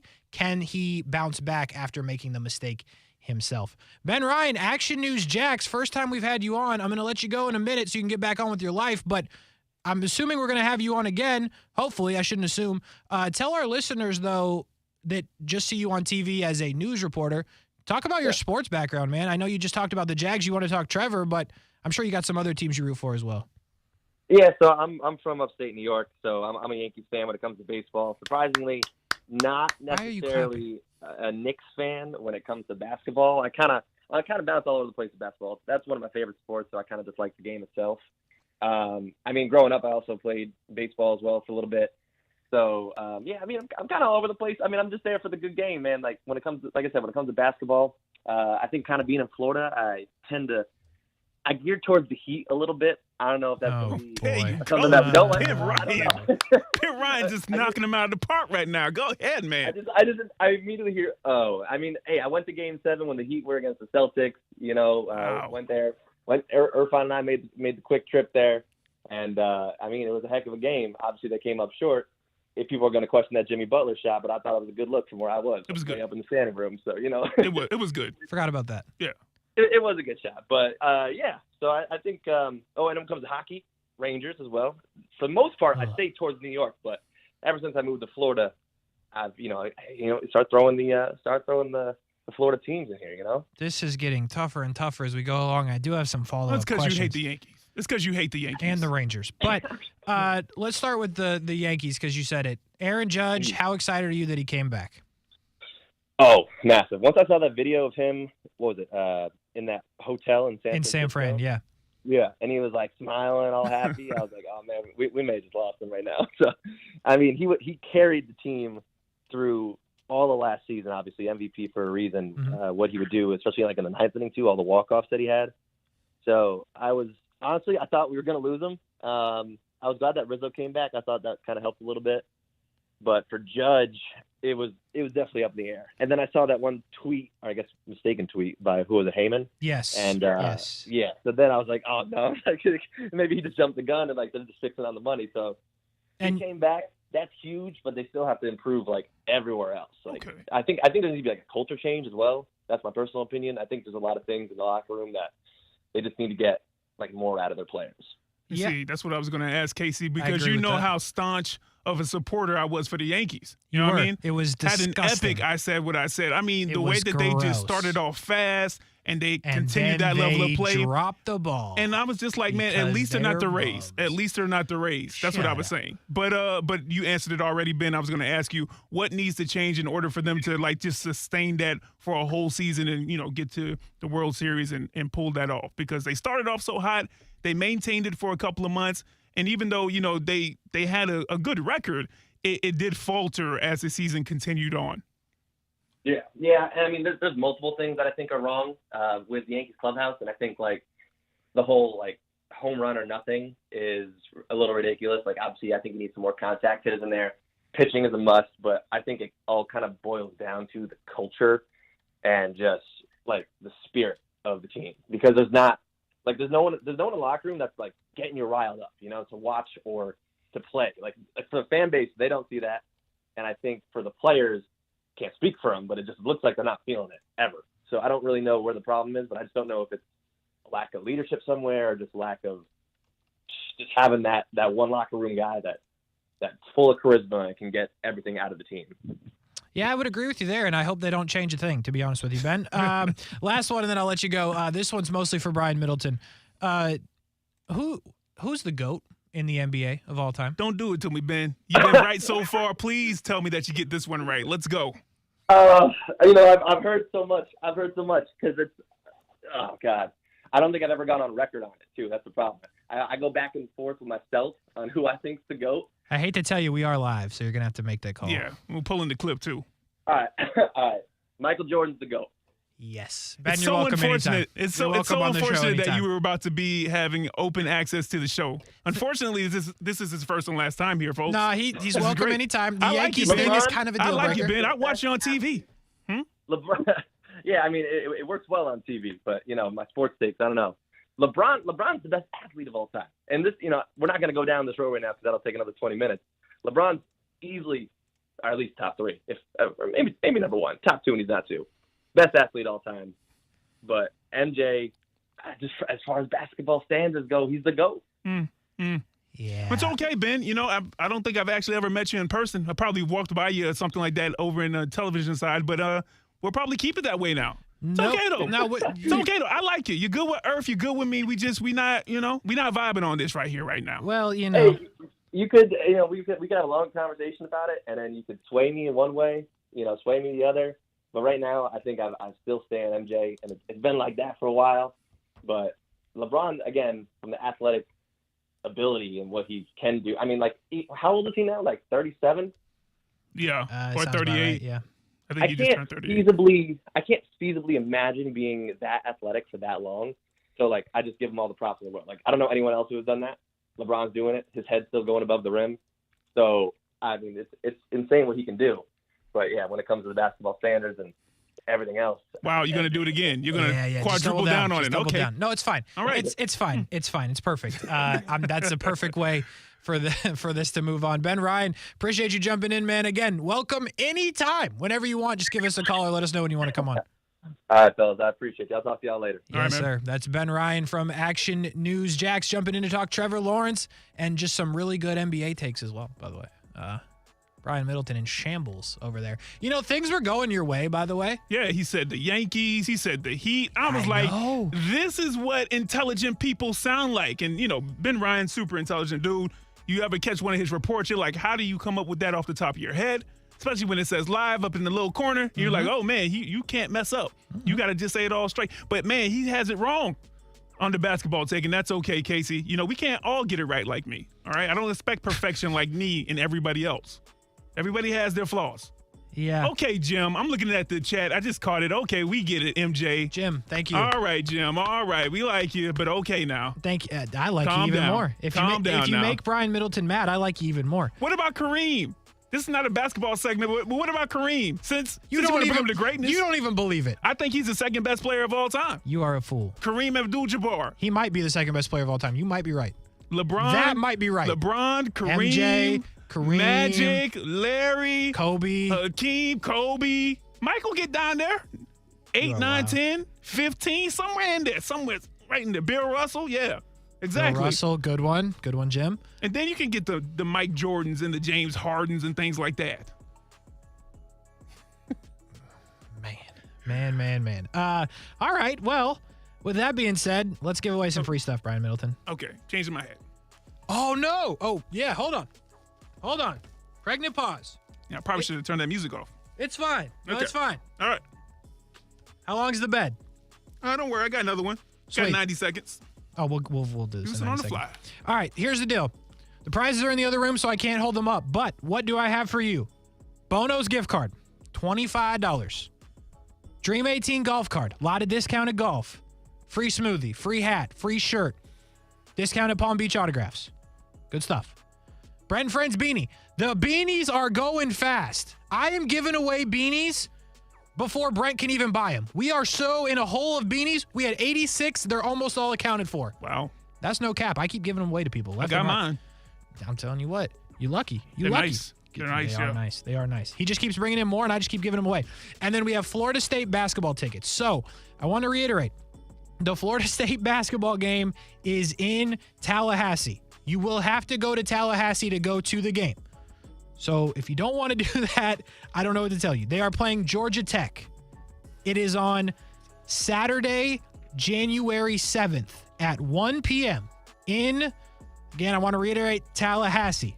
So make a weekend trip out of it. Go watch FSU play basketball. We can get you in for free if you are caller number. What caller do you want to do, Brian Middleton? Number 3. Caller number 3. Caller number 3. FSU tickets, all the other things. Call Brian Middleton right now. The number is 904-362-9901. 904-362-9901. I thought I could do it in 90 seconds. I obviously cannot. Be caller number 3, and Brian will hook you up with those prizes. We'll be back. Overtime, Kurtz and Middleton. More Jags talk right after this.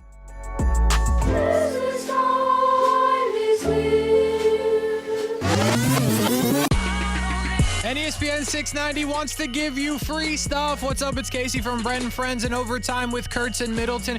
12 days of Christmas every day until December 23rd. And all you have to do is listen. 4:30 and 6:30. Brent and Friends will give you something at 4:30. Overtime with Kurtz and Middleton will give you something at 6:30. Tickets, swag, memorabilia. Give us a call when we tell you to, and you might win something courtesy of ESPN690. Now, the First Alert forecast on ESPN 690. Partly to mostly cloudy tonight, dropping into the 50s. A mix of clouds and sun, rather breezy and cool tomorrow with your Tuesday high between 65 and 70 degrees. From the CBS 47 and Fox 30 Action News Jax First Alert Weather Center, I'm Chief Meteorologist Mike Burrish. The Weather Center is brought to you by Beard's Diamonds. Right now, get 42% off everything in the store. Don't buy until you get our price.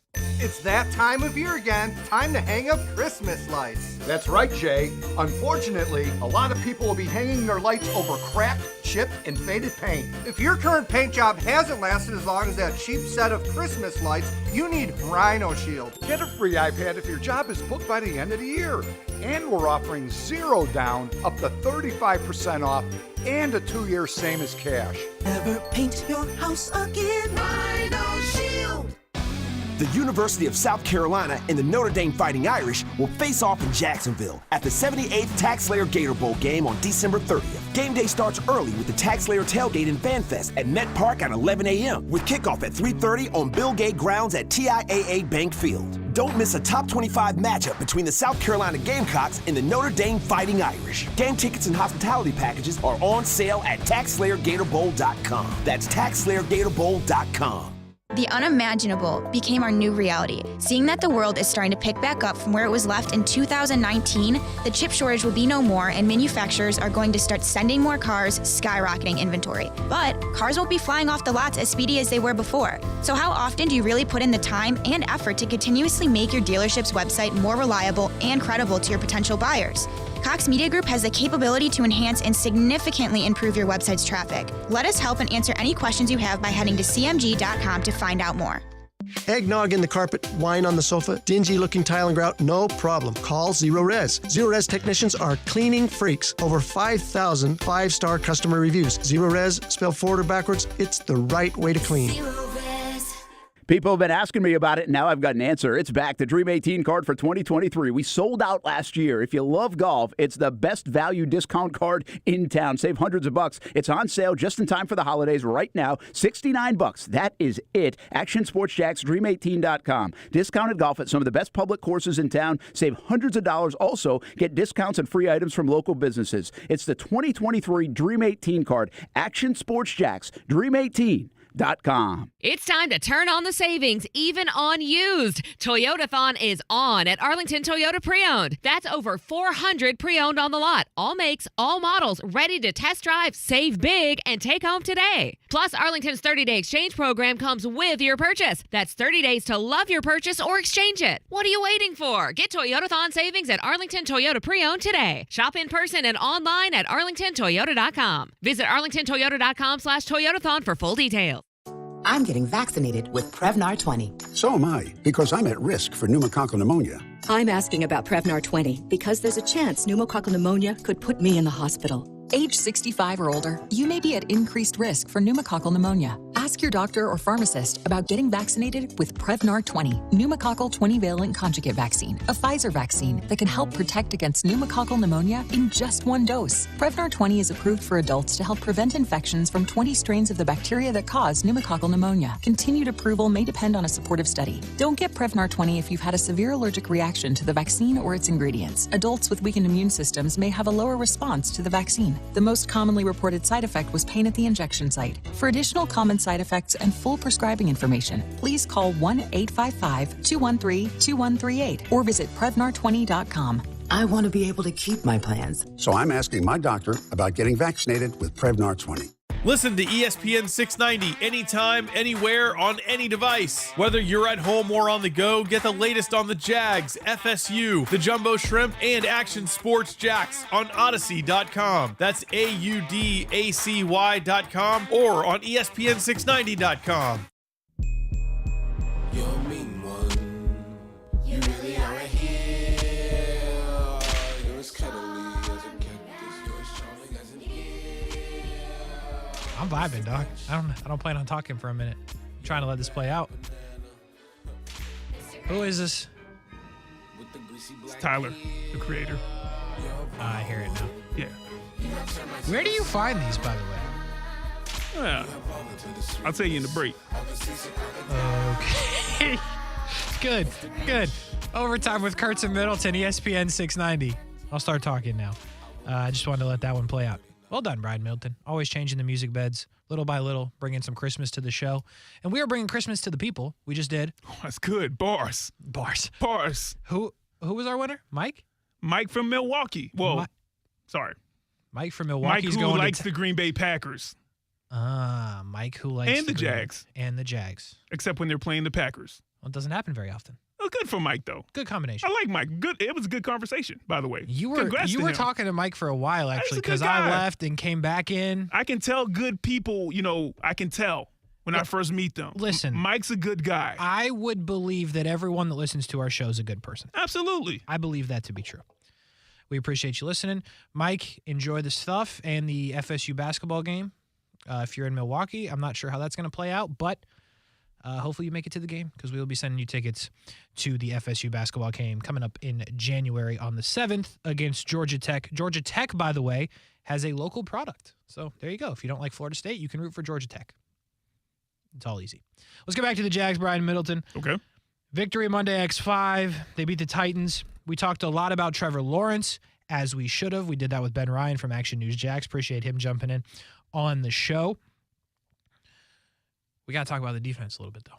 The defense after last week was mad sus. There is no other way to put it. If you don't know what mad sus means, it means not good, suspect at best, a really bad situation last week in what they did to what the Detroit Lions did to them. And they came out this week, and although it ended well, they came out this week and got punched in the face by Derrick Henry. Early in that game, 14 points in the first quarter. It wasn't feeling very good after that first quarter. They came out and ran Derrick Henry. They tried a trick play on the first play of the game, which could have been disastrous if Tyson Campbell wasn't really good. But they got punched in the face and then came out in the second, in the third, and a garbage time touchdown in the fourth. And they said, nah, we're not going to get pushed around by y'all anymore. And they pushed them around. You got to give them credit for that. The pass rush. They showed up. It only took like a month, but when it rains, it pours. And that's the interesting part about this for me, Brian Middleton. When it rains, it pours. And when it started raining early in the season, they poured it on for a couple of weeks. The question is, it's not even a question. Mm-hmm. How great would it be if it started pouring next week and the week after? Because I think this defense is capable of that. They played with a lot of swag when they played okay against Washington. Like, it wasn't all horrible. They had their moments. They got beat at the end, which was a constant theme throughout the season. And then they came out against Indy and just not punched them in the face. I mean, I don't even know what's worse than getting punched in the face, but they took it to them in Indy. And then they went to LA and did the same thing. This is a defense that can play with swag. And when they're playing with that swag, they're dangerous now. They're dangerous. Yeah. Can they keep it up against Dallas is the question. Short answer is yes. If you watch the game with Dallas and Houston, at the very least, even though we're 0-1 against Houston this season, it was a close game, right? So you would think, if Houston can play Dallas close, why can't the Jags? That's the most surface level way to look at that. I do believe so. But just to hop back to yesterday's game for a second, Kasey, we talked about it on Game Day Live. The fact that Tennessee is a team that doesn't score a lot of points, but they were seemingly a quick start team. They punch you in the mouth, like you were mentioning. They get out to a lead or they score points quickly, and they try to break you in the first half. But if you can just hold on to that second half, you can get them. You can have their number. And really, Jacksonville didn't even wait till the second half to take the lead. I mean, you had Big Play Zay over there making a impressive catch for a score. And the offense really – what a play, by the way. The concentration on that, absolutely. Yeah. And the offense, really doing their thing. But defensively, they were just as impressive. Yes, I saw Derrick Henry, when he started breaking runs, I was like, is this one of these things, right? When you start talking about the NBA basketball in general, if a team has an amazing player, let's say you're talking about the Dallas Mavericks, hey, let Luka get his. Even though Luka is the offense and he's the facilitator on top of being like the main scorer, all those things. But if you let Luka get 45, but you make sure the rest of the guys don't even get their averages, 12, 15 points a game, you're going to beat Dallas every time. And so it's kind of a rough correlation, but saw Derrick Henry break that first long run. He broke another one. And I was just looking like, man, I know we have a bend, don't break kind of defense, but what's going to be the thing that allows the momentum to turn around? Because even though Derrick Henry wasn't like scoring a touchdown or whatnot, you start getting those long runs, you can be demoralized. But the defense came up with turnovers. That Derrick Henry, I don't know who you want to put that on. The Derrick Henry like fumble of the exchange, or was it the handoff, or that's on Derrick Henry, 100%. Yeah. Okay. The strip sack, the way that the defense was able to dictate things. And really, Kasey, I'm going to hand it back to you right now, but the push from the defensive line, the ability to get that pressure and not necessarily need to get the pressure by bringing 1, 2, 3 extra people. It was the 3 to 4 and maybe a linebacker coming up that was able to put pressure on Tannehill. So you're getting pressure with just the main guys that you want to get pressure with, and you still have enough people in coverage, and that's causing issues as well. So you were kind of iffy against the run defense in certain spots in the first half. Mm-hmm. That changed completely in the second half. But against the pass, for the most part, Kasey, I wasn't mad at it. Yes, they hit some passes. They did. And I was looking like, boy, Kasey was not lying when he said, hey, man, let's get a couple of cornerbacks, in the first, second, third, fourth, fifth, sixth, seventh, compensatory rounds, all of them. But as a team, as a defense, they showed what they can do and some of the things they were doing in the beginning of the season, especially by getting turnovers. Yeah, and I think a couple of things there, starting with, I guess, the turnovers and starting with Trayvon Walker. They scored the touchdown. They come out, they go 75 yards because they start on 25. They go all the way down. They score a touchdown. Jags get the ball, and they immediately punt it right back. And that was the moment when everyone was like, what you got? Sorry, I just saw you. I'm looking at the chat. Is that who I think it is? If that's the David Sweats I think it is, I believe it is. Come on, son. Come on now. Unconfirmed. What's happening right here? Yeah. I'm sorry. I'm looking over there, man. A bit of nostalgia right here. Kasey, your point. Please continue. My point is they punted it right back to him after giving up a touchdown on the first drive. And you're looking at it like, holy cow. This is not it. This is Nashville. This is the Titans. This is what happens when the Jags play the Titans. They couldn't stop Derrick Henry on the first drive, and what are they going to stop him on this drive? Who knows? Well, you come out, and Andrew Wingard pops him, makes a play. Solo tackle on Derrick Henry. Now he gets hurt. And rumor has it, still a little banged up today, went back in the game, had an interception, as you know, but popped him. Made a statement. The next play was the one that's interesting to me. 2nd and 11, they complete a 5-yard ball. Trayvon Walker's in coverage, pushes him out of bounds, the tight end who catches the ball. And when that happened, I said to Amanda, I was like, Trayvon's kind of all over the place early. Like, he's downfield covering, did a nice job, made some, at least was being noticed on the first drive. And that's kind of where I left it. Next play, strip sack, fumble. DeJuan Smoot recovers. Jags are in plus territory by a long shot. And that's when everything changed, right? Simple. From that point, Evan Ingram, boom, boom, tutty. Now the Titans score again, but then after that, it was just pretty much domination from the Jags. But that was a huge little sequence, and I'm not sitting here telling you that because Trayvon Walker made a play 5 yards downfield, it made him get the forced fumble. But, you feel good about it. You see the guy making plays, and we've talked about his athleticism. He's fine downfield. We've seen him run guys down. We've awed at it. And it was huge for him to get going, don't get me wrong, but that's what changed everything. That's the play that, I think won him the game. I said on Game Day Live, I said, hey, you're going to know in the first 4 plays. And in the first 4 plays, they got punched in the mouth. And they recovered. Shout out to them. Because of Trayvon Walker, because of really the whole push from that defensive line, and the play of a guy like Andrew Wingard, who comes up and says, oh, I'm smaller than Derrick Henry, but no, it's cool. I'm put him on his back. And that's what he did. Has an interception later in the game. He played fantastic. You know who else said, listen, I don't know if he's smaller than Derrick Henry, but probably Quarterman? Yeah, I'll get to that. Okay. Because that's a play. Okay. But I do want to pick up something else you said. And I said it during Game Day Live without really saying it because I had heard some things. I don't even think I told you, actually. But I had heard that they were going to kick Darius Williams out. That was kind of the rumor. Mm-hmm. And I didn't want to say it, obviously, because, one, don't know if it's true, don't know what the situation is, feel good about my sources, but, let's wait and see. Yeah. And they did, and it was better. Now, granted, Tennessee's a good matchup for that, right? Robert Woods did a lot of the work on the inside, so in theory, I could see you being, wow, Darius Williams, bad day to kick him out. But you didn't have the problem you've had for 6 weeks, and that is, it doesn't matter, throw it over the top, he's going to burn that guy. That didn't happen. And Trey Herndon played okay inside. He did not play fantastically. He did not get an A+. But you know what? He played pretty well, and I like the look of what they have with Herndon inside and Darius Williams outside. Mm-hmm. We might forget, and I hope you don't if you're listening, Darius Williams won a freaking Super Bowl playing outside corner. Yeah. Okay? That's where they need to put him.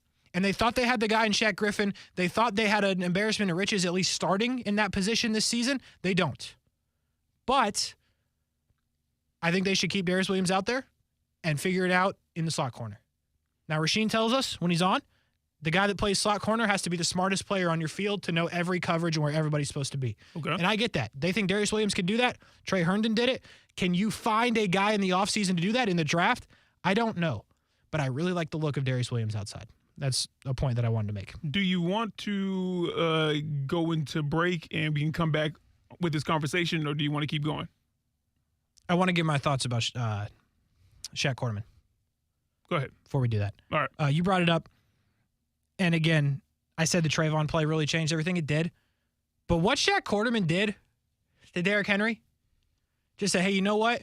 We from the same area for the most part, Jacksonville. Just play along here, folks. We from the same area. You supposed to be big and tough. Yeah, I don't get a lot of reps. And I am going to light you up like I'm playing Madden. He hit-sticked them in real life. Legal hit-sticked them in real life. People don't do that to Derrick Henry. Wingard did that a little earlier, didn't make the fumble. Wingard popped Derrick Henry a couple times in that game. I just want to get that out there again. But Shaq Quarterman said, hey, I got the opportunity that is few and far between right now for him, and he made a massive play in the game. Yeah, and you're right, massive opportunity, because in that play, Derrick Henry basically, he didn't break the tackle, but he kind of spun from, a couple of Jaguars, and so momentum was done. All he was doing is just spinning, trying to fall forward. Quarterman said, hey, let me get that ball while I hit you, by the way. You go ahead and lay down, and we're going to get this fumble recovery. But when we do come back on the other side, Kasey, I want to get your thoughts on Josh Allen, because, 41 was called on a couple of times. Had a play or two. And I know, how you've critiqued him so far this season, how plenty of people have critiqued him so far this season. Well, then let's do it. Let's talk about Josh Allen on the other side. And I will say this on the fumble that Shaq Quarterman caused. Tough to stay in bounds on that play. Josh Allen did it. That's a big play. Don't take that one for granted, because it feels like whenever the Jags force a fumble, it's right on the sidelines. It happened against the Giants, or was that the Raiders? Where Muma, he had like a toe out of bounds and they didn't end up getting it. Oh, I think it's the Giants. I think it was the Giants. Yeah. And then you had the play earlier in that game where they had to push a ball out. So the Jags have a knack for making people fumble on the sideline, but recovering it has been the issue. And Josh Allen did that. Josh Allen had a big game. And we'll talk about it when we come back. Overtime with Kurtz and Middleton, ESPN690. We'll be right back. I'm Mark Anajar. I'm Glenn Levine. I'm Ellie Anajar. Together, we're Anajar and Levine. If you've been hurt in a car crash, we'll fight to get you the maximum compensation you deserve. Call Anajar and Levine for your free consultation. 1-800-747-FREE. Main office, Jacksonville. In Florida, it's not if the storms are coming, it's when the storms are coming. And that's why you need the Chief. Jacksonville's chief meteorologist, Mike Burrish, with a proven track record of keeping local families safe. Rain, heat, hurricanes, flooding, tornadoes. We get it all. Just more reasons why you need the Chief. Chief Meteorologist Mike Burrish. Backed by the First Alert Weather Team. Only on CBS 47 and Fox 30 Action News Jax. Koala insulation. Hey, this is Bruce. And I'm Kara. We're the owners of Koala Insulation. Fall is finally here, and hopefully so are milder temperatures. But don't wait to insulate your home. Take advantage of 20% savings off our summer rates and start saving on those utility bills now and all those hot summers to come. Give us a call and set up your free evaluation at 679-6282 or find us online at koalainsulation.com. Though no longer little, teens still need a lot of love. Yet teens in foster care have a harder time finding it, as 82% of foster families are home to kids 12 or younger. You can positively impact a teen's life as a foster parent. With help from Family Support Services of North Florida, you provide patience, love, and understanding, and Family Support Services will offer specialized training, resources, and a community of support. Take the next step at foster-now.org. That's foster-now.org. You're the one who protects the flock, and that requires an eye for detail. Because when safety and well-being are on the line, it's the details that can save lives. Even when no one else is watching, you see everything. Grainger gets you, and we're here for you, and all the ones who get it done with a wide range of safety products and solutions, plus board-certified safety consultants here to answer your questions. Call, click Grainger.com, or just stop by. Grainger, for the ones who get it done. Men, if you're struggling with erectile dysfunction or PE and frustrated taking pills that don't work, Prime Men's Medical Center offers breakthrough medical treatments that effectively treat your problem. 98% of patients experience immediate results during their first office visit. And for a limited time, your initial consultation and first treatment are completely free. Listen to a specialist in men's health. I'm Dr. Rubinsky. The physicians at Prime Men's Medical Center offer the most advanced treatments that eliminate ED and PE.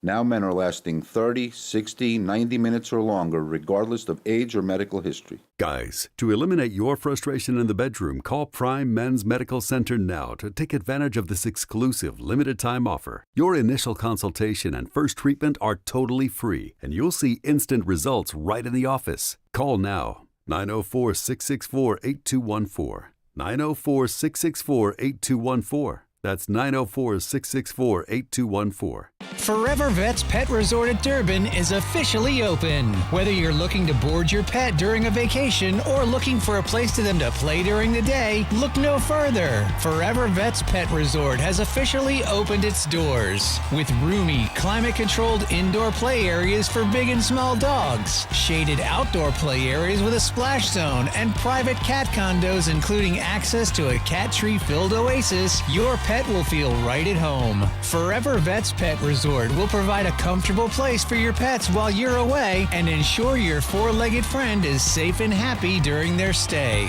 Take advantage of a free day of play to all new clients. And if you purchase one night of boarding, you'll receive half off your next night. Want to learn more? Give us a call or go to forevervets.com. You can also stop by for a free facility tour. We're open 7 days a week with extended hours for your convenience. Forever Vets Pet Resort at Durban is now open for reservations.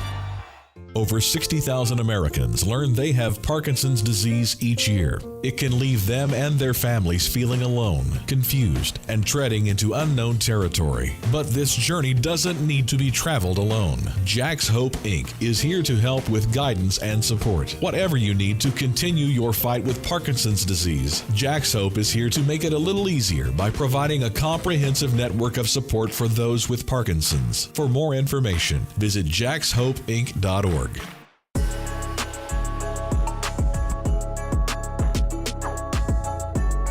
Overtime with Kurtz and Middleton, ESPN 690. Couple minutes to go until we get to the power half hour. But I got to talk about Josh Allen. Brian Middleton stepped out. He'll be back for the power half hour. Don't you worry about that. He did not go anywhere. Just had to take a phone call or something. We'll get back to him in a second. But he was going to ask about Josh Allen. And I think it's a good point about Josh Allen. I believe that the recovered fumble is not an easy play to make. Daniel actually called in this morning and made a point of it. And it's a good one because not everybody recovers that ball. And again, I'm not going to sit here and tell you that it was the recovery of all recoveries, but I'm telling you there's a little bit of balance required there to make that play. And it's a huge play because if you force the fumble on Derrick Henry on the sideline right there and you don't get the football, well, that's an L. It's a big L because that guy doesn't let go of the ball, although he did twice in this game, although one was a bad snap. But that's something that doesn't happen. You have to take advantage of that, especially when you're Jacksonville. But the other part of that is Josh Allen did record a sack in this game. And don't get this confused, folks. Josh Allen has not been good enough for where they've drafted him and what the contract may be that they pay him. But Josh Allen is talented. And I made a comparison earlier this morning in a certain sense, and I'll explain it to you the best I can. Josh Allen, late in this game, as Tennessee's driving, and you could not let them score before the 2-minute warning. That was not something that could be done because it would get way too tight if they had the 2-minute warning and a timeout, onside kick coming in a one-score game. That was something that could not happen. And the Titans were driving down the field. It wasn't the prettiest drive, but they were driving. And they're on the Jags 20, second down, and Josh Allen makes a play. And again, the sack numbers are not enough, but that's a big-time play. And when you look at a guy like Von Miller, who it feels like gets a sack a game, which Josh is not doing, I understand that. But Von Miller doesn't get sacks in the first quarter when the game's, just feeling itself out. Von Miller makes the play in the fourth quarter when the chips are down almost every time. Josh isn't there yet. But if he could get timely sacks like that when he gets them, well, then that's a whole different conversation. Because I want Josh to stay in Jacksonville. I would love for them to bring him back. I wrote a whole article, and although that may have at least come off as a negative thing, I don't want them to overpay. But I would love for Josh to make them pay him these last couple of games and be huge down the stretch, get the team in the playoffs somehow with timely sacks like the one yesterday. The Power Half Hour is coming up next. Overtime with Kurtz and Middleton. Stick with us. 30 more minutes to go. We'll be right back.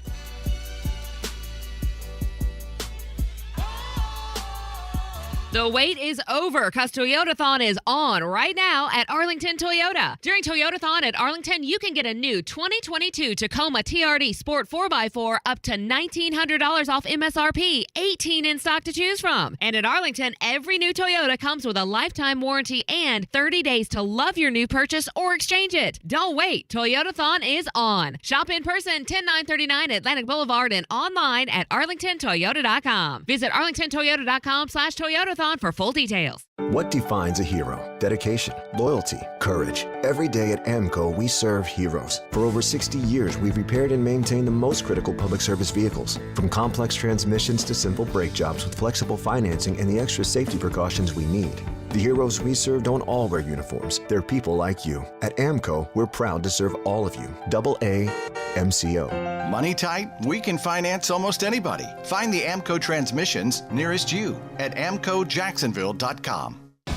The University of South Carolina and the Notre Dame Fighting Irish will face off in Jacksonville at the 78th TaxSlayer Gator Bowl game on December 30th. Game day starts early with the TaxSlayer Tailgate and Fan Fest at Met Park at 11 a.m. with kickoff at 3:30 on Bill Gay grounds at TIAA Bank Field. Don't miss a top 25 matchup between the South Carolina Gamecocks and the Notre Dame Fighting Irish. Game tickets and hospitality packages are on sale at TaxSlayerGatorBowl.com. That's TaxSlayerGatorBowl.com.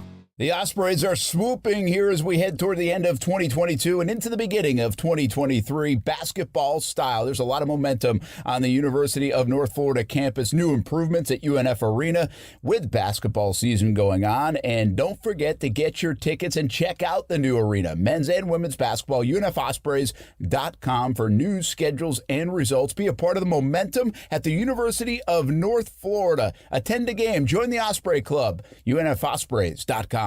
It's that time of year again. Time to hang up Christmas lights. That's right, Jay. Unfortunately, a lot of people will be hanging their lights over cracked, chipped, and faded paint. If your current paint job hasn't lasted as long as that cheap set of Christmas lights, you need Rhino Shield. Get a free iPad if your job is booked by the end of the year. And we're offering 0 down, up to 35% off, and a 2-year same as cash. Never paint your house again. Rhino Shield. People have been asking me about it, and now I've got an answer. It's back, the Dream 18 card for 2023. We sold out last year. If you love golf, it's the best value discount card in town. Save hundreds of bucks. It's on sale just in time for the holidays right now. $69. That is it. Action Sports Jacks, Dream18.com. Discounted golf at some of the best public courses in town. Save hundreds of dollars. Also, get discounts and free items from local businesses. It's the 2023 Dream 18 card. Action Sports Jacks, Dream18.com. It seems like every day we hear about the challenges small businesses face to increase sales. Competition can be fierce, and growing revenue is essential for long-term success. What can a business owner do to set themselves apart and attract more customers? Score has volunteers with industry-tested sales and marketing experience that can help you address your critical questions in a free, confidential mentoring session. In addition, we also offer a vast array of online resources and workshops. Discover more about how Score can assist your business by visiting our website, jacksonville.score.org. ESPN 690 is home for the Florida Sportsman Fishing Show hosted by Captain Rick Riles. Tune in every Saturday morning from 7 to 9 a.m. to find out what's biting now. Fishing so fresh, you can almost smell it. Hey, it's Brent Martineau. Check out Action Sports Jacks weekdays from 3 until 6 on ESPN 690. Jacksonville. Listen live everywhere you go on ESPN690.com. ESPN 690, a Cox Media Group station. This is SportsCenter.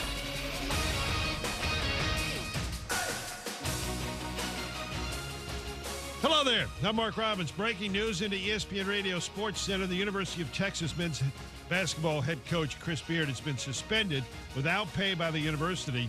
Beard arrested this morning on felony domestic abuse charge.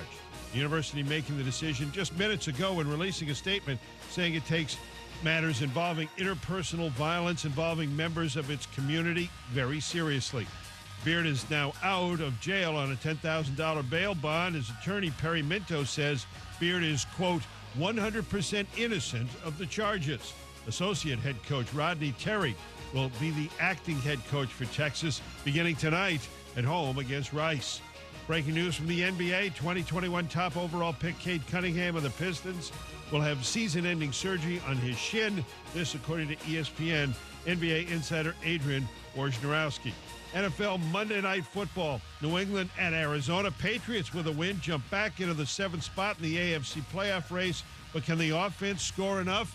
Here's ESPN's Louis Riddick. Right now, offensively, they just seem so conservative and so willing to kind of play the field position, play the three-phase complementary game to a really, really extreme degree that it doesn't allow their offense to really open up, and they're struggling in all the areas that you would expect. Third down and red zone in particular, producing explosives down the field. That's Louis Riddick on ESPN's Sports Center. Coming up Tuesday, was it a mistake for Tom Brady to come back and play this season? And are the Bucs in real danger of missing the playoffs? Keyshawn J. Willimax, Tuesday, 6 a.m. Eastern on ESPN Radio, ESPN2, and ESPNU. Broadcasting live from the Anajar and Levine studios. Anajar and Levine Accident Attorneys. Call 1-800-747-FREE. That's 1-800-747-3733.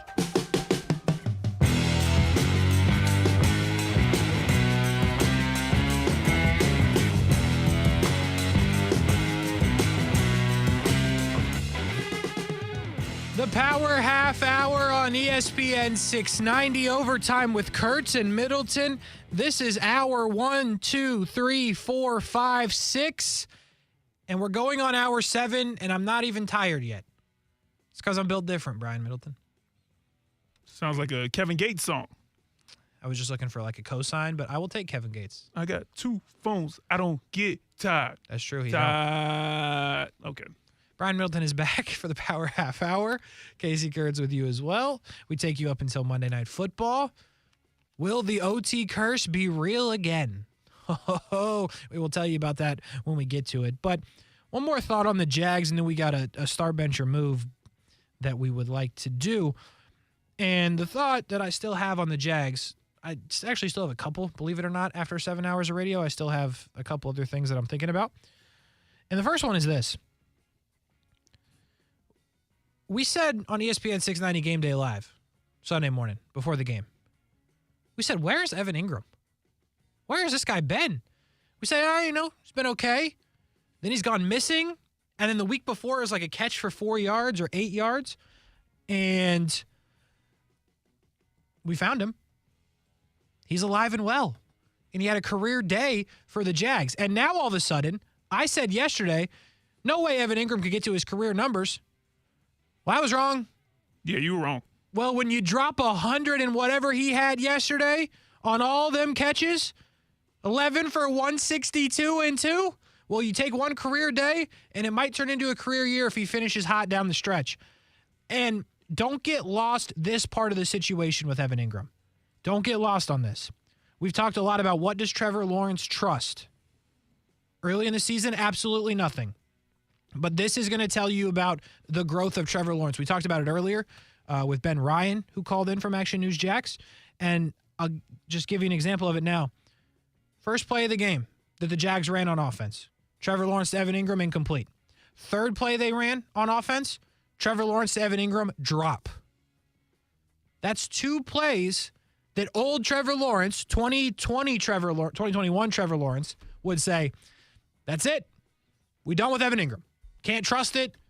Can't be wasting time with it. We got to go somewhere else with the football. That's what he did last year. That's what he did earlier this year. Can't trust it.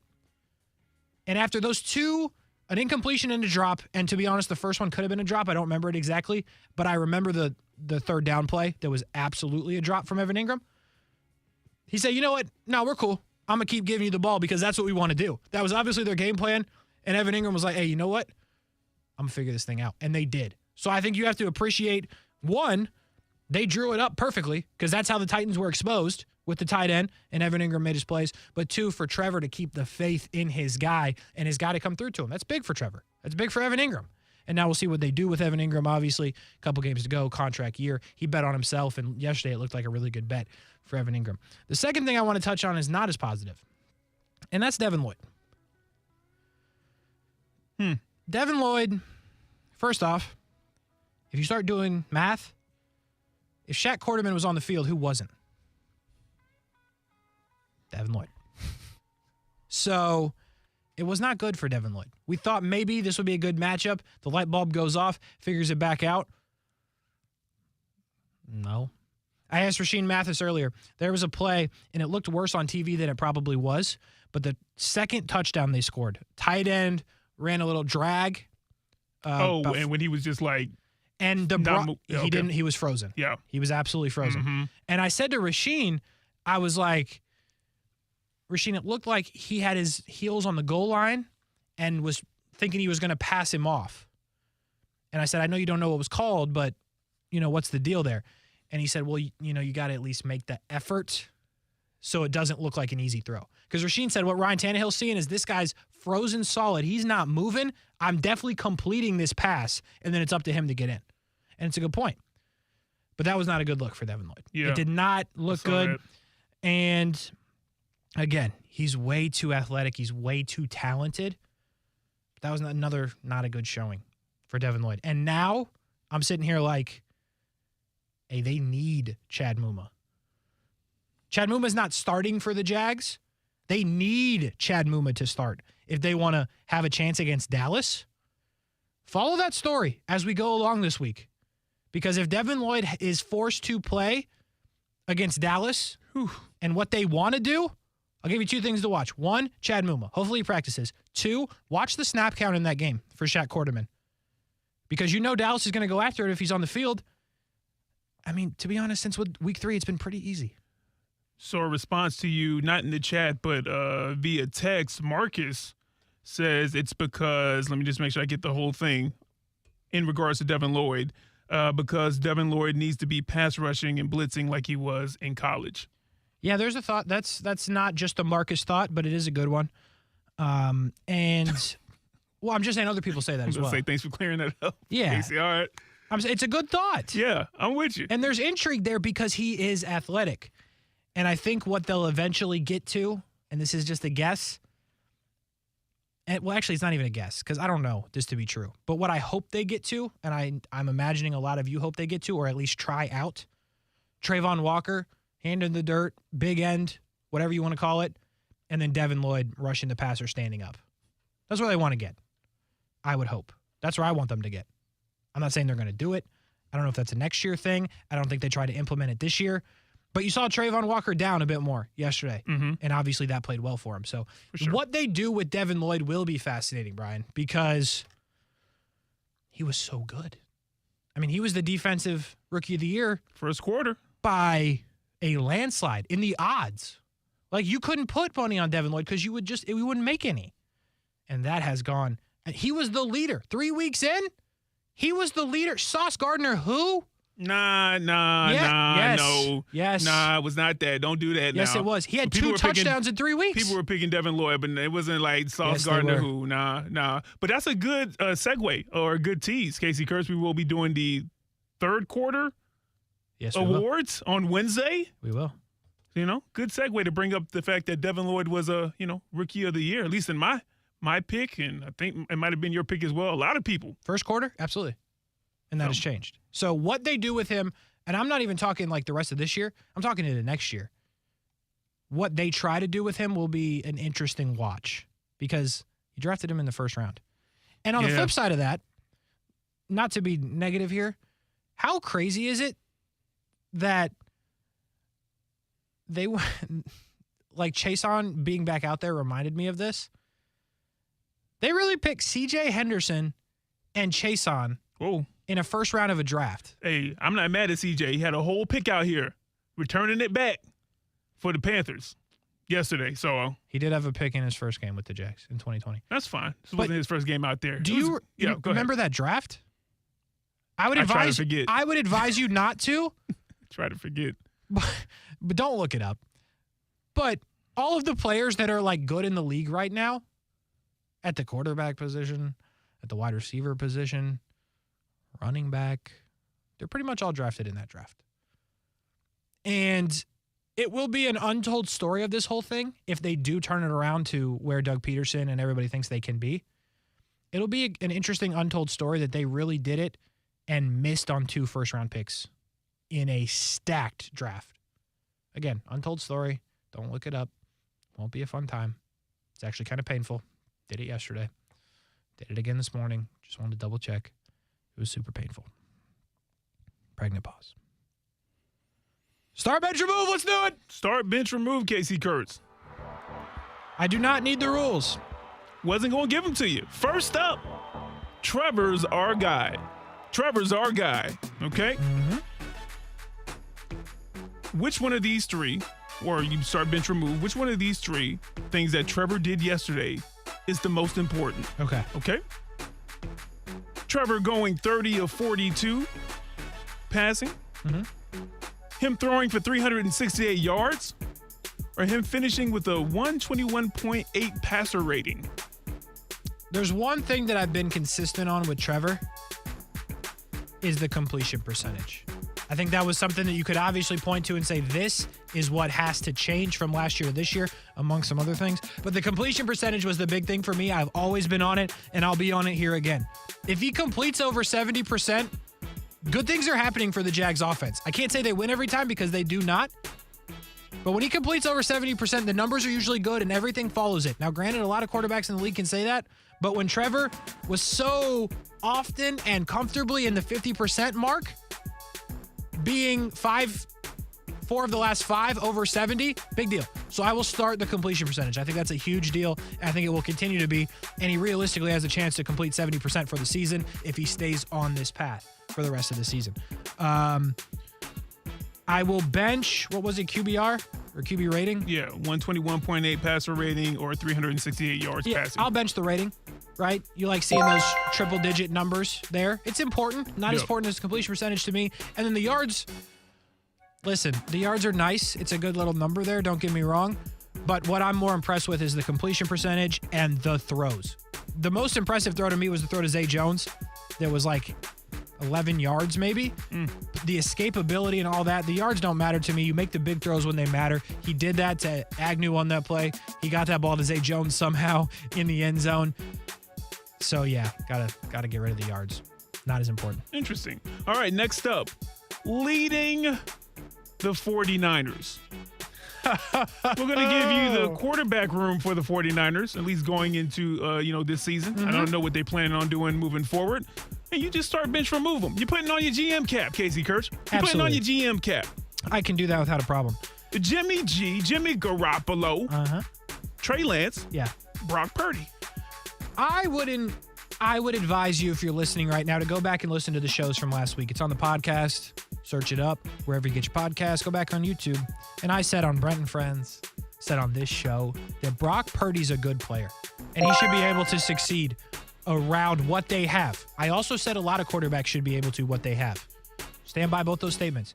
And Brock Purdy was the first rookie to beat Tom Brady in his first start against Tom Brady, I believe was the thing. Yeah, there's a bunch of different records. Yeah, it's a weird stat. But still, nobody's beat Brady on the first try. That's what it was. And Brock Purdy said, "No, it's cool. It's cool. I'm going to throw for 185, 16 for 21. Talk about completion percentage. QBR or a rating is the number we're looking at. 134. 134. Them 49ers are nasty now. Brock Purdy. And here's why I'm starting him. He's literally Jimmy G, but younger. And cheaper.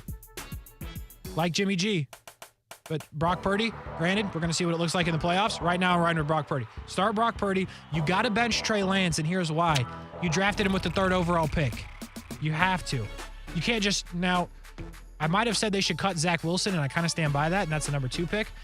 For what you traded up to get Trey Lance, you at least have to get something for him.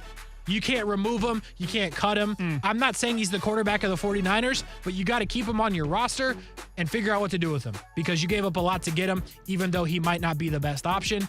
And then Jimmy G, bro, they got a younger you in Brock Purdy. Just that simple. Okay, Kasey. 2020 QBs. Keep that GM hat on, Kasey Kurtz. That looks like a Santa hat. 2020 QBs. These are QBs from the 2020 draft. Jalen Hurts. Joe Burrow. This is fun. Justin Herbert. This is fun. Start bench remove, Kasey Kurtz. I just got a very odd text from Amanda, so it threw me off. I'm sorry. Okay. I'm starting Joey B. Joe Shiesty. You know how I feel about him. Wow. I know I gave you the ding, but wow. If you were on my Twitter today, you saw me and Justin Herbert. This picture's from 3 years ago. Come on, camera. Yeah, that's not a good thing. Look at the light. Go to my Twitter, @KKurtz. Get some melanin. Follow the Twitter, and then go see my picture with Justin Herbert. It's pretty dope. This is tough.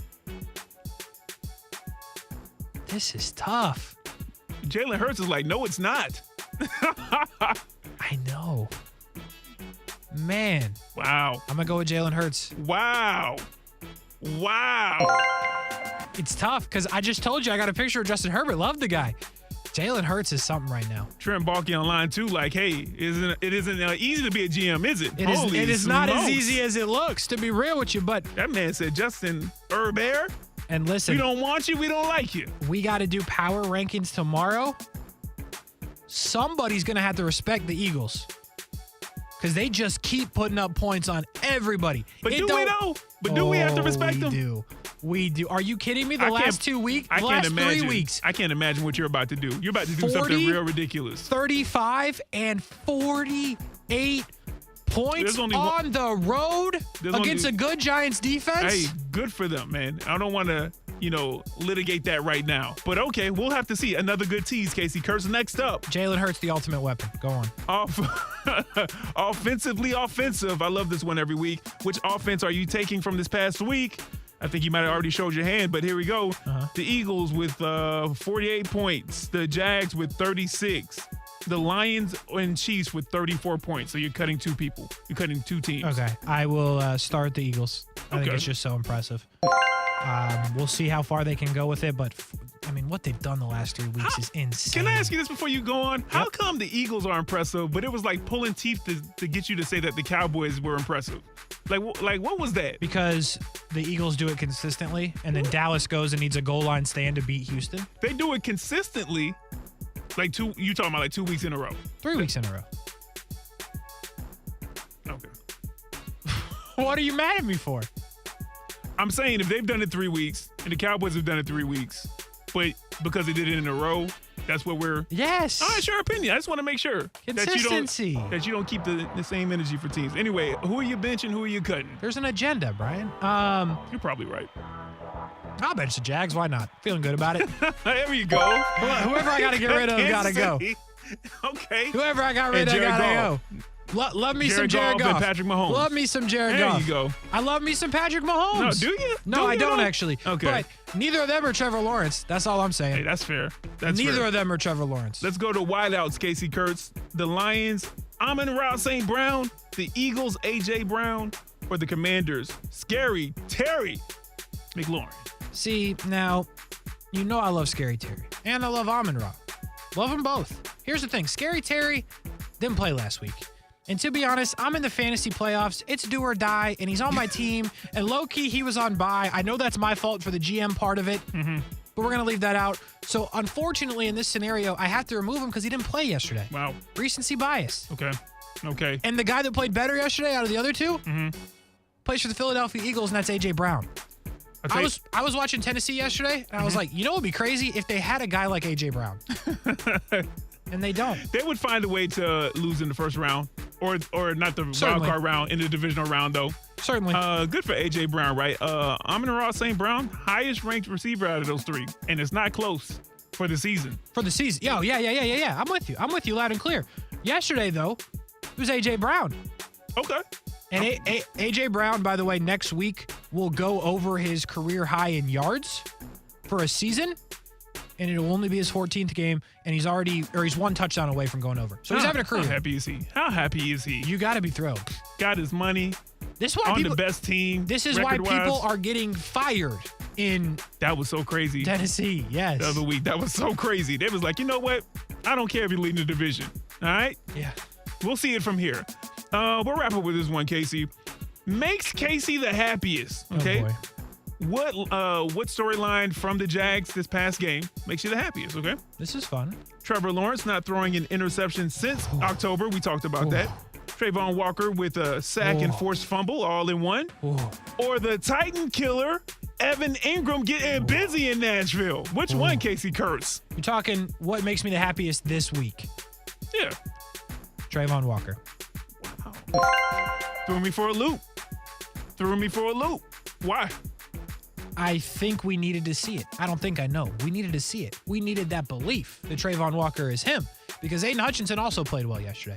And Aiden Hutchinson now is stacking up the sacks, and the numbers are looking mad different right now. But Trayvon Walker made a huge play. I think it was the difference in the football game. They got rolling after that. They showed him on the bench after they scored the touchdown there. No celebration. Nothing crazy. He sat there doing this. If you on the radio, I'm shaking my head. Just looking around. That was him yesterday after making that huge play. We need to see it. We saw it. I believe in him. I think he's going to be a good player. I talked a lot about Trevor today. A lot about Trevor. But you know what made me happier this week than Trevor? Evan Ingram. Have a career day. I was wondering about you. I had my doubts. I said, man, Evan Ingram, what's going on? Where's he been? Missing in action?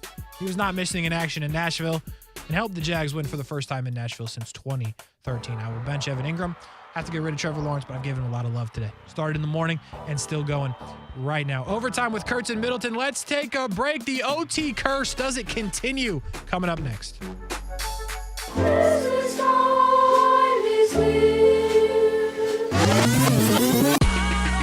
And ESPN690 wants to give you free stuff. What's up? It's Kasey from Brent and Friends and Overtime with Kurtz and Middleton. 12 days of Christmas every day until December 23rd. And all you have to do is listen.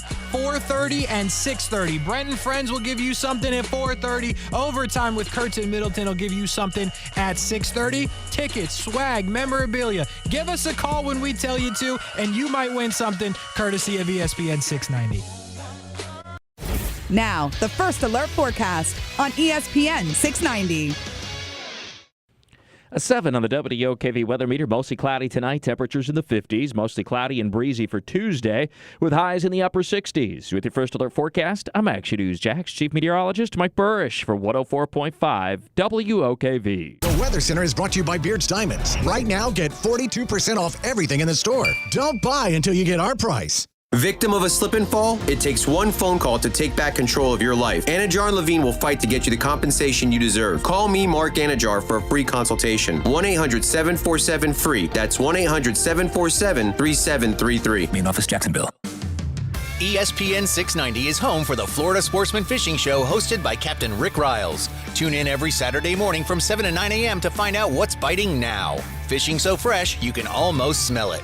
It's time to turn on the savings, even on used. Toyotathon is on at Arlington Toyota Pre-Owned. That's over 400 pre-owned on the lot. All makes, all models, ready to test drive, save big, and take home today. Plus, Arlington's 30-day exchange program comes with your purchase. That's 30 days to love your purchase or exchange it. What are you waiting for? Get Toyotathon savings at Arlington Toyota Pre-Owned today. Shop in person and online at arlingtontoyota.com. Visit arlingtontoyota.com/Toyotathon for full details. Do you know what people see when they Google you? Search engines don't always get it right. And when they're wrong, it's your reputation on the line. So what do you do when you don't agree with your search results? Call Reputation Defender at 800-401-6681. Reputation Defender by Norton is one of the most trusted names in online reputation repair. We have over a decade of experience in fixing people's search results, and we can help you too. Using cutting-edge approaches, Reputation Defender pushes unflattering information down to lower pages of your search results, where few people ever look. We also promote the good stuff so that it rises to the top, letting you put your best foot forward. Your good name is too valuable to leave to the whims of a Google algorithm. You owe it to yourself to take control with Reputation Defender. Visit www.reputationdefender.com or call 800-401-6681 for free advice on your situation. 800-401-6681. That's 800-401-6681.